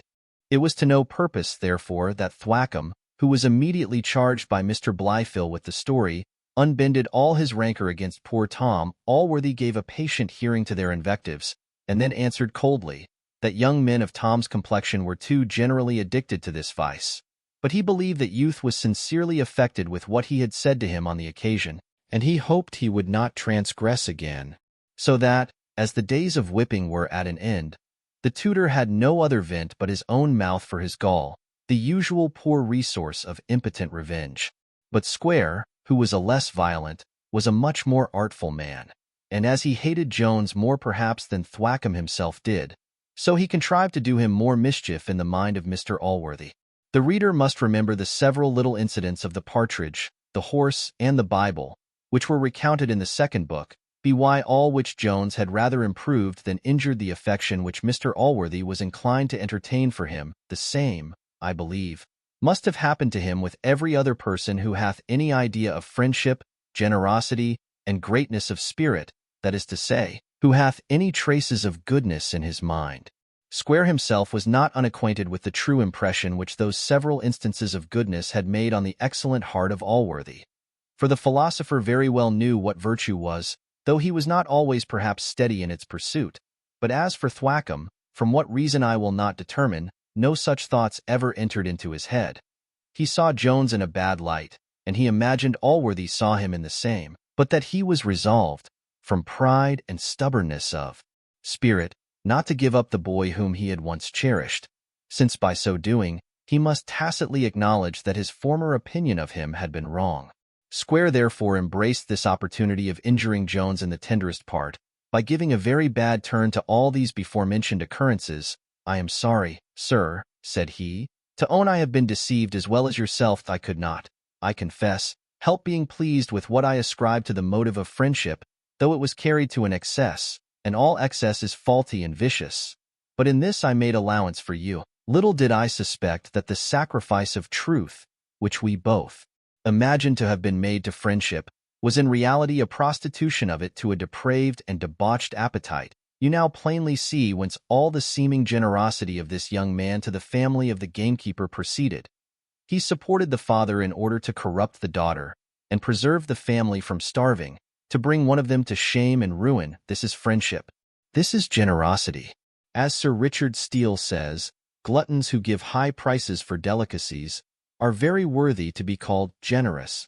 In short, I am resolved, from this instance, never to give way to the weakness of human nature more, nor to think anything virtue which doth not exactly quadrate with the unerring rule of right. The goodness of Allworthy had prevented those considerations from occurring to himself, yet were they too plausible to be absolutely and hastily rejected, when laid before his eyes by another. Indeed, what Square had said sunk very deeply into his mind, and the uneasiness which it there created was very visible to the other, though the good man would not acknowledge this, but made a very slight answer, and forcibly drove off the discourse to some other subject. It was well perhaps for poor Tom that no such suggestions had been made before he was pardoned, for they certainly stamped in the mind of Allworthy the first bad impression concerning Jones. Chapter 12. Containing much clearer matters, but which flowed from the same fountain with those in the preceding chapter. The reader will be pleased, I believe, to return with me to Sophia. She passed the night, after we saw her last, in no very agreeable manner. Sleep befriended her but little, and dreams lay in the morning, when Mrs. Honor, her maid, attended her at the usual hour. She was found already up and dressed. Persons who live 2 or 3 miles distance in the country are considered as next-door neighbors, and transactions at the one house fly with incredible celerity to the other. Mrs. Honor, therefore, had heard the whole story of Molly's shame, which she, being of a very communicative temper, had no sooner entered the apartment of her mistress than she began to relate in the following manner. "La, ma'am, what doth your la'ship think? The girl that your la'ship saw at church on Sunday, whom you thought so handsome, though you would not have thought her so handsome neither, if you had seen her nearer, but to be sure she hath been carried before the justice for being big with child. She seemed to me to look like a confident slut, and to be sure she hath laid the child to young Mr. Jones, and all the parish says Mr. Allworthy is so angry with young Mr. Jones, that he won't see him. Though be sure, one can't help pitying the poor young man, and yet he doth not deserve much pity neither, for demeaning himself with such kind of trumpery. Yet he is so pretty a gentleman, I should be sorry to have him turned out of doors. I dares to swear the wench was as willing as he, for she was always a forward kind of body, and when wenches are so coming, young men are not so much to be blamed neither, for to be sure they do no more than what is natural. Indeed, it is beneath them to meddle with such dirty draggle-tails, and whatever happens to them, it is good enough for them. And yet, to be sure, the vile baggages are most in fault. I wishes, with all my heart, they were well to be whipped at the cart's tail, for it is pity they should be the ruin of a pretty young gentleman. And nobody can deny but that Mr. Jones is one of the most handsomest young men that ever." She was running on thus, when Sophia, with a more peevish voice than she had ever spoken to her in before, cried, "Prithee, why dost thou trouble me with all this stuff? What concern have I in what Mr. Jones doth? I suppose you are all alike, and you seem to me to be angry it was not your own case." "Ma'am," answered Mrs. Honor, "I am sorry your ladyship should have such an opinion of me. I am sure nobody can say any such thing of me. All the young fellows in the world may go to the divil for me, because I said he was a handsome man. Everybody says it as well as I can be sure. I never thought as it was any harm to say a young man was handsome, but to be sure I shall never think him so any more now, for handsome is that handsome does that a beggar wench." "Stop thy torrent of impertinence," cries Sophia, "and see whether my father wants me at breakfast." Mrs. Honor then flung out of the room, muttering much to herself, of which "Mary come up, I assure you," was all that could be plainly distinguished. Whether Mrs. Honor really deserved that suspicion, of which her mistress gave her a hint, is a matter which we cannot indulge our reader's curiosity by resolving. We will, however, make him amends in disclosing what passed in the mind of Sophia. The reader will be pleased to recollect that a secret affection for Mr. Jones had insensibly stolen into the bosom of this young lady, that it had there grown to a pretty great height before she herself had discovered it. When she first began to perceive its symptoms, the sensations were so sweet and pleasing that she had not resolution sufficient to check or repel them, and thus she went on cherishing a passion of which she never once considered the consequences. This incident relating to Molly first opened her eyes. She now first perceived the weakness of which she had been guilty, and though it caused the utmost perturbation in her mind, yet it had the effect of other nauseous physic, and for the time expelled her distemper. Its operation indeed was most wonderfully quick, and in the short interval, while her maid was absent, so entirely removed all symptoms, that when Mrs. Honor returned with a summons from her father, she was become perfectly easy, and had brought herself to a thorough indifference for Mr. Jones. The diseases of the mind do in almost every particular imitate those of the body, for which reason, we hope, that learned faculty, for whom we have so profound a respect, will pardon us the violent hands we have been necessitated to lay on several words and phrases, which of right belong to them, and without which our descriptions must have been often unintelligible. Now there is no one circumstance in which the distempers of the mind bear a more exact analogy to those which are called bodily, than that aptness which both have to a relapse. This is plain in the violent diseases of ambition and avarice. I have known ambition, when cured at court by frequent disappointments, which are the only physic for it, to break out again in a contest for foreman of the grand jury at an assizes, and have heard of a man who had so far conquered avarice as to give away many a sixpence, that comforted himself, at last, on his deathbed, by making a crafty and advantageous bargain concerning his ensuing funeral with an undertaker who had married his only child. In the affair of love, which, out of strict conformity with the Stoic philosophy, we shall here treat as a disease, this proneness to relapse is no less conspicuous. Thus it happened to poor Sophia, upon whom, the very next time she saw young Jones, all the former symptoms returned, and from that time cold and hot fits alternately seized her heart. The situation of this young lady was now very different from what it had ever been before. That passion which had formerly been so exquisitely delicious became now a scorpion in her bosom. She resisted it, therefore, with her utmost force, and summoned every argument her reason, which was surprisingly strong for her age, could suggest, to subdue and expel it. In this she so far succeeded, that she began to hope from time and absence a perfect cure. She resolved therefore to avoid Tom Jones as much as possible, for which purpose she began to conceive a design of visiting her aunt, to which she made no doubt of obtaining her father's consent. But fortune, who had other designs in her head, put an immediate stop to any such proceeding by introducing an accident, which will be related in the next chapter. Chapter 13. A dreadful accident which befell Sophia, the gallant behavior of Jones, and the more dreadful consequence of that behavior to the young lady, with a short digression in favor of the female sex. Mr. Western grew every day fonder and fonder of Sophia, insomuch that his beloved dogs themselves almost gave place to her in his affections.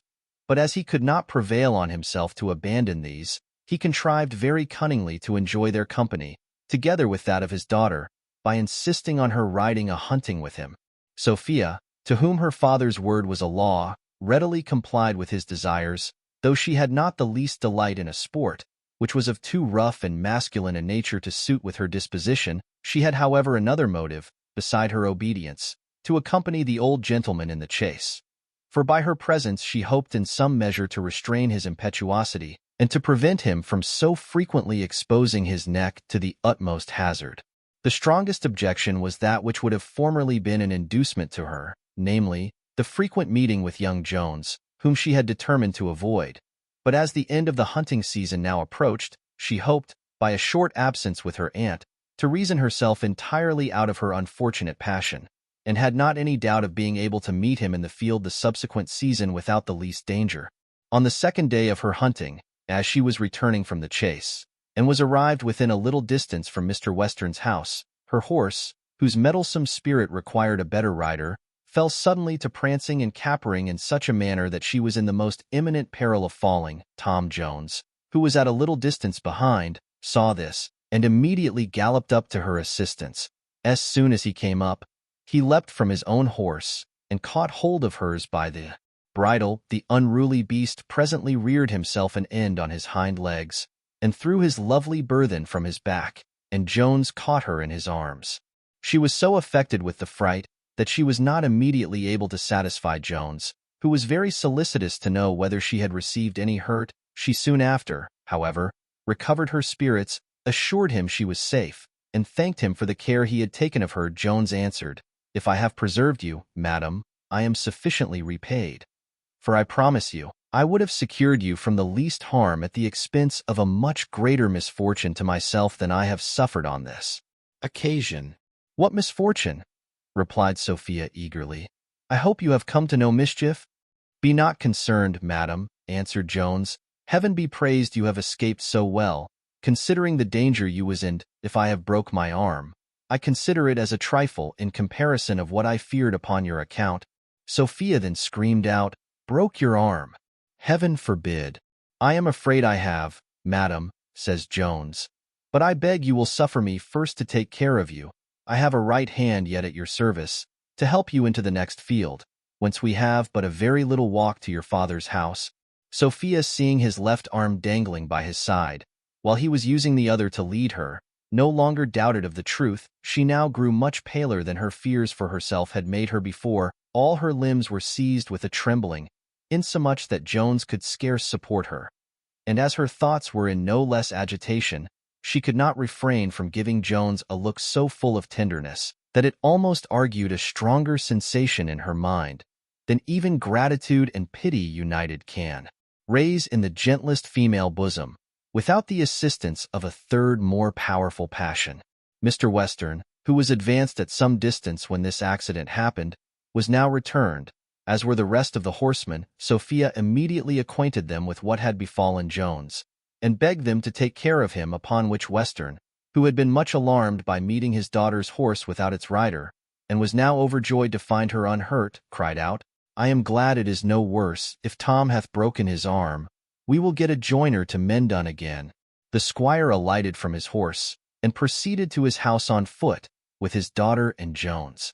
An impartial spectator, who had met them on the way, would, on viewing their several countenances, have concluded Sophia alone to have been the object of compassion. For as to Jones, he exulted in having probably saved the life of the young lady, at the price only of a broken bone. And Mr. Western, though he was not unconcerned at the accident which had befallen Jones, was, however, delighted in a much higher degree with the fortunate escape of his daughter. The generosity of Sophia's temper construed this behavior of Jones into great bravery, and it made a deep impression on her heart.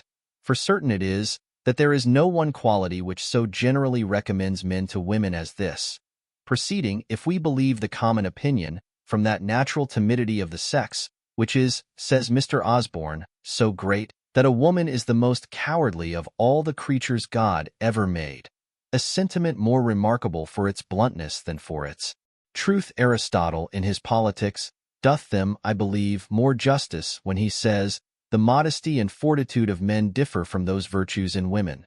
For the fortitude which becomes a woman would be cowardice in a man, and the modesty which becomes a man would be pertness in a woman. Nor is there, perhaps, more of truth in the opinion of those who derive the partiality which women are inclined to show to the brave from this excess of their fear." M. R. Bell, I think, in his article of Helen, imputes this, and with greater probability, to their violent love of glory. For the truth of which, we have the authority of him who of all others saw farthest into human nature, and who introduces the heroine of his Odyssey, the great pattern of matrimonial love and constancy, assigning the glory of her husband as the only source of her affection towards him. Asterisk, asterisk, the English reader will not find this in the poem, for the sentiment is entirely left out in the translation. However this be, certain it is that the accident operated very strongly on Sophia, and indeed, after much inquiry into the matter, I am inclined to believe that, at this very time, the charming Sophia made no less impression on the heart of Jones. To say truth, he had for some time become sensible of the irresistible power of her charms. Chapter 14. The Arrival of a Surgeon. his operations, and a long dialogue between Sophia and her maid.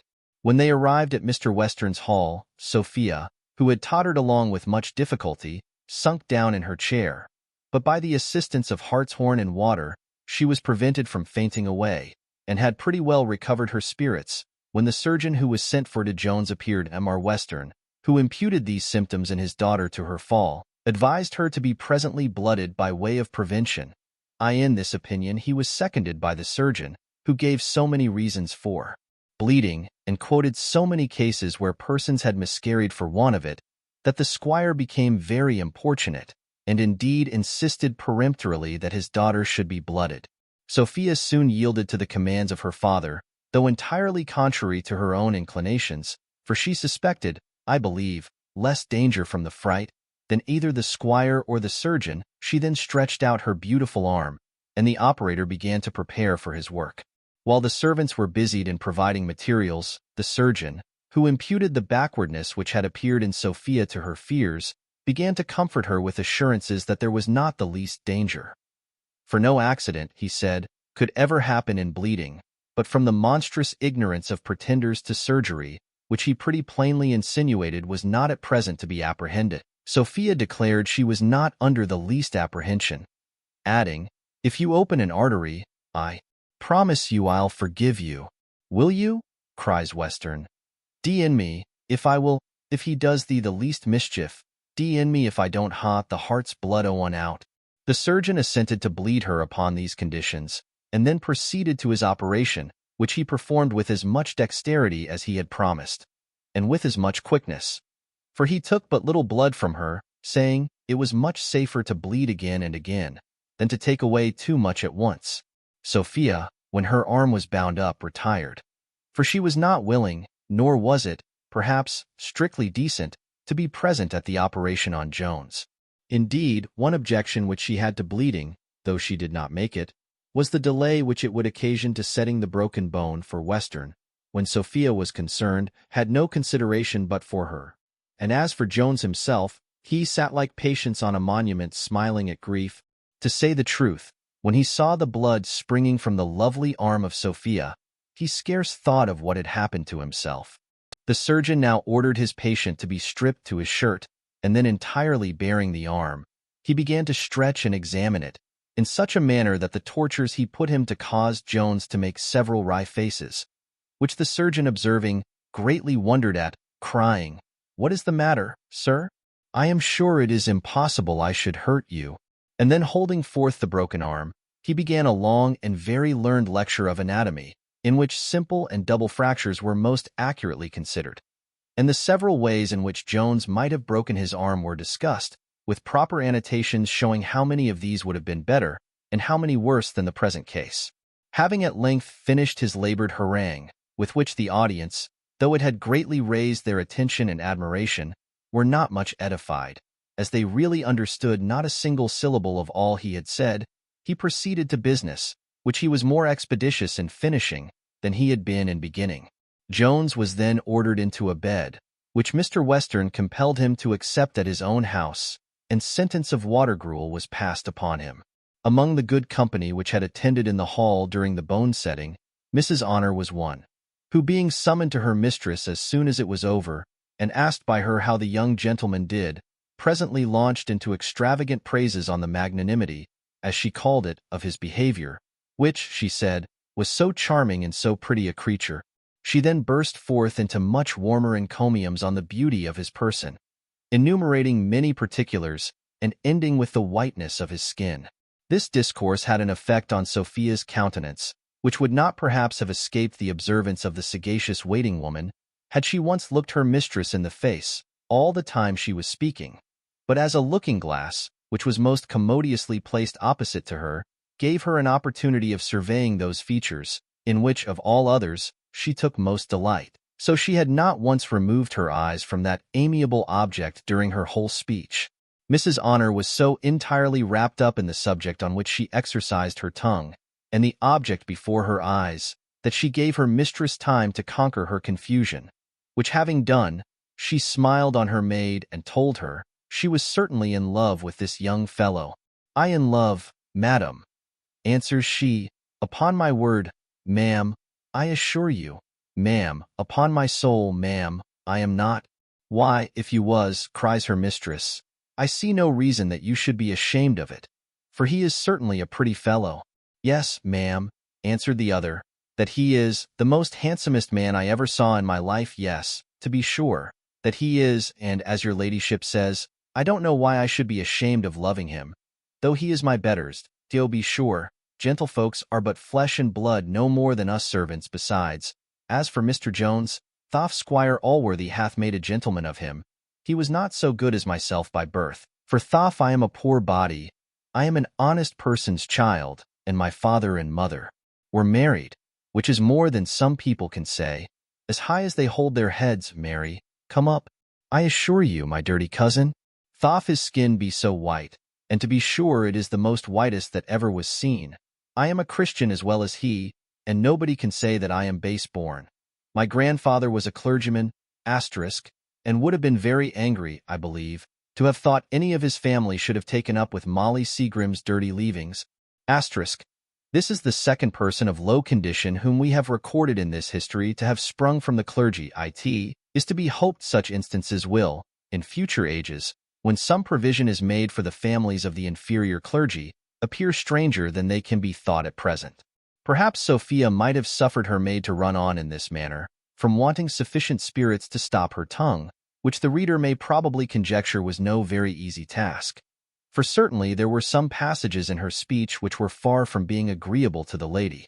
However, she now checked the torrent, as there seemed no end of its flowing. I wonder, says she, at your assurance in daring to talk thus of one of my father's friends. As to the wench, I order you never to mention her name to me, and with regard to the young gentleman's birth, those who can say nothing more to his disadvantage may as well be silent on that head, as I desire you will be for the future. I am sorry I have offended your ladyship, answered Mrs. Honor. I am sure I hate Molly Seagrim as much as your ladyship can. And as for abusing Squire Jones, I can call all the servants in the house to witness, that whenever any talk hath been about bastards, I have always taken his part. For which of you, says I to the footmen, would not be a bastard, if he could, to be made a gentleman of? And, says I am sure he is a very fine gentleman, and he hath one of the whitest hands in the world.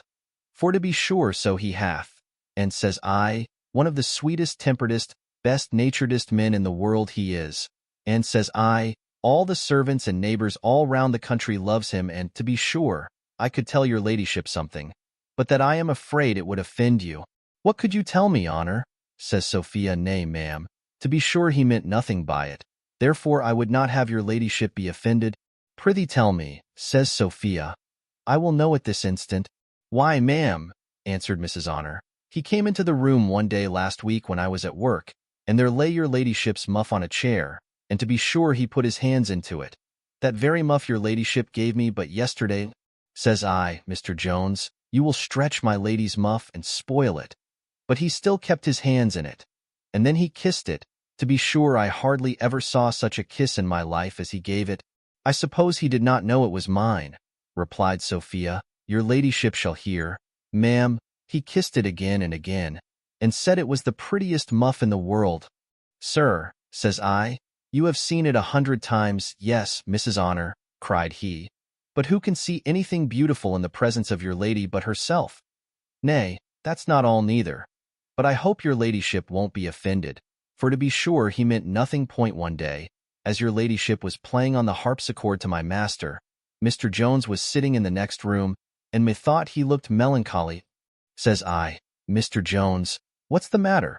A penny for your thoughts, says I. Why, hussy, says he, starting up from a dream, what can I be thinking of when that angel your mistress is playing? And then squeezing me by the hand. Oh, Mrs. Honor, says he, how happy will that man be? And then he sighed. Upon my troth, his breath is as sweet as a nosegay. But to be sure he meant no harm by it, so I hope your ladyship will not mention a word. For he gave me a crown never to mention it, and made me swear upon a book, but I believe, indeed, it was not the Bible, till something of a more beautiful red than vermilion be found out. I shall say nothing of Sophia's color on this occasion. Ho, Newer, says she. If you will not mention this any more to me, nor to anybody else, I will not betray you. I will not be angry. But I am afraid of your tongue. Why, my girl, will you give it such liberties? Nay, ma'am, answered she, to be sure, I would sooner cut out my tongue than offend your ladyship. Though be sure I shall never mention a word that your ladyship would not have me. Why, I would not have you mention this any more, said Sophia, for it may come to my father's ears, and he would be angry with Mr. Jones. Though I really believe, as you say, he meant nothing, I should be very angry myself if I imagined. Nay, ma'am, says Honor, I protest I believe he meant nothing. I thought he talked as if he was out of his senses. Nay, he said he believed he was beside himself when he had spoken the words. Sir, says I believe so too. Yes, says he, Honor. But I ask your ladyship's pardon. I could tear my tongue out for offending you. Go on, says Sophia. You may mention anything you have not told me before. Yes, Honor, says he. This was some time afterwards when he gave me the crown. I am neither such a coxcomb or such a villain as to think of her in any other delight but as my goddess. As such I will always worship and adore her while I have breath. This was all, ma'am. I will be sworn, to the best of my remembrance, I was in a passion with him myself, till I found he meant no harm. Indeed, Honor, says Sophia, I believe you have a real affection for me. I was provoked the other day when I gave you warning. But if you have a desire to stay with me, you shall. To be sure, ma'am, answered Mrs. Honor, I shall never desire to part with your ladyship. Though be sure, I almost cried my eyes out when you gave me warning. It would be very ungrateful in me to desire to leave your ladyship, because as why, I should never get so good a place again. I am sure I would live and die with your ladyship. For, as poor Mr. Jones said, happy is the man.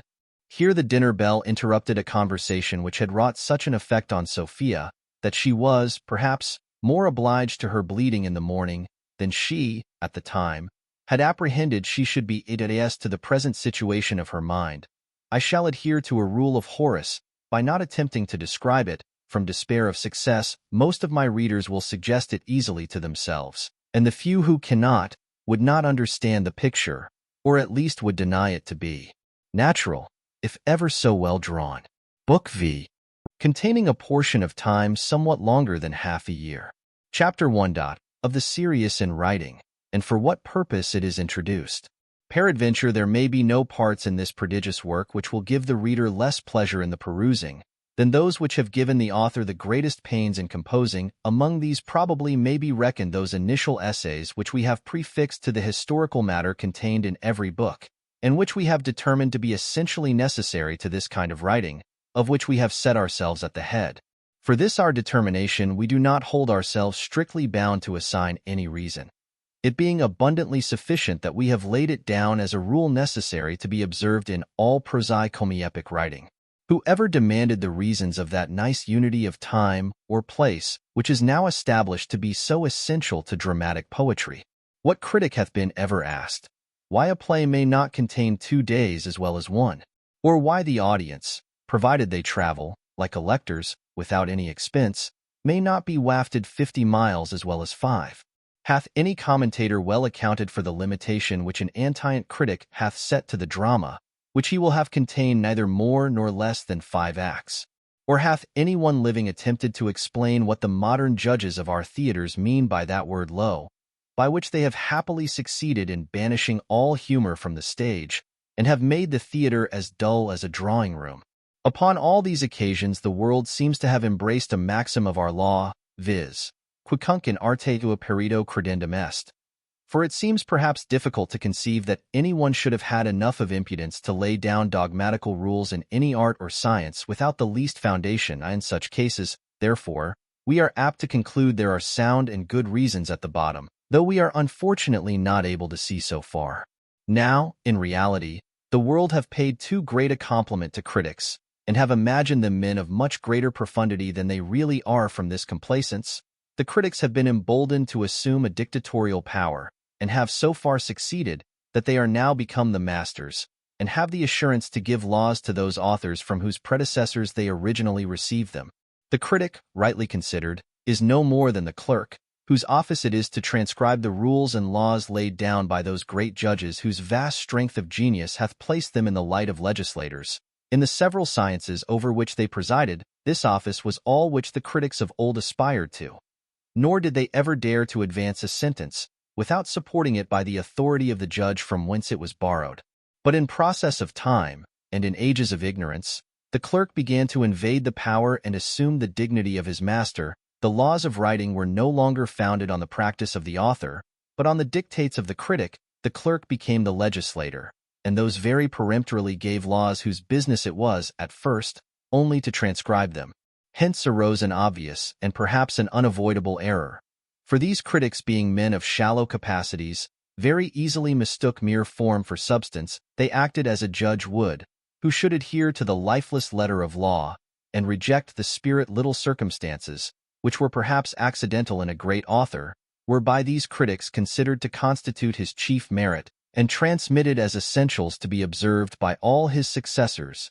Though these encroachments, time and ignorance, the two great supporters of imposture, gave authority, and thus many rules for good writing have been established, which have not the least foundation in truth or nature, and which commonly serve for no other purpose than to curb and restrain genius, in the same manner as it would have restrained the dancing master, had the many excellent treatises on that art laid it down as an essential rule that every man must dance in chains. To avoid, therefore, all imputation of laying down a rule for posterity, founded only on the authority of ipse dixit, for which, to say the truth, we have not the profoundest veneration, we shall here waive the privilege above contended for, and proceed to lay before the reader the reasons which have induced us to intersperse these several digressive essays in the course of this work. And here we shall of necessity be led to open a new vein of knowledge, which if it hath been discovered, hath not, to our remembrance, been wrought on by any antient or modern writer. This vein is no other than that of contrast, which runs through all the works of the creation, and may probably have a large share in constituting in us the idea of all beauty, as well natural as artificial. For what demonstrates the beauty and excellence of anything but its reverse? Thus the beauty of day, and that of summer, is set off by the horrors of night and winter, and, I believe, if it was possible for a man to have seen only the two former, he would have a very imperfect idea of their beauty. But to avoid too serious an air, can it be doubted but that the finest woman in the world would lose all benefit of her charms in the eye of a man who had never seen one of another cast? The ladies themselves seem so sensible of this, that they are all industrious to procure foils. Nay, they will become foils to themselves, for I have observed, at Bath particularly, that they endeavor to appear as ugly as possible in the morning, in order to set off that beauty which they intend to show you in the evening. Most artists have this secret in practice, though some, perhaps, have not much studied the theory. The jeweler knows that the finest brilliant requires a foil, and the painter, by the contrast of his figures, often acquires great applause. A great genius among us will illustrate this matter fully. I cannot, indeed, range him under any general head of common artists, as he hath a title to be placed among those inventus cavitum excoluer per arts, who by invented arts have life improved. I mean here the inventor of that most exquisite entertainment, called the English pantomime. This entertainment consisted of two parts, which the inventor distinguished by the names of the serious and the comic. The serious exhibited a certain number of heathen gods and heroes, who were certainly the worst and dullest company into which an audience was ever introduced, and, which was a secret known to few, were actually intended so to be, in order to contrast the comic part of the entertainment, and to display the tricks of Harlequin to the better advantage. This was, perhaps, no very civil use of such personages, but the contrivance was, nevertheless, ingenious enough, and had its effect, and this will now plainly appear, if, instead of serious and comic, we supply the words duller and dullest. For the comic was certainly duller than anything before shown on the stage, and could be set off only by that superlative degree of dullness which composed the serious. Oh, intolerably serious, indeed, were these gods and heroes, that Harlequin, though the English gentleman of that name is not at all related to the French family, for he is of a much more serious disposition, was always welcome on the stage, as he relieved the audience from worse company. Judicious writers have always practiced this art of contrast with great success, I have been surprised that Horace should cavil at this art in Homer, but indeed he contradicts himself in the very next line.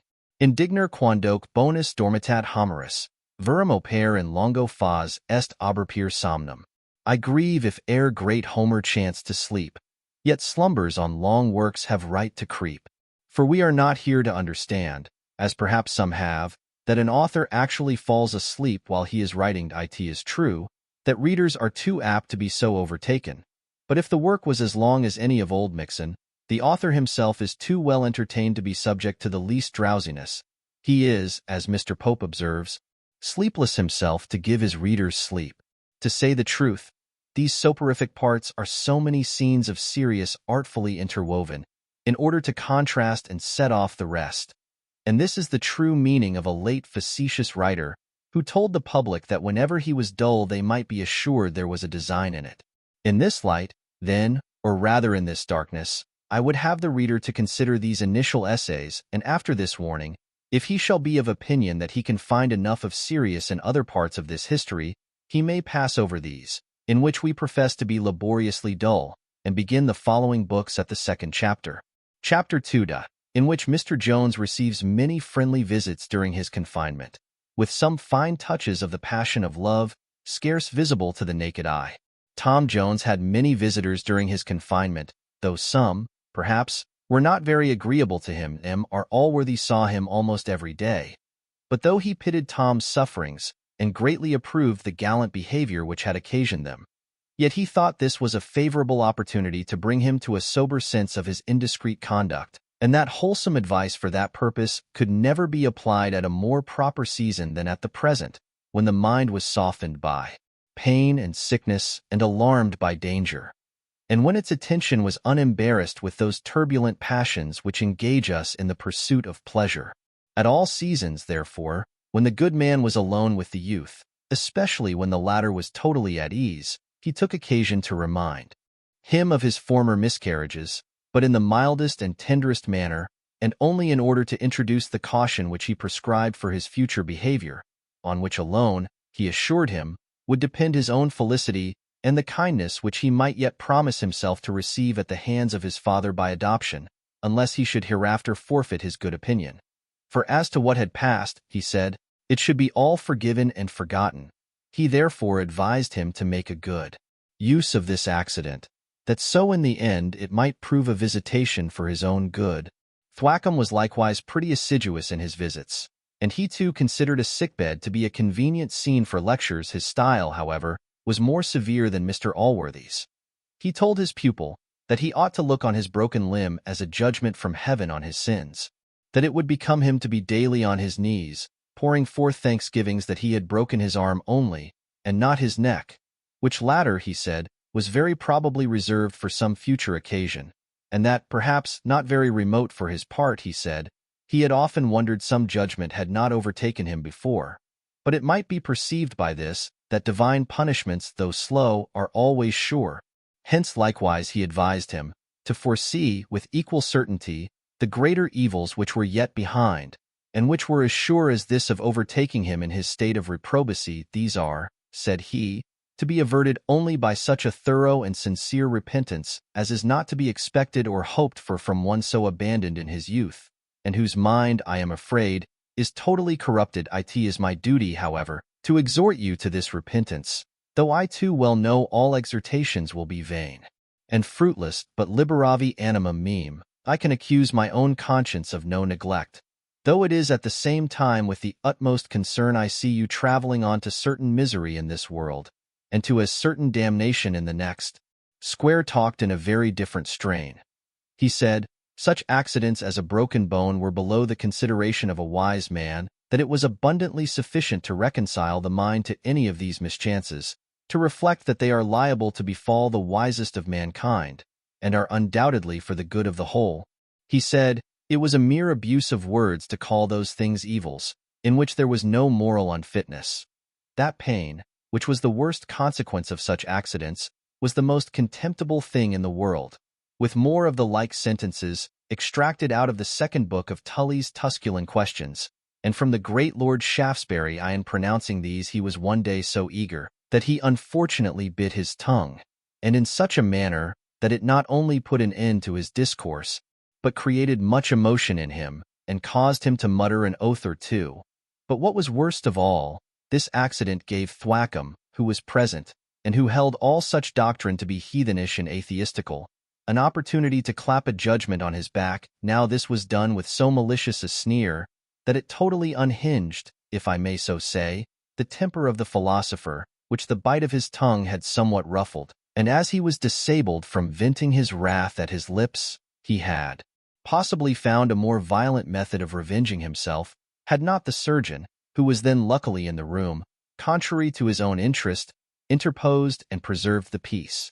Mr. Blyfill visited his friend Jones but seldom, and never alone. This worthy young man, however, professed much regard for him, and as great concern at his misfortune, but cautiously avoided any intimacy, lest, as he frequently hinted, it might contaminate the sobriety of his own character. For which purpose he had constantly in his mouth that proverb in which Solomon speaks against evil communication. Not that he was so bitter as Thwackum, for he always expressed some hopes of Tom's reformation, which, he said, the unparalleled goodness shown by his uncle on this occasion must certainly effect in one not absolutely abandoned, but concluded, if Mr. Jones ever offends hereafter, I shall not be able to say a syllable in his favor. As to Squire Western, he was seldom out of the sick-room, unless when he was engaged either in the field or over his bottle. Nay, he would sometimes retire hither to take his beer, and it was not without difficulty that he was prevented from forcing Jones to take his beer too. For no quack ever held his nostrum to be a more general panacea than he did this, which, he said, had more virtue in it than was in all the physic in an apothecary's shop. He was, however, by much entreaty, prevailed on to forbear the application of this medicine, but from serenading his patient every hunting morning with the horn under his window, it was impossible to withhold him, nor did he ever lay aside that hallow, with which he entered into all companies, when he visited Jones, without any regard to the sick persons being at that time either awake or asleep. This boisterous behavior, as it meant no harm, so happily it affected none, and was abundantly compensated to Jones, as soon as he was able to sit up, by the company of Sophia, whom the squire then brought to visit him.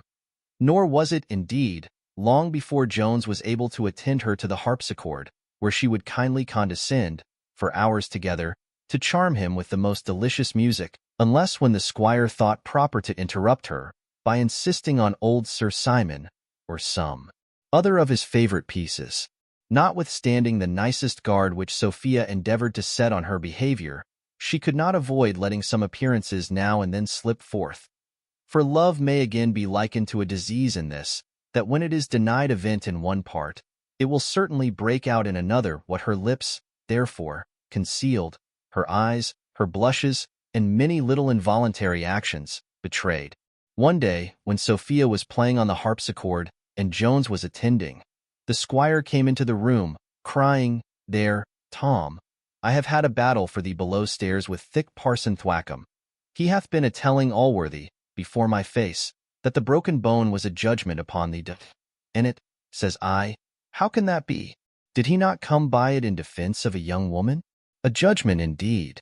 Pox, if he never doth anything worse, he will go to heaven sooner than all the parsons in the country. He hath more reason to glory in it than to be ashamed of it. Indeed, sir, says Jones, I have no reason for either.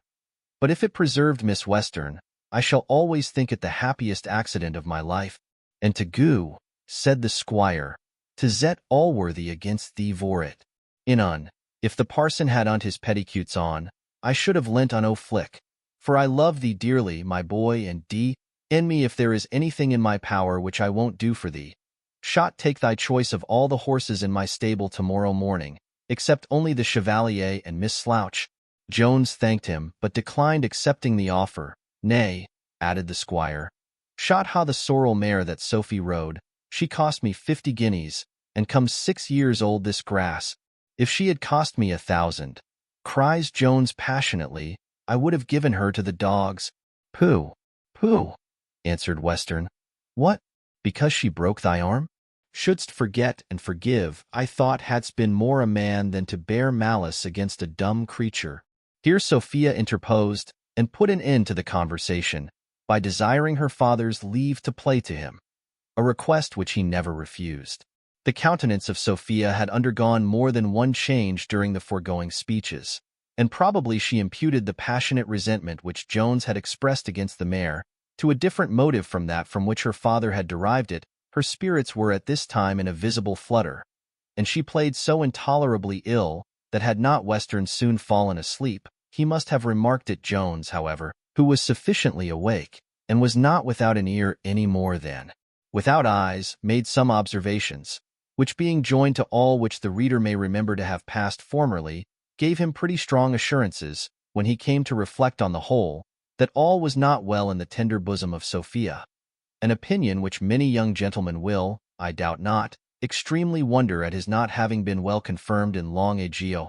To confess the truth, he had rather too much diffidence in himself, and was not forward enough in seeing the advances of a young lady, a misfortune which can be cured only by that early town education which is at present so generally in fashion. When these thoughts had fully taken possession of Jones, they occasioned a perturbation in his mind, which, in a constitution less pure and firm than his, might have been, at such a season, attended with very dangerous consequences. He was truly sensible of the great worth of Sophia. He extremely liked her person, no less admired her accomplishments, and tenderly loved her goodness. In reality, as he had never once entertained any thought of possessing her, nor had ever given the least voluntary indulgence to his inclinations, he had a much stronger passion for her than he himself was acquainted with. His heart now brought forth the full secret, at the same time that it assured him the adorable object returned his affection. Chapter 3. Which all who have no heart will think to contain much ado about nothing. The reader will perhaps imagine the sensations which now arose in Jones to have been so sweet and delicious that they would rather tend to produce a cheerful serenity in the mind than any of those dangerous effects which we have mentioned. But in fact, sensations of this kind, however delicious, are, at their first recognition, of a very tumultuous nature, and have very little of the opiate in them. They were, moreover, in the present case, embittered with certain circumstances, which, being mixed with sweeter ingredients, tended altogether to compose a draught that might be termed bittersweet, than which, as nothing can be more disagreeable to the palate, so nothing, in the metaphorical sense, can be so injurious to the mind.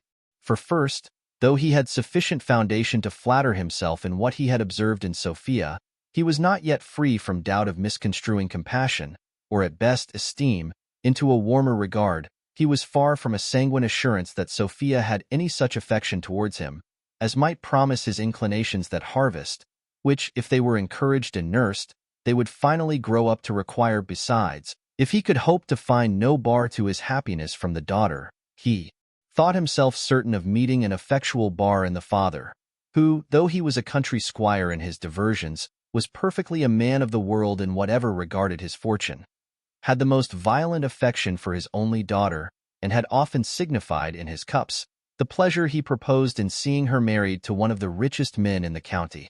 Jones was not so vain and senseless a coxcomb as to expect, from any regard which Western had professed for him, that he would ever be induced to lay aside these views of advancing his daughter. He well knew that fortune is generally the principal, if not the sole, consideration which operates on the best of parents in these matters. For friendship makes us warmly espouse the interest of others, but it is very cold to the gratification of their passions. Indeed, to feel the happiness which may result from this, it is necessary we should possess the passion ourselves. As he had therefore no hopes of obtaining her father's consent, so he thought to endeavor to succeed without it, and by such means to frustrate the great point of Mr. Western's life was to make a very ill use of his hospitality, and a very ungrateful return to the many little favors received, however roughly, at his hands.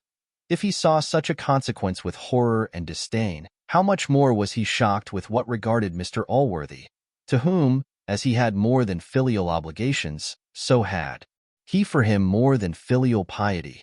He knew the nature of that good man to be so averse to any baseness or treachery that the least attempt of such a kind would make the sight of the guilty person forever odious to his eyes, and his name a detestable sound in his ears. The appearance of such unsurmountable difficulties was sufficient to have inspired him with despair, however ardent his wishes had been. But even these were controlled by compassion for another woman.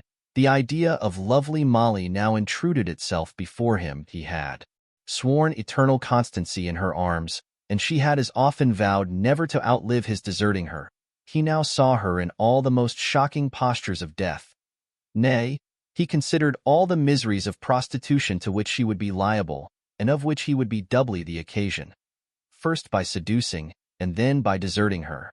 For he well knew the hatred which all her neighbors, and even her own sisters, bore her, and how ready they would all be to tear her to pieces. Indeed, he had exposed her to more envy than shame, or rather to the latter by means of the former. For many women abused her for being a whore, while they envied her lover and her finery, and would have been themselves glad to have purchased these at the same rate. The ruin, therefore, of the poor girl must, he foresaw, unavoidably attend his deserting her. And this thought stung him to the soul. Poverty and distress seemed to him to give none a right of aggravating those misfortunes. The meanness of her condition did not represent her misery as of little consequence in his eyes, nor did it appear to justify, or even to palliate, his guilt in bringing that misery upon her. But why do I mention justification? His own heart would not suffer him to destroy a human creature who, he thought, loved him, and had to that love sacrificed her innocence. His own good heart pleaded her cause, not as a cold venal advocate, but as one interested in the event, and which must itself deeply share in all the agonies its owner brought on another. When this powerful advocate had sufficiently raised the pity of Jones, by painting poor Molly in all the circumstances of wretchedness, it artfully called in the assistance of another passion, and represented the girl in all the amiable colors of youth, health, and beauty, as one greatly the object of desire, and much more so, at least to a good mind, from being, at the same time, the object of compassion. Amidst these thoughts, poor Jones passed a long sleepless night, and in the morning the result of the whole was to abide by Molly, and to think no more of Sophia. In this virtuous resolution he continued all the next day till the evening, cherishing the idea of Molly, and driving Sophia from his thoughts. But in the fatal evening, a very trifling accident set all his passions again on float, and worked so total a change in his mind, that we think it decent to communicate it in a fresh chapter. Chapter 4. A little chapter, in which is contained a little incident. Among other visitants, who paid their compliments to the young gentleman in his confinement, Mrs. Honor was one. The reader, perhaps, when he reflects on some expressions which have formerly dropped from her, may conceive that she herself had a very particular affection for Mr. Jones. But, in reality, it was no such thing. Tom was a handsome young fellow, and for that species of men Mrs. Honor had some regard, but this was perfectly indiscriminate, for having been crossed in the love which she bore. A certain nobleman's footman, who had basely deserted her after a promise of marriage, she had so securely kept together the broken remains of her heart, that no man had ever since been able to possess himself of any single fragment. She viewed all handsome men with that equal regard and benevolence which a sober and virtuous mind bears to all the good. She might indeed be called a lover of men, as Socrates was a lover of mankind, preferring one to another for corporeal, as he for mental, qualifications, but never carrying this preference so far as to cause any perturbation in the philosophical serenity of her temper. The day after Mr. Jones had that conflict with himself which we have seen in the preceding chapter, Mrs. Honor came into his room, and finding him alone, began in the following manner.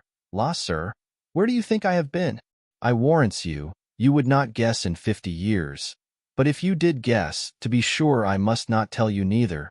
"Nay, if it be something which you must not tell me," said Jones, "I shall have the curiosity to inquire, and I know you will not be so barbarous to refuse me." "I don't know," cries she, "why I should refuse you neither, for that matter. For to be sure you won't mention it any more, and for that matter, if you knew where I have been, unless you knew what I have been about, it would not signify much. Nay, I don't see why it should be kept a secret for my part. For to be sure she is the best lady in the world." Upon this, Jones began to beg earnestly to be let into this secret, and faithfully promised not to divulge it. She then proceeded thus. "Why, you must know, sir, my young lady sent me to inquire after Molly Seagrim, and to see whether the wench wanted anything. To be sure, I did not care to go, methinks, but servants must do what they are ordered. How could you undervalue yourself so, Mr. Jones? So my lady bid me go and carry her some linen and other things. She is too good. If such forward sluts were sent to Bridewell, it would be better for them, told my lady. Says I, Madam, your lordship is encouraging idleness. And was my Sophia so good? Says Jones, my Sophia. I assure you, Mary come up, answered Honor. And yet if you knew all, indeed, if I was as Mr. Jones, I should look a little higher than such trumpery as Molly Seagrim. What do you mean by these words? Replied Jones. If I knew all? I mean what I mean, says Honor. Don't you remember putting your hands in my lady's muff once? I vow I could almost find in my heart to tell, if I was certain my lady would never come to the hearing on't. Jones then made several solemn protestations, and Honor proceeded. Then, to be sure, my lady gave me that muff, and afterwards, upon hearing what you had done, then you told her what I had done? Interrupted Jones. If I did, sir, answered she, you need not be angry with me. Many's the man would have given his head to have had my lady told, if they had known, for, to be sure, the biggest lord in the land might be proud, but, I protest, I have a great mind not to tell you. Jones fell to entreaties, and soon prevailed on her to go on thus. You must know then, sir, that my lady had given this muff to me. But about a day or two after I had told her the story, she quarrels with her new muff, and to be sure it is the prettiest that ever was seen. Honor, says she, this is an odious muff. It is too big for me, I can't wear it. Till I can get another, you must let me have my old one again, and you may have this in the room on't, for she's a good lady, and scorns to give a thing and take a thing. I promise you that, though to be sure I fetched it her back again, and, I believe, she hath worn it upon her arm almost ever since, and I warrants hath given it many a kiss when nobody hath seen her. Here the conversation was interrupted by Mr. Western himself, who came to summon Jones to the harpsichord, whither the poor young fellow went all pale and trembling. This Western observed, but, on seeing Mrs. Honor, imputed it to a wrong cause, and having given Jones a hearty curse between jest and earnest, he bid him beat abroad, and not poach up the game in his warren. Sophia looked this evening with more than usual beauty, and we may believe it was no small addition to her charms, in the eye of Mr. Jones, that she now happened to have on her right arm this very muff. She was playing one of her father's favorite tunes, and he was leaning on her chair, when the muff fell over her fingers, and put her out. This so disconcerted the squire, that he snatched the muff from her, and with a hearty curse threw it into the fire. Sophia instantly started up, and with the utmost eagerness recovered it from the flames. Though this incident will probably appear of little consequence to many of our readers, yet, trifling as it was, it had so violent an effect on poor Jones, that we thought it our duty to relate it. In reality, there are many little circumstances too often omitted by injudicious historians, from which events of the utmost importance arise. The world may indeed be considered as a vast machine, in which the great wheels are originally set in motion by those which are very minute, and almost imperceptible to any but the strongest eyes. Thus, not all the charms of the incomparable Sophia, not all the dazzling brightness and languishing softness of her eyes, the harmony of her voice and of her person, not all her wit, good humor, greatness of mind, or sweetness of disposition, had been able so absolutely to conquer and enslave the heart of poor Jones as this little incident of the muff. Thus the poet sweetly sings of Troy. Captique dolis lacrimis coacti quos nec tidides, nec lariceus Achilles, non anni damur decem, non mil carine. What Diomede or Thetis greater son? 1,000 ships, nor 10 years' siege had done false tears and fawning words the city won. The citadel of Jones was now taken by surprise. All those considerations of honor and prudence which our hero had lately with so much military wisdom placed as guards over the avenues of his heart, ran away from their posts, and the god of love marched in triumph.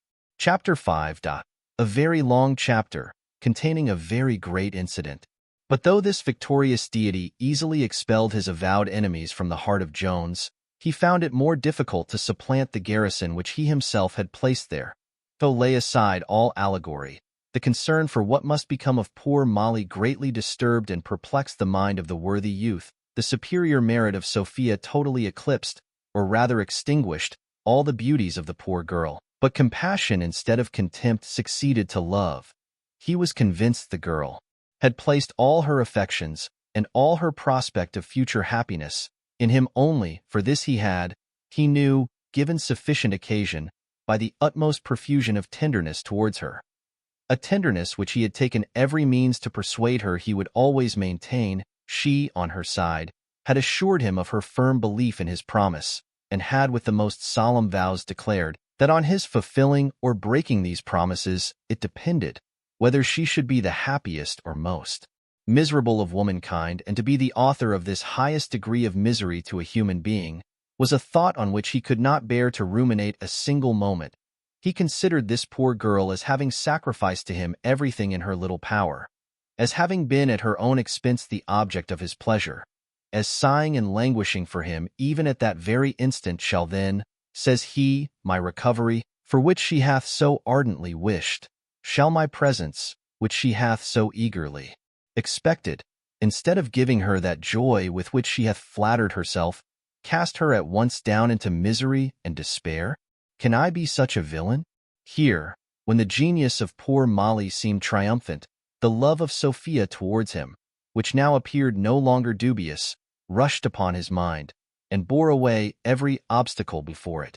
At length it occurred to him that he might possibly be able to make Molly amends another way, namely, by giving her a sum of money. This, nevertheless, he almost despaired of her accepting, when he recollected the frequent and vehement assurances he had received from her that the world put in balance with him would make her no amends for his loss. However, her extreme poverty, and chiefly her egregious vanity, somewhat of which hath been already hinted to the reader, gave him some little hope that, notwithstanding all her avowed tenderness, she might in time be brought to content herself with a fortune superior to her expectation, and which might indulge her vanity by setting her above all her equals. He resolved, therefore, to take the first opportunity of making a proposal of this kind.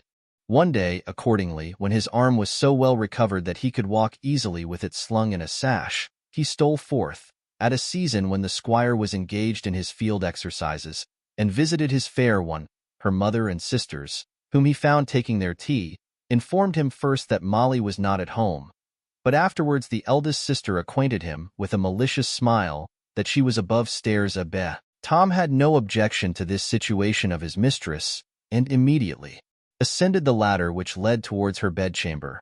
But when he came to the top, he, to his great surprise, found the door fast, nor could he for some time obtain any answer from within.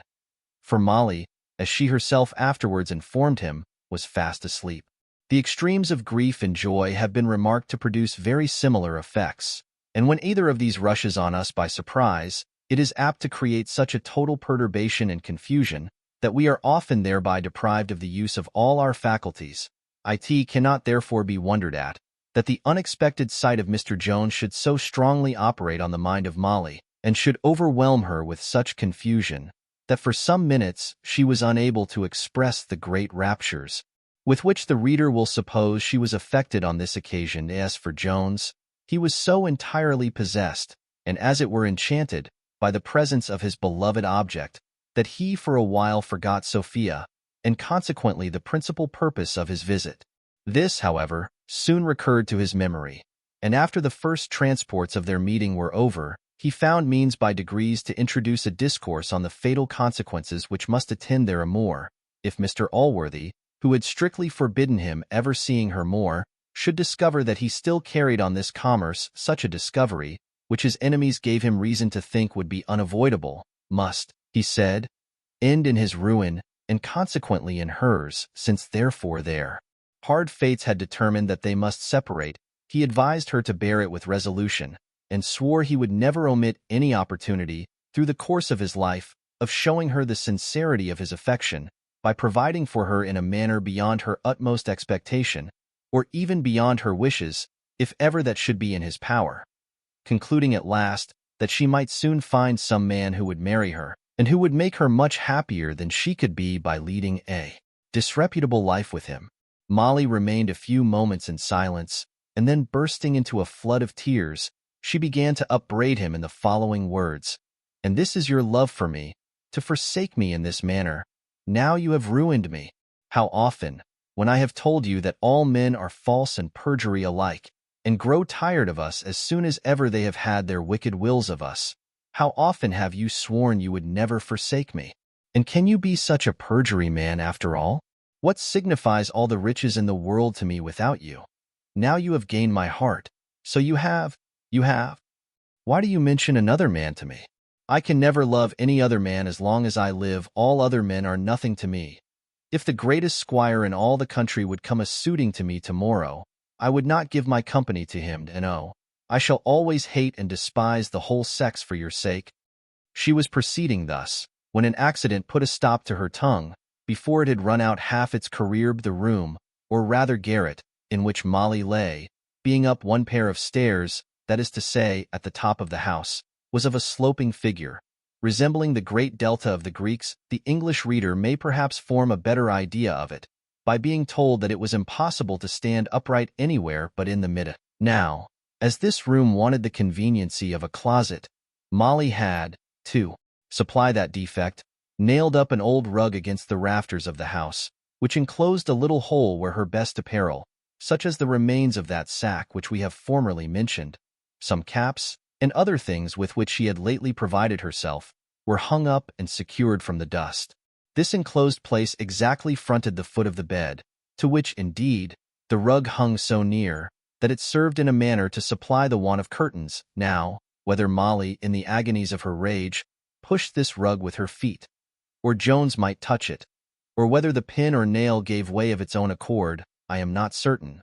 But as Molly pronounced those last words which are recorded above, the wicked rug got loose from its fastening, and discovered everything hid behind it, where among other female utensils appeared, with shame I write it, and with sorrow will it be read, the philosopher Square, in a posture, for the place would not near admit his standing upright, as ridiculous as can possibly be conceived.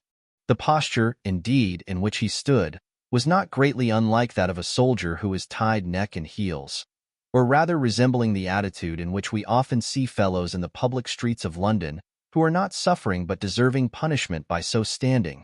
He had a nightcap belonging to Molly on his head, and his two large eyes, the moment the rug fell, stared directly at Jones, so that when the idea of philosophy was added to the figure now discovered, it would have been very difficult for any spectator to have refrained from a moderate laughter. I question not but the surprise of the reader will be here equal to that of Jones, as the suspicions which must arise from the appearance of this wise and grave man in such a place may seem so inconsistent with that character which he hath, doubtless, maintained hitherto, in the opinion of every one. But to confess the truth, this inconsistency is rather imaginary than real. Philosophers are composed of flesh and blood as well as other human creatures, and however sublimated and refined the theory of these may be, a little practical frailty is as incident to them as to other mortals. It is, indeed, in theory only, and not in practice, as we have before hinted, that consists the difference. For though such great beings think much better and more wisely, they always act exactly like other men. They know very well how to subdue all appetites and passions, and to despise both pain and pleasure. And this knowledge affords much delightful contemplation, and is easily acquired. But the practice would be vexatious and troublesome, and therefore the same wisdom which teaches them to know this, teaches them to avoid carrying it into execution. Mr. Square happened to be at church on that Sunday, when, as the reader may be pleased to remember, the appearance of Molly in her sack had caused all that disturbance. Here he first observed her, and was so pleased with her beauty, that he prevailed with the young gentleman to change their intended ride that evening, that he might pass by the habitation of Molly, and by that means might obtain a second chance of seeing her. This reason, however, as he did not at that time mention to any, so neither did we think proper to communicate it then to the reader. Among other particulars which constituted the unfitness of things in Mr. Square's opinion, danger and difficulty were two. The difficulty, therefore, which he apprehended there might be in corrupting this young wench, and the danger which would accrue to his character on the discovery, were such strong dissuasives, that it is probable he at first intended to have contented himself with the pleasing ideas which the sight of beauty furnishes us with. These the gravest men, after a full meal of serious meditation, often allow themselves by way of dessert, for which purpose Certain books and pictures find their way into the most private recesses of their study, and a certain licorice part of natural philosophy is often the principal subject of their conversation. But when the philosopher heard, a day or two afterwards, that the fortress of virtue had already been subdued, he began to give a larger scope to his desires. His appetite was not of that squeamish kind which cannot feed on a dainty because another hath tasted it. In short, he liked the girl the better for the want of that chastity, which, if she had possessed it, must have been a bar to his pleasures. He pursued and obtained her. The reader will be mistaken if he thinks Molly gave Square the preference to her younger lover. On the contrary, had she been confined to the choice of one only, Tom Jones would undoubtedly have been, of the two, the victorious person, nor was it solely the consideration that two are better than one, though this had its proper weight, to which Mr. Square owed his success. The absence of Jones during his confinement was an unlucky circumstance, and in that interval some well-chosen presents from the philosopher so softened and unguarded the girl's heart that a favorable opportunity became irresistible, and Square triumphed over the poor remains of virtue which subsisted in the bosom of Molly. It was now about a fortnight since this conquest, when Jones paid the above-mentioned visit to his mistress, at a time when she and Square were in bed together. This was the true reason why the mother denied her, as we have seen. For as the old woman shared in the profits arising from the iniquity of her daughter, she encouraged and protected her in it to the utmost of her power. But such was the envy and hatred which the elder sister bore towards Molly, that, notwithstanding she had some part of the booty, she would willingly have parted with this to ruin her sister and spoil her trade. Hence she had acquainted Jones with her being above stairs in bed, in hopes that he might have caught her in Square's arms. This, however, Molly found means to prevent, as the door was fastened, which gave her an opportunity of conveying her lover behind that rug or blanket where he now was unhappily discovered. Square no sooner made his appearance than Molly flung herself back in her bed, cried out she was undone, and abandoned herself to despair. This poor girl, who was yet but a novice in her business, had not arrived to that perfection of assurance which helps off a town lady in any extremity, and either prompts her with an excuse or else inspires her to brazen out the matter with her husband, who, from love of quiet, or out of fear of his reputation, and sometimes, perhaps, from fear of the gallant, who, like Mr. Constant in the play, wears a sword, is glad to shut his eyes and content to put his horns in his pocket. Molly, on the contrary, was silenced by this evidence, and very fairly gave up a cause which she had hitherto maintained with so many tears, and with such solemn and vehement protestations of the purest love and constancy. As to the gentleman behind the arras, he was not in much less consternation. He stood for a while motionless, and seemed equally at a loss what to say, or whither to direct his eyes. Jones, though perhaps the most astonished of the three, first found his tongue, and being immediately recovered from those uneasy sensations which Molly by her upbraidings had occasioned, he burst into a loud laughter, and then saluting Mr. Square, advanced to take him by the hand, and to relieve him from his place of confinement. Square, being now arrived in the middle of the room, in which part only he could stand upright, looked at Jones with a very grave countenance, and said to him, "Well, sir, I see you enjoy this mighty discovery, and, I dare swear, take great delight in the thoughts of exposing me. But if you will consider the matter fairly, you will find you are yourself only to blame. I am not guilty of corrupting innocence. I have done nothing for which that part of the world which judges of matters by the rule of right will condemn me. Fitness is governed by the nature of things, and not by customs, forms, or municipal laws. Nothing is indeed unfit which is not unnatural." "Well reasoned, old boy," answered Jones. "But why dost thou think that I should desire to expose thee? I promise thee, I was never better pleased with thee in my life, and unless thou hast a mind to discover it thyself, this affair may remain a profound secret for me."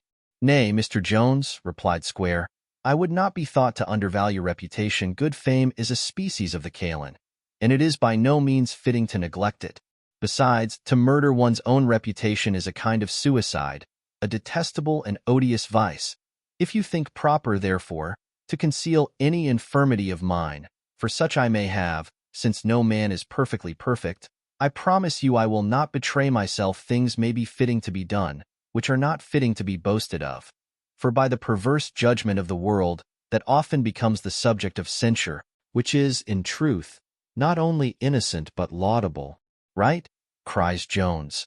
What can be more innocent than the indulgence of a natural appetite? Or what more laudable than the propagation of our species? To be serious with you, answered Square, I profess they always appeared so to me. And yet, said Jones, you was of a different opinion when my affair with this girl was first discovered. Why, I must confess, says Square, as the matter was misrepresented to me, by that Parson Thwackum, I might condemn the corruption of innocence. It was that, sir, it was that, and that, for you must know, Mr. Jones, in the consideration of fitness, very minute circumstances, sir, very minute circumstances cause great alteration.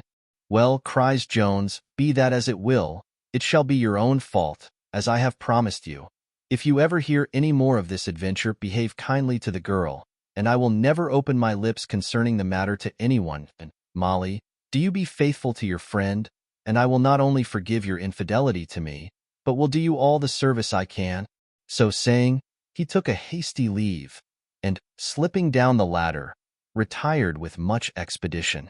Square was rejoiced to find this adventure was likely to have no worse conclusion, and as for Molly, being recovered from her confusion, she began at first to upbraid Square with having been the occasion of her loss of Jones. But that gentleman soon found the means of mitigating her anger, partly by caresses, and partly by a small nostrum from his purse, of wonderful and approved efficacy in purging off the ill humors of the mind, and in restoring it to a good temper. She then poured forth a vast profusion of tenderness towards her new lover, turned all she had said to Jones, and Jones himself, into ridicule, and vowed, though he once had the possession of her person, that none but Square had ever been master of her heart. Chapter 6. By comparing which with the former, the reader may possibly correct some abuse which he hath formerly been guilty of in the application of the word love. The infidelity of Molly, which Jones had now discovered, would, perhaps, have vindicated a much greater degree of resentment than he expressed on the occasion, and if he had abandoned her directly from that moment, very few, I believe, would have blamed him. Certain, however, it is, that he saw her in the light of compassion, and though his love to her was not of that kind which could give him any great uneasiness at her inconstancy, yet was he not a little shocked on reflecting that he had himself originally corrupted her innocence. For to this corruption he imputed all the vice into which she appeared now so likely to plunge herself. This consideration gave him no little uneasiness, till Betty, the elder sister, was so kind, some time afterwards, entirely to cure him by a hint, that one Will Barnes, and not himself, had been the first seducer of Molly, and that the little child, which he had hitherto so certainly concluded to be his own, might very probably have an equal title, at least, to claim Barnes for its father. Jones eagerly pursued this scent when he had first received it, and in a very short time was sufficiently assured that the girl had told him truth, not only by the confession of the fellow, but at last by that of Molly herself. This Will Barnes was a country gallant, and had acquired as many trophies of this kind as any ensign or attorney's clerk in the kingdom.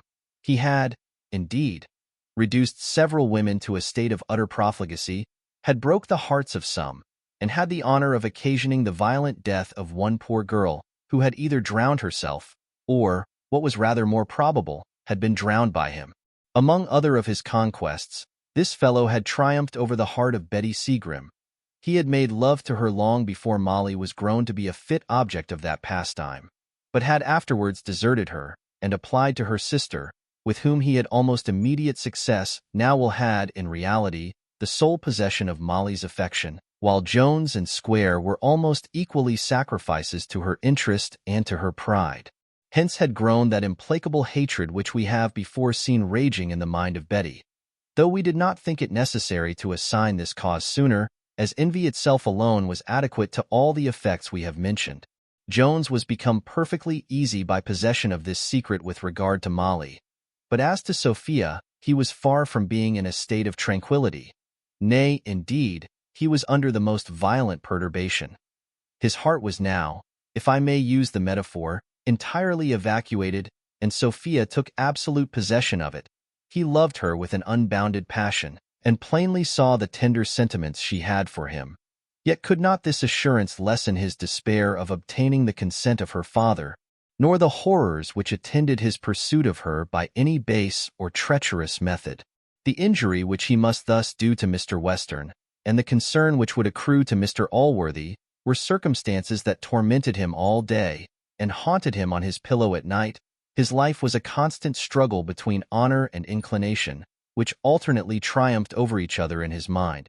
He often resolved, in the absence of Sophia, to leave her father's house, and to see her no more, and as often, in her presence, forgot all those resolutions, and determined to pursue her at the hazard of his life, and at the forfeiture of what was much dearer to him. This conflict began soon to produce very strong and visible effects, for he lost all his usual sprightliness and gaiety of temper, and became not only melancholy when alone, but dejected and absent in company. Nay, if ever he put on a forced mirth to comply with Mr. Western's humor, the constraint appeared so plain that he seemed to have been giving the strongest evidence of what he endeavored to conceal by such ostentation. It may, perhaps, be a question whether the art which he used to conceal his passion, or the means which honest nature employed to reveal it, betrayed him most. For while art made him more than ever reserved to Sophia, and forbade him to address any of his discourse to her, nay, to avoid meeting her eyes with the utmost caution, nature was no less busy in counterplotting him hints. At the approach of the young lady, he grew pale, and if this was sudden, started if his eyes accidentally met hers. The blood rushed into his cheeks, and his countenance became all over scarlet. If common civility ever obliged him to speak to her, as to drink her health at table, his tongue was sure to falter. If he touched her, his hand, nay, his whole frame, trembled, and if any discourse tended, however remotely, to raise the idea of love, an involuntary sigh seldom failed to steal from his bosom, most of which accidents nature was wonderfully industrious to throw daily in his way. All these symptoms escaped the notice of the squire, but not so of Sophia. She soon perceived these agitations of mind in Jones, and was at no loss to discover the cause. For indeed she recognized it in her own breast, and this recognition is, I suppose, that sympathy which hath been so often noted in lovers, and which will sufficiently account for her being so much quicker sighted than her father. But, to say the truth, there is a more simple and plain method of accounting for that prodigious superiority of penetration which we must observe in some men over the rest of the human species, and one which will serve not only in the case of lovers, but of all others. From whence is it that the knave is generally so quick-sighted to those symptoms and operations of knavery, which often dupe an honest man of a much better understanding? There surely is no general sympathy among knaves, nor have they, like Freemasons, any common sign of communication. In reality, it is only because they have the same thing in their heads, and their thoughts are turned the same way thus, that Sophia saw, and that Western did not see, the plain symptoms of love in Jones. Can be no wonder, when we consider that the idea of love never entered into the head of the father, whereas the daughter, at present, thought of nothing else. When Sophia was well satisfied of the violent passion which tormented poor Jones, and no less certain that she herself was its object, she had not the least difficulty in discovering the true cause of his present behavior. This highly endeared him to her, and raised in her mind two of the best affections which any lover can wish to raise in a mistress. These were esteem and pity. For sure the most outrageously rigid among her sex will excuse her pitying a man whom she saw miserable on her own account, nor can they blame her for esteeming one who visibly, from the most honorable motives, endeavored to smother a flame in his own bosom, which, like the famous Spartan theft, was preying upon and consuming his very vitals. Thus his backwardness, his shunning her, his coldness, and his silence, were the forwardest, the most diligent, the warmest, and most eloquent advocates, and wrought so violently on her sensible and tender heart, that she soon felt for him all those gentle sensations, which are consistent with a virtuous and elevated female mind. In short, all which esteem, gratitude, and pity can inspire in such towards an agreeable man. Indeed, all which the nicest delicacy can allow. In a word, she was in love with him to distraction. One day this young couple accidentally met in the garden, at the end of the two walks which were both bounded by that canal in which Jones had formerly risked drowning to retrieve the little bird that Sophia had there lost. This place had been of late much frequented by Sophia. Here she used to ruminate, with a mixture of pain and pleasure, on an incident which, however trifling in itself, had possibly sown the first seeds of that affection which was now arrived to such maturity in her heart. Here then this young couple met. They were almost close together before either of them knew anything of the other's approach. A bystander would have discovered sufficient marks of confusion in the countenance of each, but they felt too much themselves to make any observation. As soon as Jones had a little recovered his first surprise, he accosted the young lady with some of the ordinary forms of salutation, which she in the same manner returned, and their conversation began, as usual, on the delicious beauty of the morning. Hence they passed to the beauty of the place, on which Jones launched forth very high encomiums. When they came to the tree whence he had formerly tumbled into the canal, Sophia could not help reminding him of that accident, and said, "I fancy, Mr. Jones, you have some little shuddering when you see that water." "I assure you, madam," answered Jones, "the concern you felt at the loss of your little bird will always appear to me the highest circumstance in that adventure. Poor little Tommy! There is the branch he stood upon. How could the little wretch have the folly to fly away from that state of happiness in which I had the honor to place him? His fate was a just punishment for his ingratitude."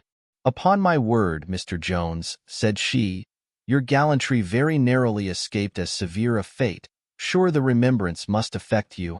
"Indeed, madam," answered he, "if I have any reason to reflect with sorrow on it, it is, perhaps, that the water had not been a little deeper, by which I might have escaped many bitter heartaches that fortune seems to have in store for me."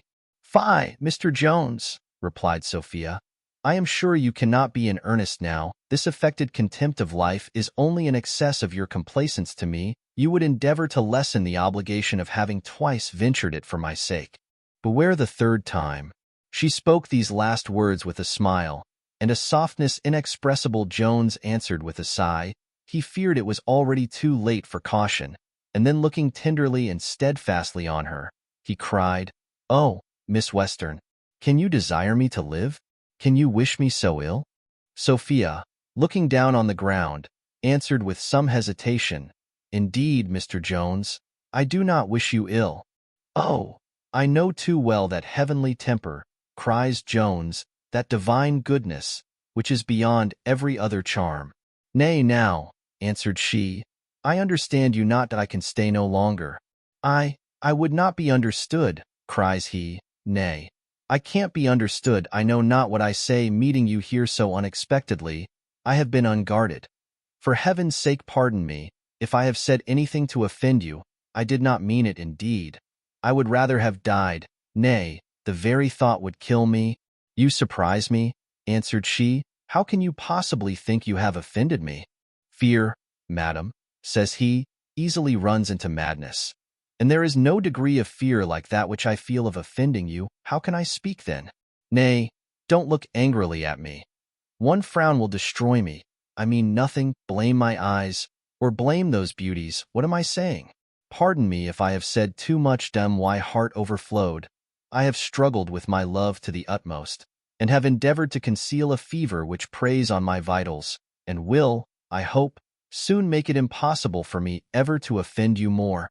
Mr. Jones now fell a-trembling as if he had been shaken with the fit of an ague. Sophia, who was in a situation not very different from his, answered in these words, "Mr. Jones, I will not affect to misunderstand you. Indeed, I understand you too well. But, for heaven's sake, if you have any affection for me, let me make the best of my way into the house. I wish I may be able to support myself thither." Jones, who was hardly able to support himself, offered her his arm, which she condescended to accept, but begged he would not mention a word more to her of this nature at present. He promised he would not, insisting only on her forgiveness of what love, without the leave of his will, had forced from him. This, she told him, he knew how to obtain by his future behavior. And thus this young pair tottered and trembled along, the lover not once daring to squeeze the hand of his mistress, though it was locked in his. Sophia immediately retired to her chamber, where Mrs. Honor and the hartshorn were summoned to her assistance. As to poor Jones, the only relief to his distempered mind was an unwelcome piece of news, which, as it opens a scene of different nature from those in which the reader hath lately been conversant, will be communicated to him in the next chapter. Chapter 7. In which Mr. Allworthy appears on a sickbed. Mr. Western was become so fond of Jones that he was unwilling to part with him, though his arm had been long since cured, and Jones, either from the love of sport or from some other reason, was easily persuaded to continue at his house, which he did sometimes for a fortnight together without paying a single visit at Mr. Allworthy's, nay, without ever hearing from thence. Mr. Allworthy had been for some days indisposed with a cold, which had been attended with a little fever. This he had, however, neglected, as it was usual with him to do all manner of disorders which did not confine him to his bed, or prevent his several faculties from performing their ordinary functions, a conduct which we would by no means be thought to approve or recommend to imitation, for surely the gentlemen of the Aesculapian art are in the right in advising that the moment the disease has entered at one door, the physician should be introduced at the other. What else is meant by that old adage, venienti occurrite morbo? Oppose a distemper at its first approach. Thus the doctor and the disease meet in fair and equal conflict, whereas, by giving time to the latter, we often suffer him to fortify and entrench himself like a French army, so that the learned gentleman finds it very difficult, and sometimes impossible, to come at the enemy. Nay, sometimes by gaining time the disease applies to the French military politics, and corrupts nature over to his side, and then all the powers of physic must arrive too late. Agreeable to these observations was, I remember, the complaint of the great Dr. Misaubin, who used very pathetically to lament the late applications which were made to his skill, saying, Bygar, me believe my patyon take me for de undertaker, for dey never send for me till de physician have killed dem. Mr. Allworthy's distemper, by means of this neglect, gained such ground, that, when the increase of his fever obliged him to send for assistance, the doctor at his first arrival shook his head, wished he had been sent for sooner, and intimated that he thought him in very imminent danger. Allworthy, who had settled all his affairs in this world, and was as well prepared as it is possible for human nature to be for the other, received this information with the utmost calmness and unconcern. He could, indeed, whenever he laid himself down to rest, say with Cato in the tragical poem, let guilt or fear disturb man's rest. Cato knows neither of them, indifferent in his choice to sleep or die. In reality, he could say this with 10 times more reason and confidence than Cato, or any other proud fellow among the antient or modern heroes. For he was not only devoid of fear, but might be considered as a faithful laborer, when at the end of harvest he is summoned to receive his reward at the hands of a bountiful master. The good man gave immediate orders for all his family to be summoned round him. None of these were then abroad, but Mrs. Blyfill, who had been some time in London, and Mr. Jones, whom the reader hath just parted from at Mr. Western's, and who received this summons just as Sophia had left him. The news of Mr. Allworthy's danger, for the servant told him he was dying, drove all thoughts of love out of his head. He hurried instantly into the chariot which was sent for him, and ordered the coachman to drive with all imaginable haste. Nor did the idea of Sophia, I believe, once occur to him on the way. And now the whole family, namely Mr. Blyfill, Mr. Jones, Mr. Thwackum, Mr. Square, and some of the servants, for such were Mr. Allworthy's orders, being all assembled round his bed, the good man sat up in it, and was beginning to speak, when Blyfill fell to blubbering, and began to express very loud and bitter lamentations. Upon this Mr. Allworthy shook him by the hand, and said, Do not sorrow thus, my dear nephew. At the most ordinary of all human occurrences, when misfortunes befall our friends, we are justly grieved. For those are accidents which might often have been avoided, and which may seem to render the lot of one man more peculiarly unhappy than that of others. But death is certainly unavoidable, and is that common lot in which alone the fortunes of all men agree. Nor is the time when this happens to us very material. If the wisest of men hath compared life to a span, surely we may be allowed to consider it as a day. It is my fate to leave it in the evening. But those who are taken away earlier have only lost a few hours, at the best little worth lamenting, and much oftener hours of labor and fatigue, of pain and sorrow. One of the Roman poets, I remember, likens our leaving life to our departure from a feast. A thought which hath often occurred to me when I have seen men struggling to protract an entertainment, and to enjoy the company of their friends a few moments longer. Alas! How short is the most protracted of such enjoyments! How immaterial the difference between him who retires the soonest and him who stays the latest. This is seeing life in the best view, and this unwillingness to quit our friends is the most amiable motive from which we can derive the fear of death. And yet the longest enjoyment which we can hope for of this kind is of so trivial a duration that it is to a wise man truly contemptible. Few men, I own, think in this manner. For, indeed, few men think of death till they are in its jaws. However gigantic and terrible an object this may appear when it approaches them, they are nevertheless incapable of seeing it at any distance. Nay, though they have been ever so much alarmed and frightened when they have apprehended themselves in danger of dying, they are no sooner cleared from this apprehension than even the fears of it are erased from their minds.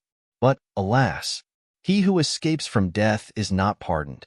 He is only reprieved, and reprieved to a short day. Grieve, therefore, no more, my dear child, on this occasion. An event which may happen every hour, which every element, nay, almost every particle of matter that surrounds us is capable of producing, and which must and will most unavoidably reach us all at last, ought neither to occasion our surprise nor our lamentation. My physician having acquainted me, which I take very kindly of him, that I am in danger of leaving you all very shortly, I have determined to say a few words to you at this our parting, before my distemper, which I find grows very fast upon me, puts it out of my power. But I shall waste my strength too much. I intended to speak concerning my will, which, though I have settled long ago, I think proper to mention such heads of it as concern any of you, that I may have the comfort of perceiving you are all satisfied with the provision I have there made for you. Nephew Blifil, I leave you the heir to my whole estate, except only £500 a year, which is to revert to you after the death of your mother, and except one other estate of £500 a year, and the sum of £6,000, which I have bestowed in the following manner. The estate of £500 a year I have given to you, Mr. Jones, and as I know the inconvenience which attends the want of ready money, I have added £1,000 in specie. In this I know not whether I have exceeded or fallen short of your expectation. Perhaps you will think I have given you too little, and the world will be as ready to condemn me for giving you too much. But the latter censure I despise, and as to the former, unless you should entertain that common error which I have often heard in my life, pleaded as an excuse for a total want of charity, namely, that instead of raising gratitude by voluntary acts of bounty, we are apt to raise demands, which of all others are the most boundless and most difficult to satisfy. Pardon me the bare mention of this. I will not suspect any such thing. Jones flung himself at his benefactor's feet, and taking eagerly hold of his hand, assured him his goodness to him, both now and all other times, had so infinitely exceeded not only his merit but his hopes, that no words could express his sense of it. And I assure you, sir, said he, your present generosity hath left me no other concern than for the present melancholy occasion. Oh, my friend, my father. Here his words choked him, and he turned away to hide a tear which was starting from his eyes. Allworthy then gently squeezed his hand, and proceeded thus. I am convinced, my child, that you have much goodness, generosity, and honor in your temper. If you will add prudence and religion to these, you must be happy. For the three former qualities, I admit, make you worthy of happiness, but they are the latter only which will put you in possession of it. £1,000 I have given to you, Mr. Thwackum, a sum I am convinced which greatly exceeds your desires, as well as your wants. However, you will receive it as a memorial of my friendship, and whatever superfluities may redound to you, that piety which you so rigidly maintain will instruct you how to dispose of them. A like sum, Mr. Square, I have bequeathed to you. This, I hope, will enable you to pursue your profession with better success than hitherto. I have often observed with concern that distress is more apt to excite contempt than commiseration, especially among men of business, with whom poverty is understood to indicate want of ability. But the little I have been able to leave you will extricate you from those difficulties with which you have formerly struggled, and then I doubt not but you will meet with sufficient prosperity to supply what a man of your philosophical temper will require. I find myself growing faint, so I shall refer you to my will for my disposition of the residue. My servants will there find some tokens to remember me by, and there are a few charities which, I trust, my executors will see faithfully performed. Bless you all. I am setting out a little before you. Here a footman came hastily into the room and said there was an attorney from Salisbury who had a particular message, which he said he must communicate to Mr. Allworthy himself, that he seemed in a violent hurry and protested he had so much business to do that, if he could cut himself into 4 quarters, all would not be sufficient. "Go, child," said Allworthy to Blifil, "see what the gentleman wants. I am not able to do any business now, nor can he have any with me, in which you are not at present more concerned than myself. Besides, I really am. I am incapable of seeing any one at present, or of any longer attention." He then saluted them all, saying, perhaps he should be able to see them again, but he should be now glad to compose himself a little, finding that he had too much exhausted his spirits in discourse. Some of the company shed tears at their parting, and even the philosopher Square wiped his eyes, albeit in used to the melting mood as to Mrs. Wilkins, she dropped her pearls as fast as the Arabian trees their medicinal gums. For this was a ceremonial which that gentlewoman never omitted on a proper occasion. After this Mr. Allworthy again laid himself down on his pillow, and endeavored to compose himself to rest. Chapter 8. Containing matter rather natural than pleasing. Besides grief for her master, there was another source for that briny stream which so plentifully rose above the 2 mountainous cheekbones of the housekeeper. She was no sooner retired than she began to mutter to herself in the following pleasant strain: "Sure master might have made some difference, methinks, between me and the other servants. I suppose he hath left me mourning. But, I fackins, if that be all, the devil shall wear it for him. For me, I'd have his worship know I am no beggar. I have saved £500 in his service, and after all to be used in this manner. It is a fine encouragement to servants to be honest. And to be sure, if I have taken a little something now and then, others have taken 10 times as much, and now we are all put in a lump together. If so be that it be so, the legacy may go to the devil with him that gave it. No, I won't give it up neither, because that will please some folks. No, I'll buy the gayest gown I can get, and dance over the old curmudgeon's grave in it. This is my reward for taking his part so often, when all the country have cried shame of him, for breeding up his bastard in that manner. But he is going now where he must pay for all that it would have become him better to have repented of his sins on his deathbed, than to glory in them, and give away his estate out of his own family to a misbegotten child, found in his bed, forsooth. A pretty story. Ay, those that hide know where to find. Lord forgive him. I warrant he hath many more bastards to answer for. If the truth was known, one comfort is, they will all be known where he is a-going now. The servants will find some token to remember me by. Those were the very words. I shall never forget them. If I was to live 1,000 years, I shall remember you for huddling me among the servants. One would have thought he might have mentioned my name as well as that of Square. But he is a gentleman forsooth, though he had not cloths on his back when he came hither first. Marry, come up with such gentlemen, though he hath lived here this many years. I don't believe there is a servant in the house ever saw the color of his money. The devil shall wait upon such a gentleman for me. Much more of the like kind she muttered to herself, but this taste shall suffice to the reader. Neither Thwackum nor Square were much better satisfied with their legacies, though they breathed not their resentment so loud. Yet from the discontent which appeared in their countenances, as well as from the following dialogue, we collect that no great pleasure reigned in their minds. About an hour after they had left the sick room, Square met Thwackum in the hall and accosted him thus: "Well, sir, have you heard any news of your friend since we parted from him?" "If you mean Mr. Allworthy," answered Thwackum, "I think you might rather give him the appellation of your friend, for he seems to me to have deserved that title." "The title is as good on your side," replied Square, "for his bounty, such as it is, hath been equal to both." "I should not have mentioned it first," cries Thwackum, "but since you begin, I must inform you I am of a different opinion. There is a wide distinction between voluntary favors and rewards. The duty I have done in his family, and the care I have taken in the education of his 2 boys, are services for which some men might have expected a greater return. I would not have you imagine I am therefore dissatisfied, for St. Paul hath taught me to be content with the little I have. Had the modicum been less, I should have known my duty, but though the Scriptures obliges me to remain contented, it doth not enjoin me to shut my eyes to my own merit, nor restrain me from seeing when I am injured by an unjust comparison. "Since you provoke me," returned Square, "that injury is done to me. Nor did I ever imagine Mr. Allworthy had held my friendship so light, as to put me in balance with one who received his wages I know to what it is owing. It proceeds from those narrow principles which you have been so long endeavoring to infuse into him, in contempt of everything which is great and noble. The beauty and loveliness of friendship is too strong for dim eyes, nor can it be perceived by any other medium than that unerring rule of right, which you have so often endeavored to ridicule, that you have perverted your friend's understanding.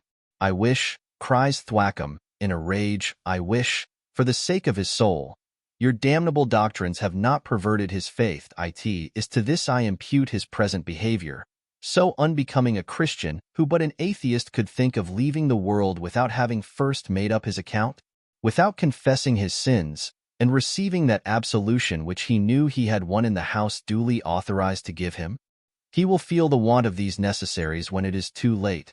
When he is arrived at that place where there is wailing and gnashing of teeth, it is then he will find in what mighty stead that heathen goddess, that virtue, which you and all other deists of the age adore, will stand him. He will then summon his priest, when there is none to be found, and will lament the want of that absolution, without which no sinner can be safe. If it be so material," says Square, "why don't you present it him of your own accord?" "It hath no virtue," cries Thwackum, "but to those who have sufficient grace to require it. But why do I talk thus to a heathen and an unbeliever? It is you that taught him this lesson, for which you have been well rewarded in this world, as I doubt not your disciple will soon be in the other." "I know not what you mean by reward," said Square, "but if you hint at that pitiful memorial of our friendship, which he hath thought fit to bequeath me, I despise it, and nothing but the unfortunate situation of my circumstances should prevail on me to accept it." The physician now arrived, and began to inquire of the two disputants how we all did above stairs. "In a miserable way," answered Thwackum. "It is no more than I expected," cries the doctor. "But pray what symptoms have appeared since I left you?" "No good ones, I am afraid," replied Thwackum. "After what passed at our departure, I think there were little hopes.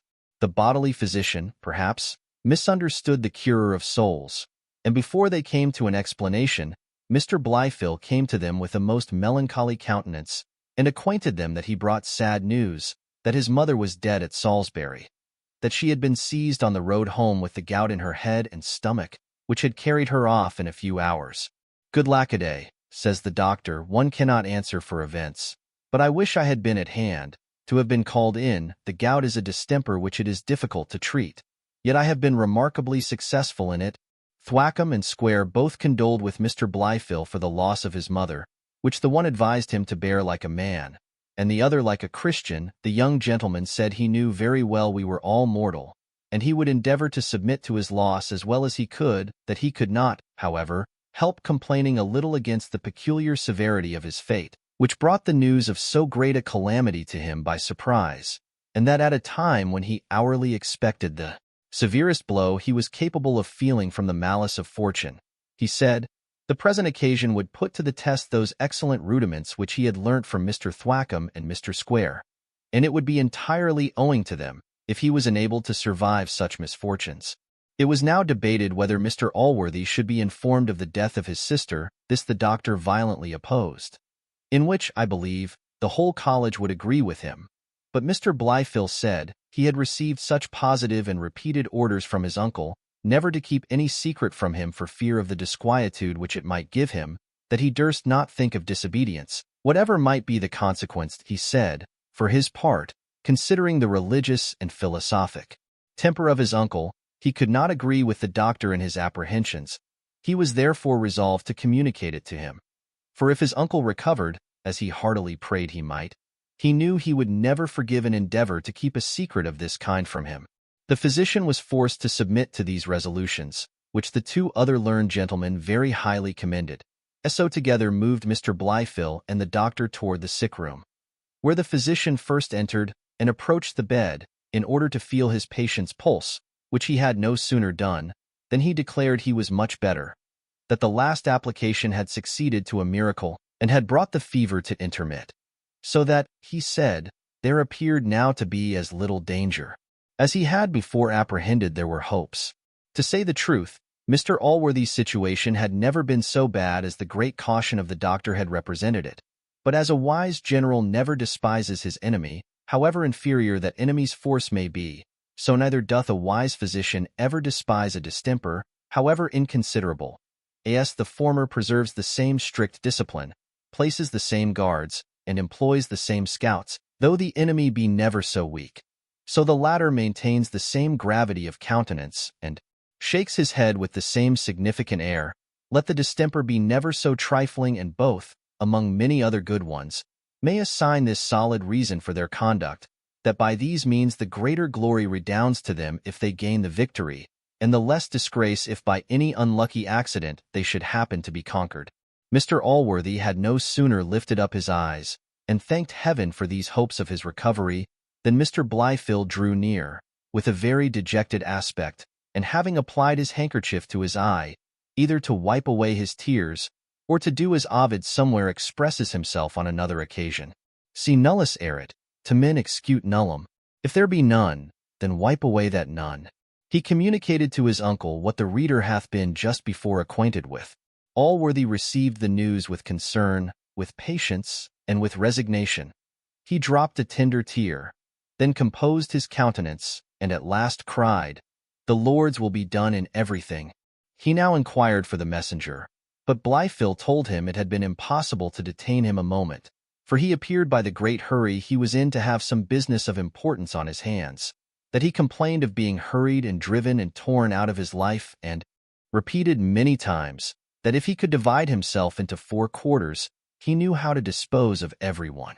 Allworthy then desired Blyfield to take care of the funeral. He said he would have his sister deposited in his own chapel, and as to the particulars, he left them to his own discretion, only mentioning the person whom he would have employed on this occasion. Chapter 9, which, among other things, may serve as a comment on that saying of Aeschines, that drunkenness shows the mind of a man, as a mirror reflects his person. The reader may perhaps wonder at hearing nothing of Mr. Jones in the last chapter. In fact, his behavior was so different from that of the persons there mentioned, that we chose not to confound his name with theirs. When the good man had ended his speech, Jones was the last who deserted the room. Thence he retired to his own apartment, to give vent to his concern. But the restlessness of his mind would not suffer him to remain long there. He slipped softly therefore to Allworthy's chamber door, where he listened a considerable time without hearing any kind of motion within, unless a violent snoring, which at last his fears misrepresented as groans. This so alarmed him that he could not forbear entering the room, where he found the good man in the bed, in a sweet composed sleep, and his nurse snoring in the above-mentioned hearty manner, at the bed's feet.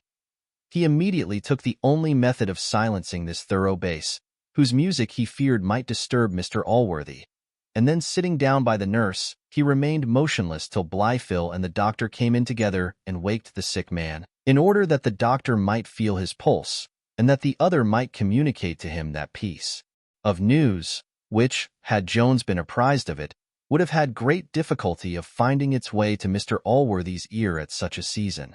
When he first heard Blyfield tell his uncle this story, Jones could hardly contain the wrath which kindled in him at the other's indiscretion, especially as the doctor shook his head, and declared his unwillingness to have the matter mentioned to his patient, but as his passion did not so far deprive him of all use of his understanding, as to hide from him the consequences which any violent expression towards Blyfield might have on the sick, this apprehension stilled his rage at the present, and he grew afterwards so satisfied with finding that this news had, in fact, produced no mischief, that he suffered his anger to die in his own bosom, without ever mentioning it to Blyfield. The physician dined that day at Mr. Allworthy's, and having after dinner visited his patient, he returned to the company and told them that he had now the satisfaction to say, with assurance, that his patient was out of all danger, that he had brought his fever to a perfect intermission, and doubted not by throwing in the bark to prevent its return. This account so pleased Jones, and threw him into such a moderate excess of rapture, that he might be truly said to be drunk with joy, an intoxication which greatly forwards the effects of wine. And as he was very free too with the bottle on this occasion, for he drank many bumpers to the doctor's health, as well as to other toasts, he became very soon literally drunk. Jones had naturally violent animal spirits. These being set on float and augmented by the spirit of wine, produced most extravagant effects. He kissed the doctor, and embraced him with the most passionate endearments, swearing that next to Mr. Allworthy himself, he loved him of all men living. Doctor, added he, you deserve a statue to be erected to you at the public expense for having preserved a man who is not only the darling of all good men who know him, but a blessing to society, the glory of his country, and an honor to human nature. End me if I don't love him better than my own soul. More shame for you, cries Thwackum, though I think you have reason to love him, for he hath provided very well for you, and perhaps it might have been better for some folks that he had not lived to see just reason of revoking his gift. Jones, now looking on Thwackum with inconceivable disdain, answered, And doth thy mean soul imagine that any such considerations could weigh with me? No, let the earth open and swallow her own dirt. If I had millions of acres I would say it, rather than swallow up my dear glorious friend. Cos desiderio sit puter aut modus tam shari capitis? Asterisk, what modesty or measure can set bounds to our desire of so dear a friend? The word desiderium here cannot be easily translated. It includes our desire of enjoying our friend again, and the grief which attends that desire. The doctor now interposed, and prevented the effects of a wrath which was kindling between Jones and Thwackum, after which the former gave a loose to mirth, sang 2 or 3 amorous songs, and fell into every frantic disorder which unbridled joy is apt to inspire. But so far was he from any disposition to quarrel that he was 10 times better humored, if possible, than when he was sober. To say truth, nothing is more erroneous than the common observation that men who are ill-natured and quarrelsome when they are drunk are very worthy persons when they are sober. For drink, in reality, doth not reverse nature, or create passions in men which did not exist in them before. It takes away the guard of reason, and consequently forces us to produce those symptoms, which many, when sober, have art enough to conceal. It heightens and inflames our passions, generally indeed that passion, which is uppermost in our mind, so that the angry temper, the amorous, the generous, the good-humored, the avaricious, and all other dispositions of men, are in their cups heightened and exposed. And yet as no nation produces so many drunken quarrels, especially among the lower people, as England, for indeed, with them, to drink and to fight together are almost synonymous terms, I would not, methinks, have it thence concluded that the English are the worst-natured people alive. Perhaps the love of glory only is at the bottom of this, so that the fair conclusion seems to be that our countrymen have more of that love and more of bravery than any other plebeians, and this the rather, as there is seldom anything ungenerous, unfair, or ill-natured exercised on these occasions. Nay, it is common for the combatants to express good-will for each other even at the time of the conflict, and as their drunken mirth generally ends in a battle, so do most of their battles end in friendship. But to return to our history, though Jones had shown no design of giving offense, yet Mr. Blifil was highly offended at a behavior which was so inconsistent with the sober and prudent reserve of his own temper.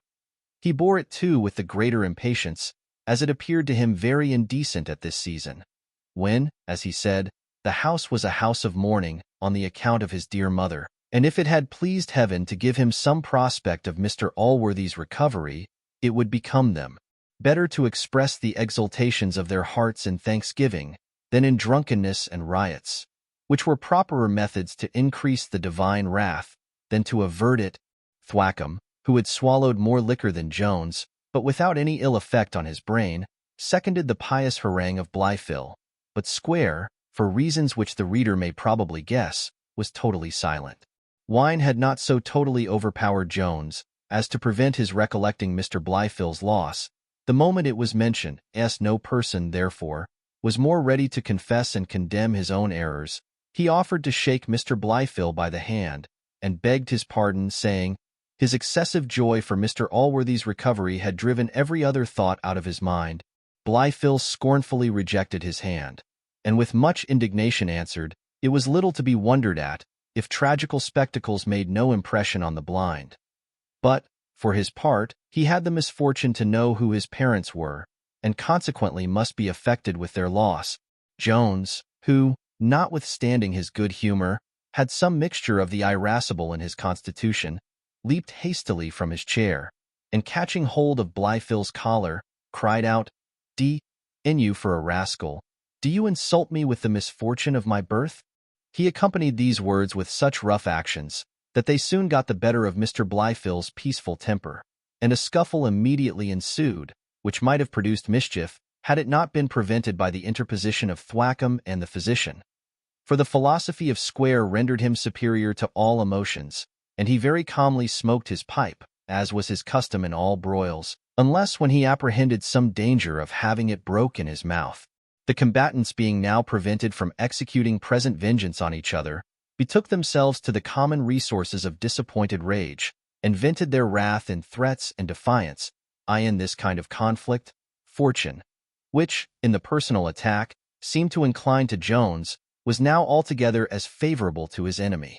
A truce, nevertheless, was at length agreed on, by the mediation of the neutral parties, and the whole company again sat down at the table.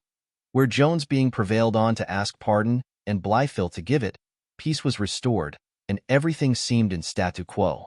But though the quarrel was, in all appearance, perfectly reconciled, the good humor which had been interrupted by it was by no means restored. All merriment was now at an end, and the subsequent discourse consisted only of grave relations of matters of fact, and of as grave observations upon them. A species of conversation, in which, though there is much of dignity and instruction, there is but little entertainment, as we presume. Therefore, to convey only this last to the reader, we shall pass by whatever was said, till the rest of the company having by degrees dropped off, left only Square and the physician together, at which time the conversation was a little heightened by some comments on what had happened between the two young gentlemen, both of whom the doctor declared to be no better than scoundrels, to which appellation the philosopher, very sagaciously shaking his head, agreed. Chapter 10. Showing the truth of many observations of Ovid, and of other more grave writers, who have proved beyond contradiction that wine is often the forerunner of incontinency. Jones retired from the company, in which we have seen him engaged, into the fields, where he intended to cool himself by a walk in the open air before he attended Mr. Allworthy there, whilst he renewed those meditations on his dear Sophia, which the dangerous illness of his friend and benefactor had for some time interrupted. An accident happened, which with sorrow we relate, and with sorrow doubtless will it be read, however, that historic truth to which we profess so inviolable an attachment obliges us to communicate it to posterity. It was now a pleasant evening in the latter end of June, when our hero was walking in a most delicious grove, where the gentle breezes fanning the leaves, together with the sweet trilling of a murmuring stream, and the melodious notes of nightingales, formed altogether the most enchanting harmony. In this scene, so sweetly accommodated to love, he meditated on his dear Sophie, while his wanton fancy roamed unbounded over all her beauties, and his lively imagination painted the charming maid in various ravishing forms. His warm heart melted with tenderness, and at length, throwing himself on the ground, by the side of a gently murmuring brook, he broke forth into the following ejaculation: "O Sophia, would heaven give thee to my arms, how blessed would be my condition! Cursed be that fortune which sets a distance between us. Was I but possessed of thee, one only suit of rags, thy whole estate, is there a man on earth whom I would envy?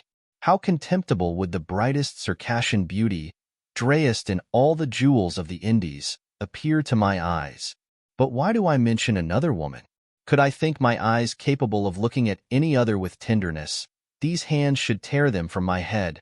And oh, my Sophia, if cruel fortune separates us forever, my soul shall dote on thee alone. The chastest constancy will I ever preserve to thy image. Though I should never have possession of thy charming person, still shalt thou alone have possession of my thoughts, my love, my soul. And oh, my fond heart is so wrapped in that tender bosom, that the brightest beauties would for me have no charms, nor would a hermit be colder in their embraces. Sophia, Sophia alone shall be mine. What raptures are in that name! I will engrave it on every tree." At these words he started up and beheld, not his Sophia, no, nor a Circassian maid richly and elegantly attired for the Grand Signior's seraglio no.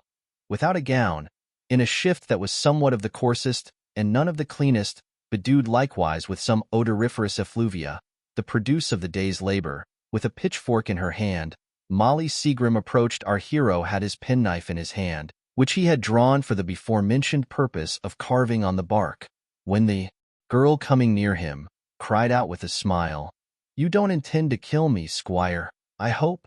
"Why should you think I would kill you?" answered Jones. "Nay," replied she, "after your cruel usage of me when I saw you last, killing me would, perhaps, be too great kindness for me to expect." Here ensued a parley, which, as I do not think myself obliged to relate it, I shall omit. It is sufficient that it lasted a full quarter of an hour, at the conclusion of which they retired into the thickest part of the grove. Some of my readers may be inclined to think this event unnatural. However, the fact is true, and perhaps may be sufficiently accounted for by suggesting that Jones probably thought one woman better than none, and Molly has probably imagined two men to be better than one. Besides the before-mentioned motive assigned to the present behavior of Jones, the reader will be likewise pleased to recollect in his favor that he was not at this time perfect master of that wonderful power of reason, which so well enables grave and wise men to subdue their unruly passions, and to decline any of these prohibited amusements. Wine now had totally subdued this power in Jones. He was, indeed, in a condition in which, if reason had interposed, though only to advise, she might have received the answer which one Cleostratus gave many years ago to a silly fellow who asked him if he was not ashamed to be drunk. "Are not you," said Cleostratus, "ashamed to admonish a drunken man?" To say the truth, in a court of justice drunkenness must not be an excuse, yet in a court of conscience it is greatly so. And therefore Aristotle, who commends the laws of Pittacus, by which drunken men received double punishment for their crimes, allows there is more of policy than justice in that law. Now, if there are any transgressions pardonable from drunkenness, they are certainly such as Mr. Jones was at present guilty of, on which head I could pour forth a vast profusion of learning, if I imagined it would either entertain my reader, or teach him anything more than he knows already. For his sake, therefore, I shall keep my learning to myself, and return to my history. It hath been observed, that fortune seldom doth things by halves. To say truth, there is no end to her freaks whenever she is disposed to gratify or displease, and no sooner had our hero retired with his Dido, but speluncum Blyfield dux et divinus eandum diveniat. The parson and the young squire, who were taking a serious walk, arrived at the stile which leads into the grove, and the latter caught a view of the lovers just as they were sinking out of sight. Blyfield knew Jones very well, though he was at above 100 yards distance, and he was as positive to the sex of his companion, though not to the individual person.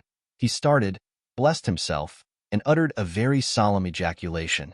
Thwackum expressed some surprise at these sudden emotions, and asked the reason of them, to which Blyfield answered, he was certain he had seen a fellow and wench retire together among the bushes, which he doubted not was with some wicked purpose. As to the name of Jones, he thought proper to conceal it, and why he did so must be left to the judgment of the sagacious reader. For we never choose to assign motives to the actions of men when there is any possibility of our being mistaken. The parson, who was not only strictly chaste in his own person, but a great enemy to the opposite vice in all others, fired at this information. He desired Mr. Blyfield to conduct him immediately to the place, which as he approached he breathed forth vengeance mixed with lamentations. Nor did he refrain from casting some oblique reflections on Mr. Allworthy, insinuating that the wickedness of the country was principally owing to the encouragement he had given to vice, by having exerted such kindness to a bastard, and by having mitigated that just and wholesome rigor of the law, which allots a very severe punishment to loose wenches. The way through which our hunters were to pass in pursuit of their game was so beset with briars, that it greatly obstructed their walk, and caused besides such a rustling, that Jones had sufficient warning of their arrival before they could surprise him. Nay, indeed, so incapable was Thwackum of concealing his indignation, and such vengeance did he mutter forth every step he took, that this alone must have abundantly satisfied Jones that he was, to use the language of sportsmen, found sitting. Chapter 11, in which a simile in Mr. Pope's period of a mile introduces as bloody a battle as can possibly be fought without the assistance of steel or cold iron. As in the season of rutting, an uncouth phrase, by which the vulgar denote that gentle dalliance, which in the well-wooded forest of Hampshire passes between lovers of the ferine kind, if, while the lofty-crested stag meditates the amorous sport, a couple of puppies, or any other beasts of hostile note, should wander so near the temple of Venus Farina that the fair hind should shrink from the place, touched with that somewhat, either of fear or frolic, of nicety or skittishness, with which nature hath bedecked all females, or hath at least instructed them how to put it on, lest, through the indelicacy of males, the Samian mysteries should be pried into by unhallowed eyes. For, at the celebration of these rites, the female priestess cries out with her in Virgil, who was then, probably, hard at work on such celebration. Procul, o procul este, prophani, proclamat vates, todoque absistite lucco. Far hence be souls profane, the Sibyl cried, and from the grove abstain. Dryden. This is an ambiguous phrase, and may mean either a forest well clothed with wood, or well stripped of it. If, I say, while these sacred rites, which are in common to genus omni animantium, are in agitation between the stag and his mistress, any hostile beasts should venture too near, on the first hint given by the fright hind, fierce and tremendous rushes forth the stag to the entrance of the thicket. There stands he sentinel over his love, stamps the ground with his foot, and with his horns brandished aloft in air, proudly provokes the apprehended foe to combat. Thus, and more terrible, when he perceived the enemy's approach, leaped forth our hero, many a step advanced he forwards, in order to conceal the trembling hind, and, if possible, to secure her retreat. And now Thwackum, having first darted some livid lightning from his fiery eyes, began to thunder forth, "Fie upon it! Fie upon it!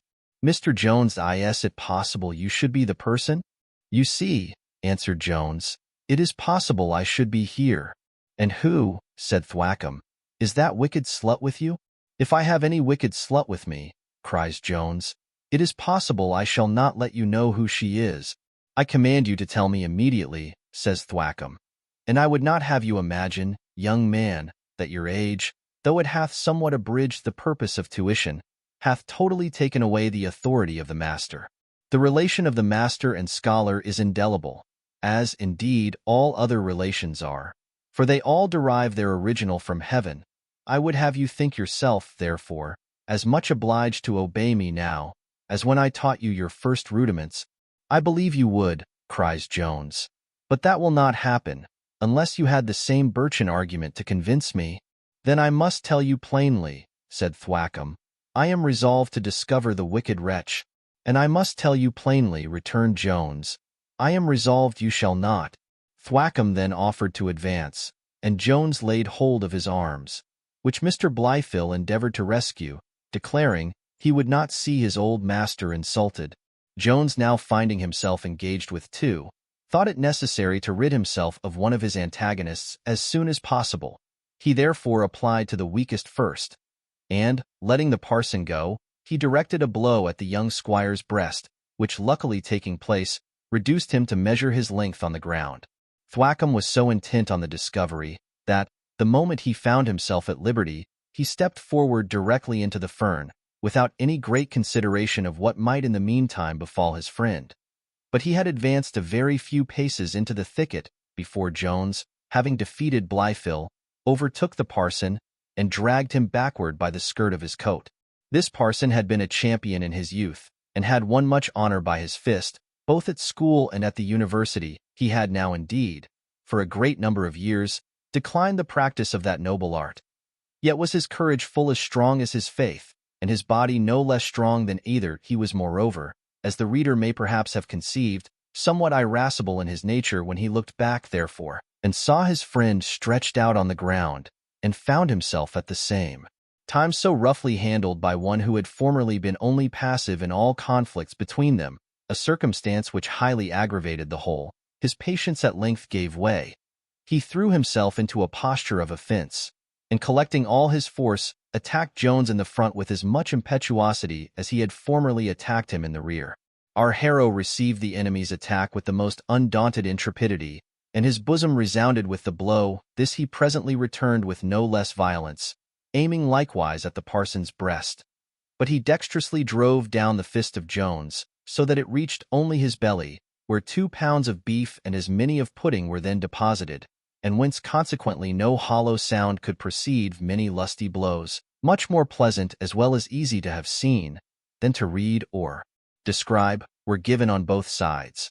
At last a violent fall, in which Jones had thrown his knees into Thwackum's breast, so weakened the latter, that victory had been no longer dubious, had not Blifil, who had now recovered his strength, again renewed the fight, and by engaging with Jones, given the parson a moment's time to shake his ears and to regain his breath.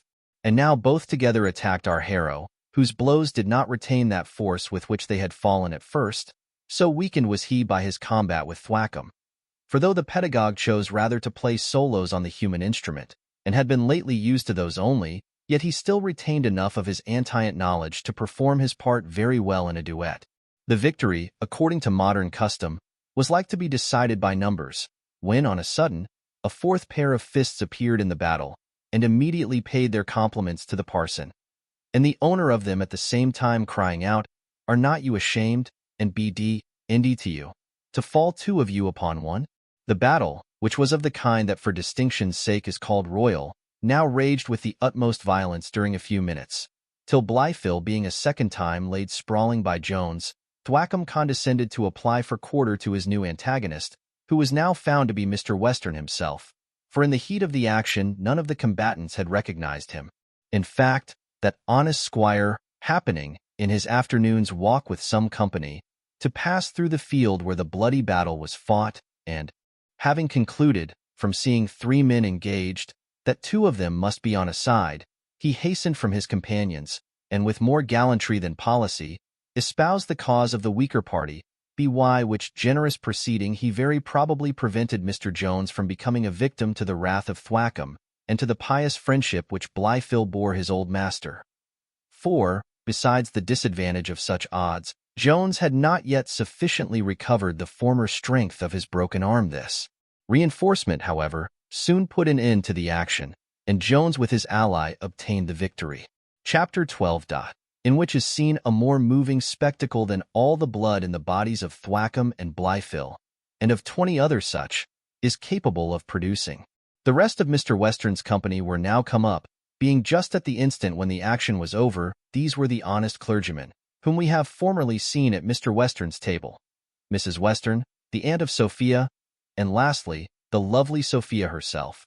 At this time, the following was the aspect of the bloody field. On one place lay on the ground, all pale, and almost breathless, the vanquished Blifil. Near him stood the conqueror Jones, almost covered with blood, part of which was naturally his own, and part had been lately the property of the Reverend Mr. Thwackum. A third place stood the said Thwackum, like King Porus, sullenly submitting to the conqueror. The last figure in the piece was Western the Great, most gloriously forbearing the vanquished foe.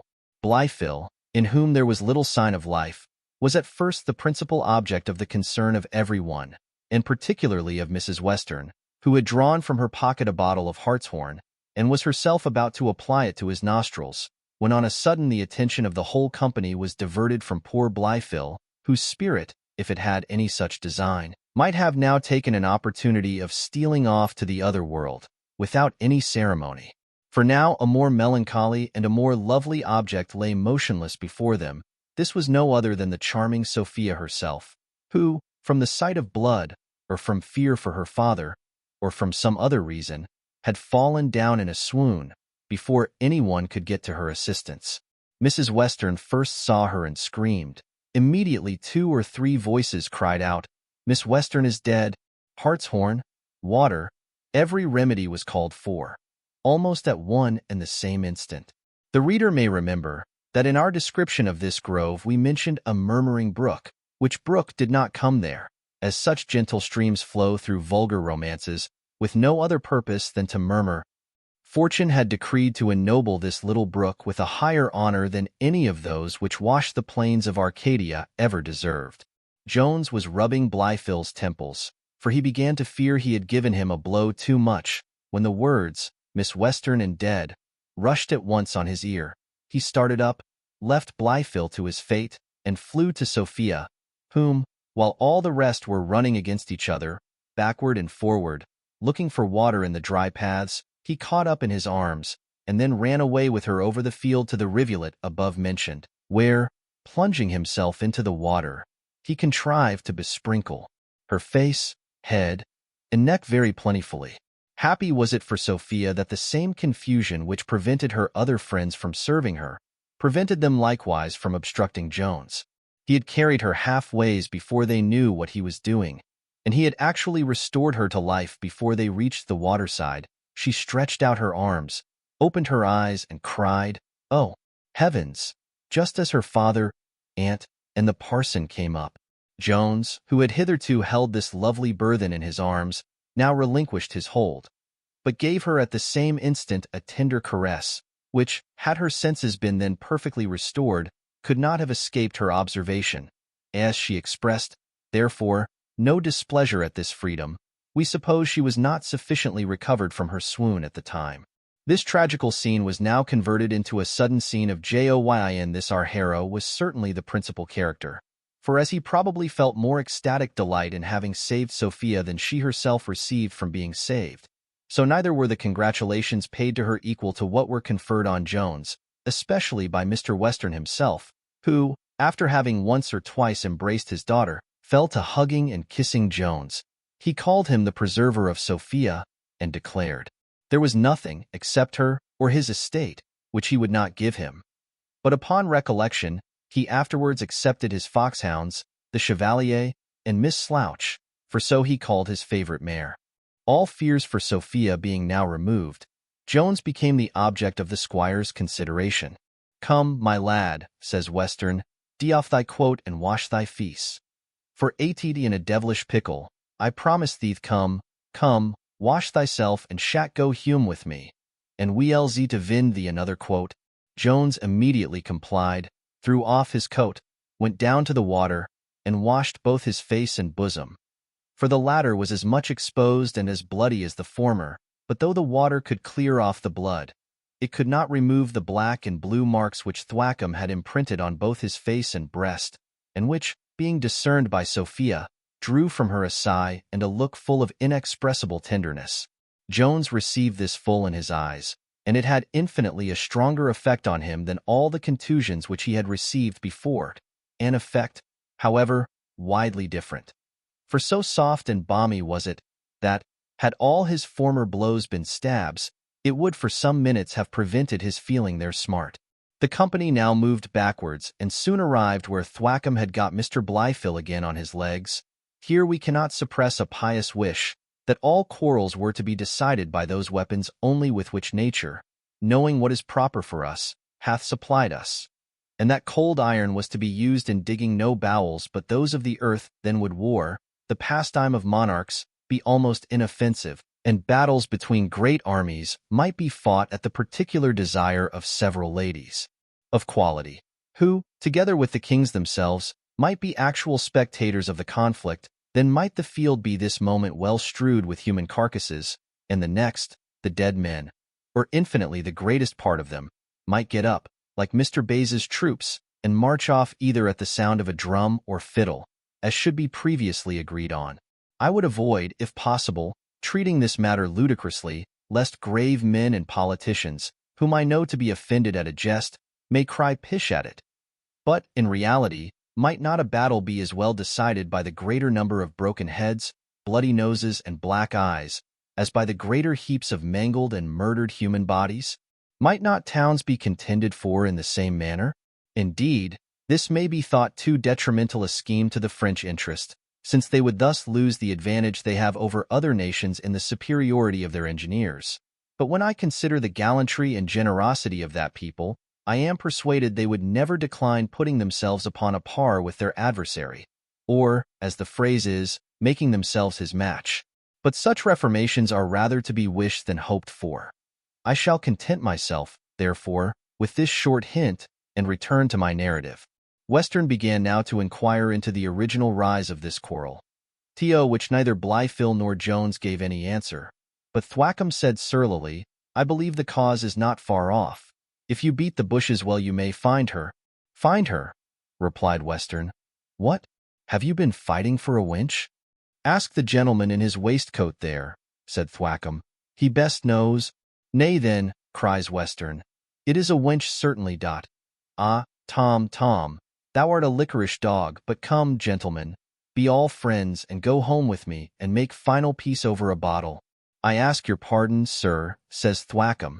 It is no such slight matter for a man of my character to be thus injuriously treated and buffeted by a boy, only because I would have done my duty, in endeavoring to detect and bring to justice a wanton harlot. But indeed, the principal fault lies in Mr. Allworthy and yourself, for if you put the laws in execution as you ought to do, you will soon rid the country of these vermin. I would as soon rid the country of foxes, cries Western. I think we ought to encourage the recruiting those numbers which we are every day losing in the ward. But where is she? Prithee, Tom, show me. He then began to beat about, in the same language and in the same manner as if he had been beating for a hare, and at last cried out, Soho! Puss is not far off that hears her form, upon my soul. I believe I may cry stole away, and indeed so he might. For he had now discovered the place whence the poor girl had, at the beginning of the fray, stolen away, upon as many feet as a hare generally uses in traveling. Sophia now desired her father to return home. Saying she found herself very faint, and apprehended a relapse, the squire immediately complied with his daughter's request, for he was the fondest of parents. He earnestly endeavored to prevail with the whole company to go and sup with him, but Blifil and Thwackum absolutely refused, the former saying there were more reasons than he could then mention why he must decline this honor, and the latter declaring, perhaps rightly, that it was not proper for a person of his function to be seen at any place in his present condition. Jones was incapable of refusing the pleasure of being with his Sophia. So on he marched with Squire Western and his ladies, the parson bringing up the rear. This had, indeed, offered to tarry with his brother Thwackum, professing his regard for the cloth would not permit him to depart. But Thwackum would not accept the favor, and, with no great civility, pushed him after Mr. Western. Thus ended this bloody fray. And thus shall end the 5th book of this history.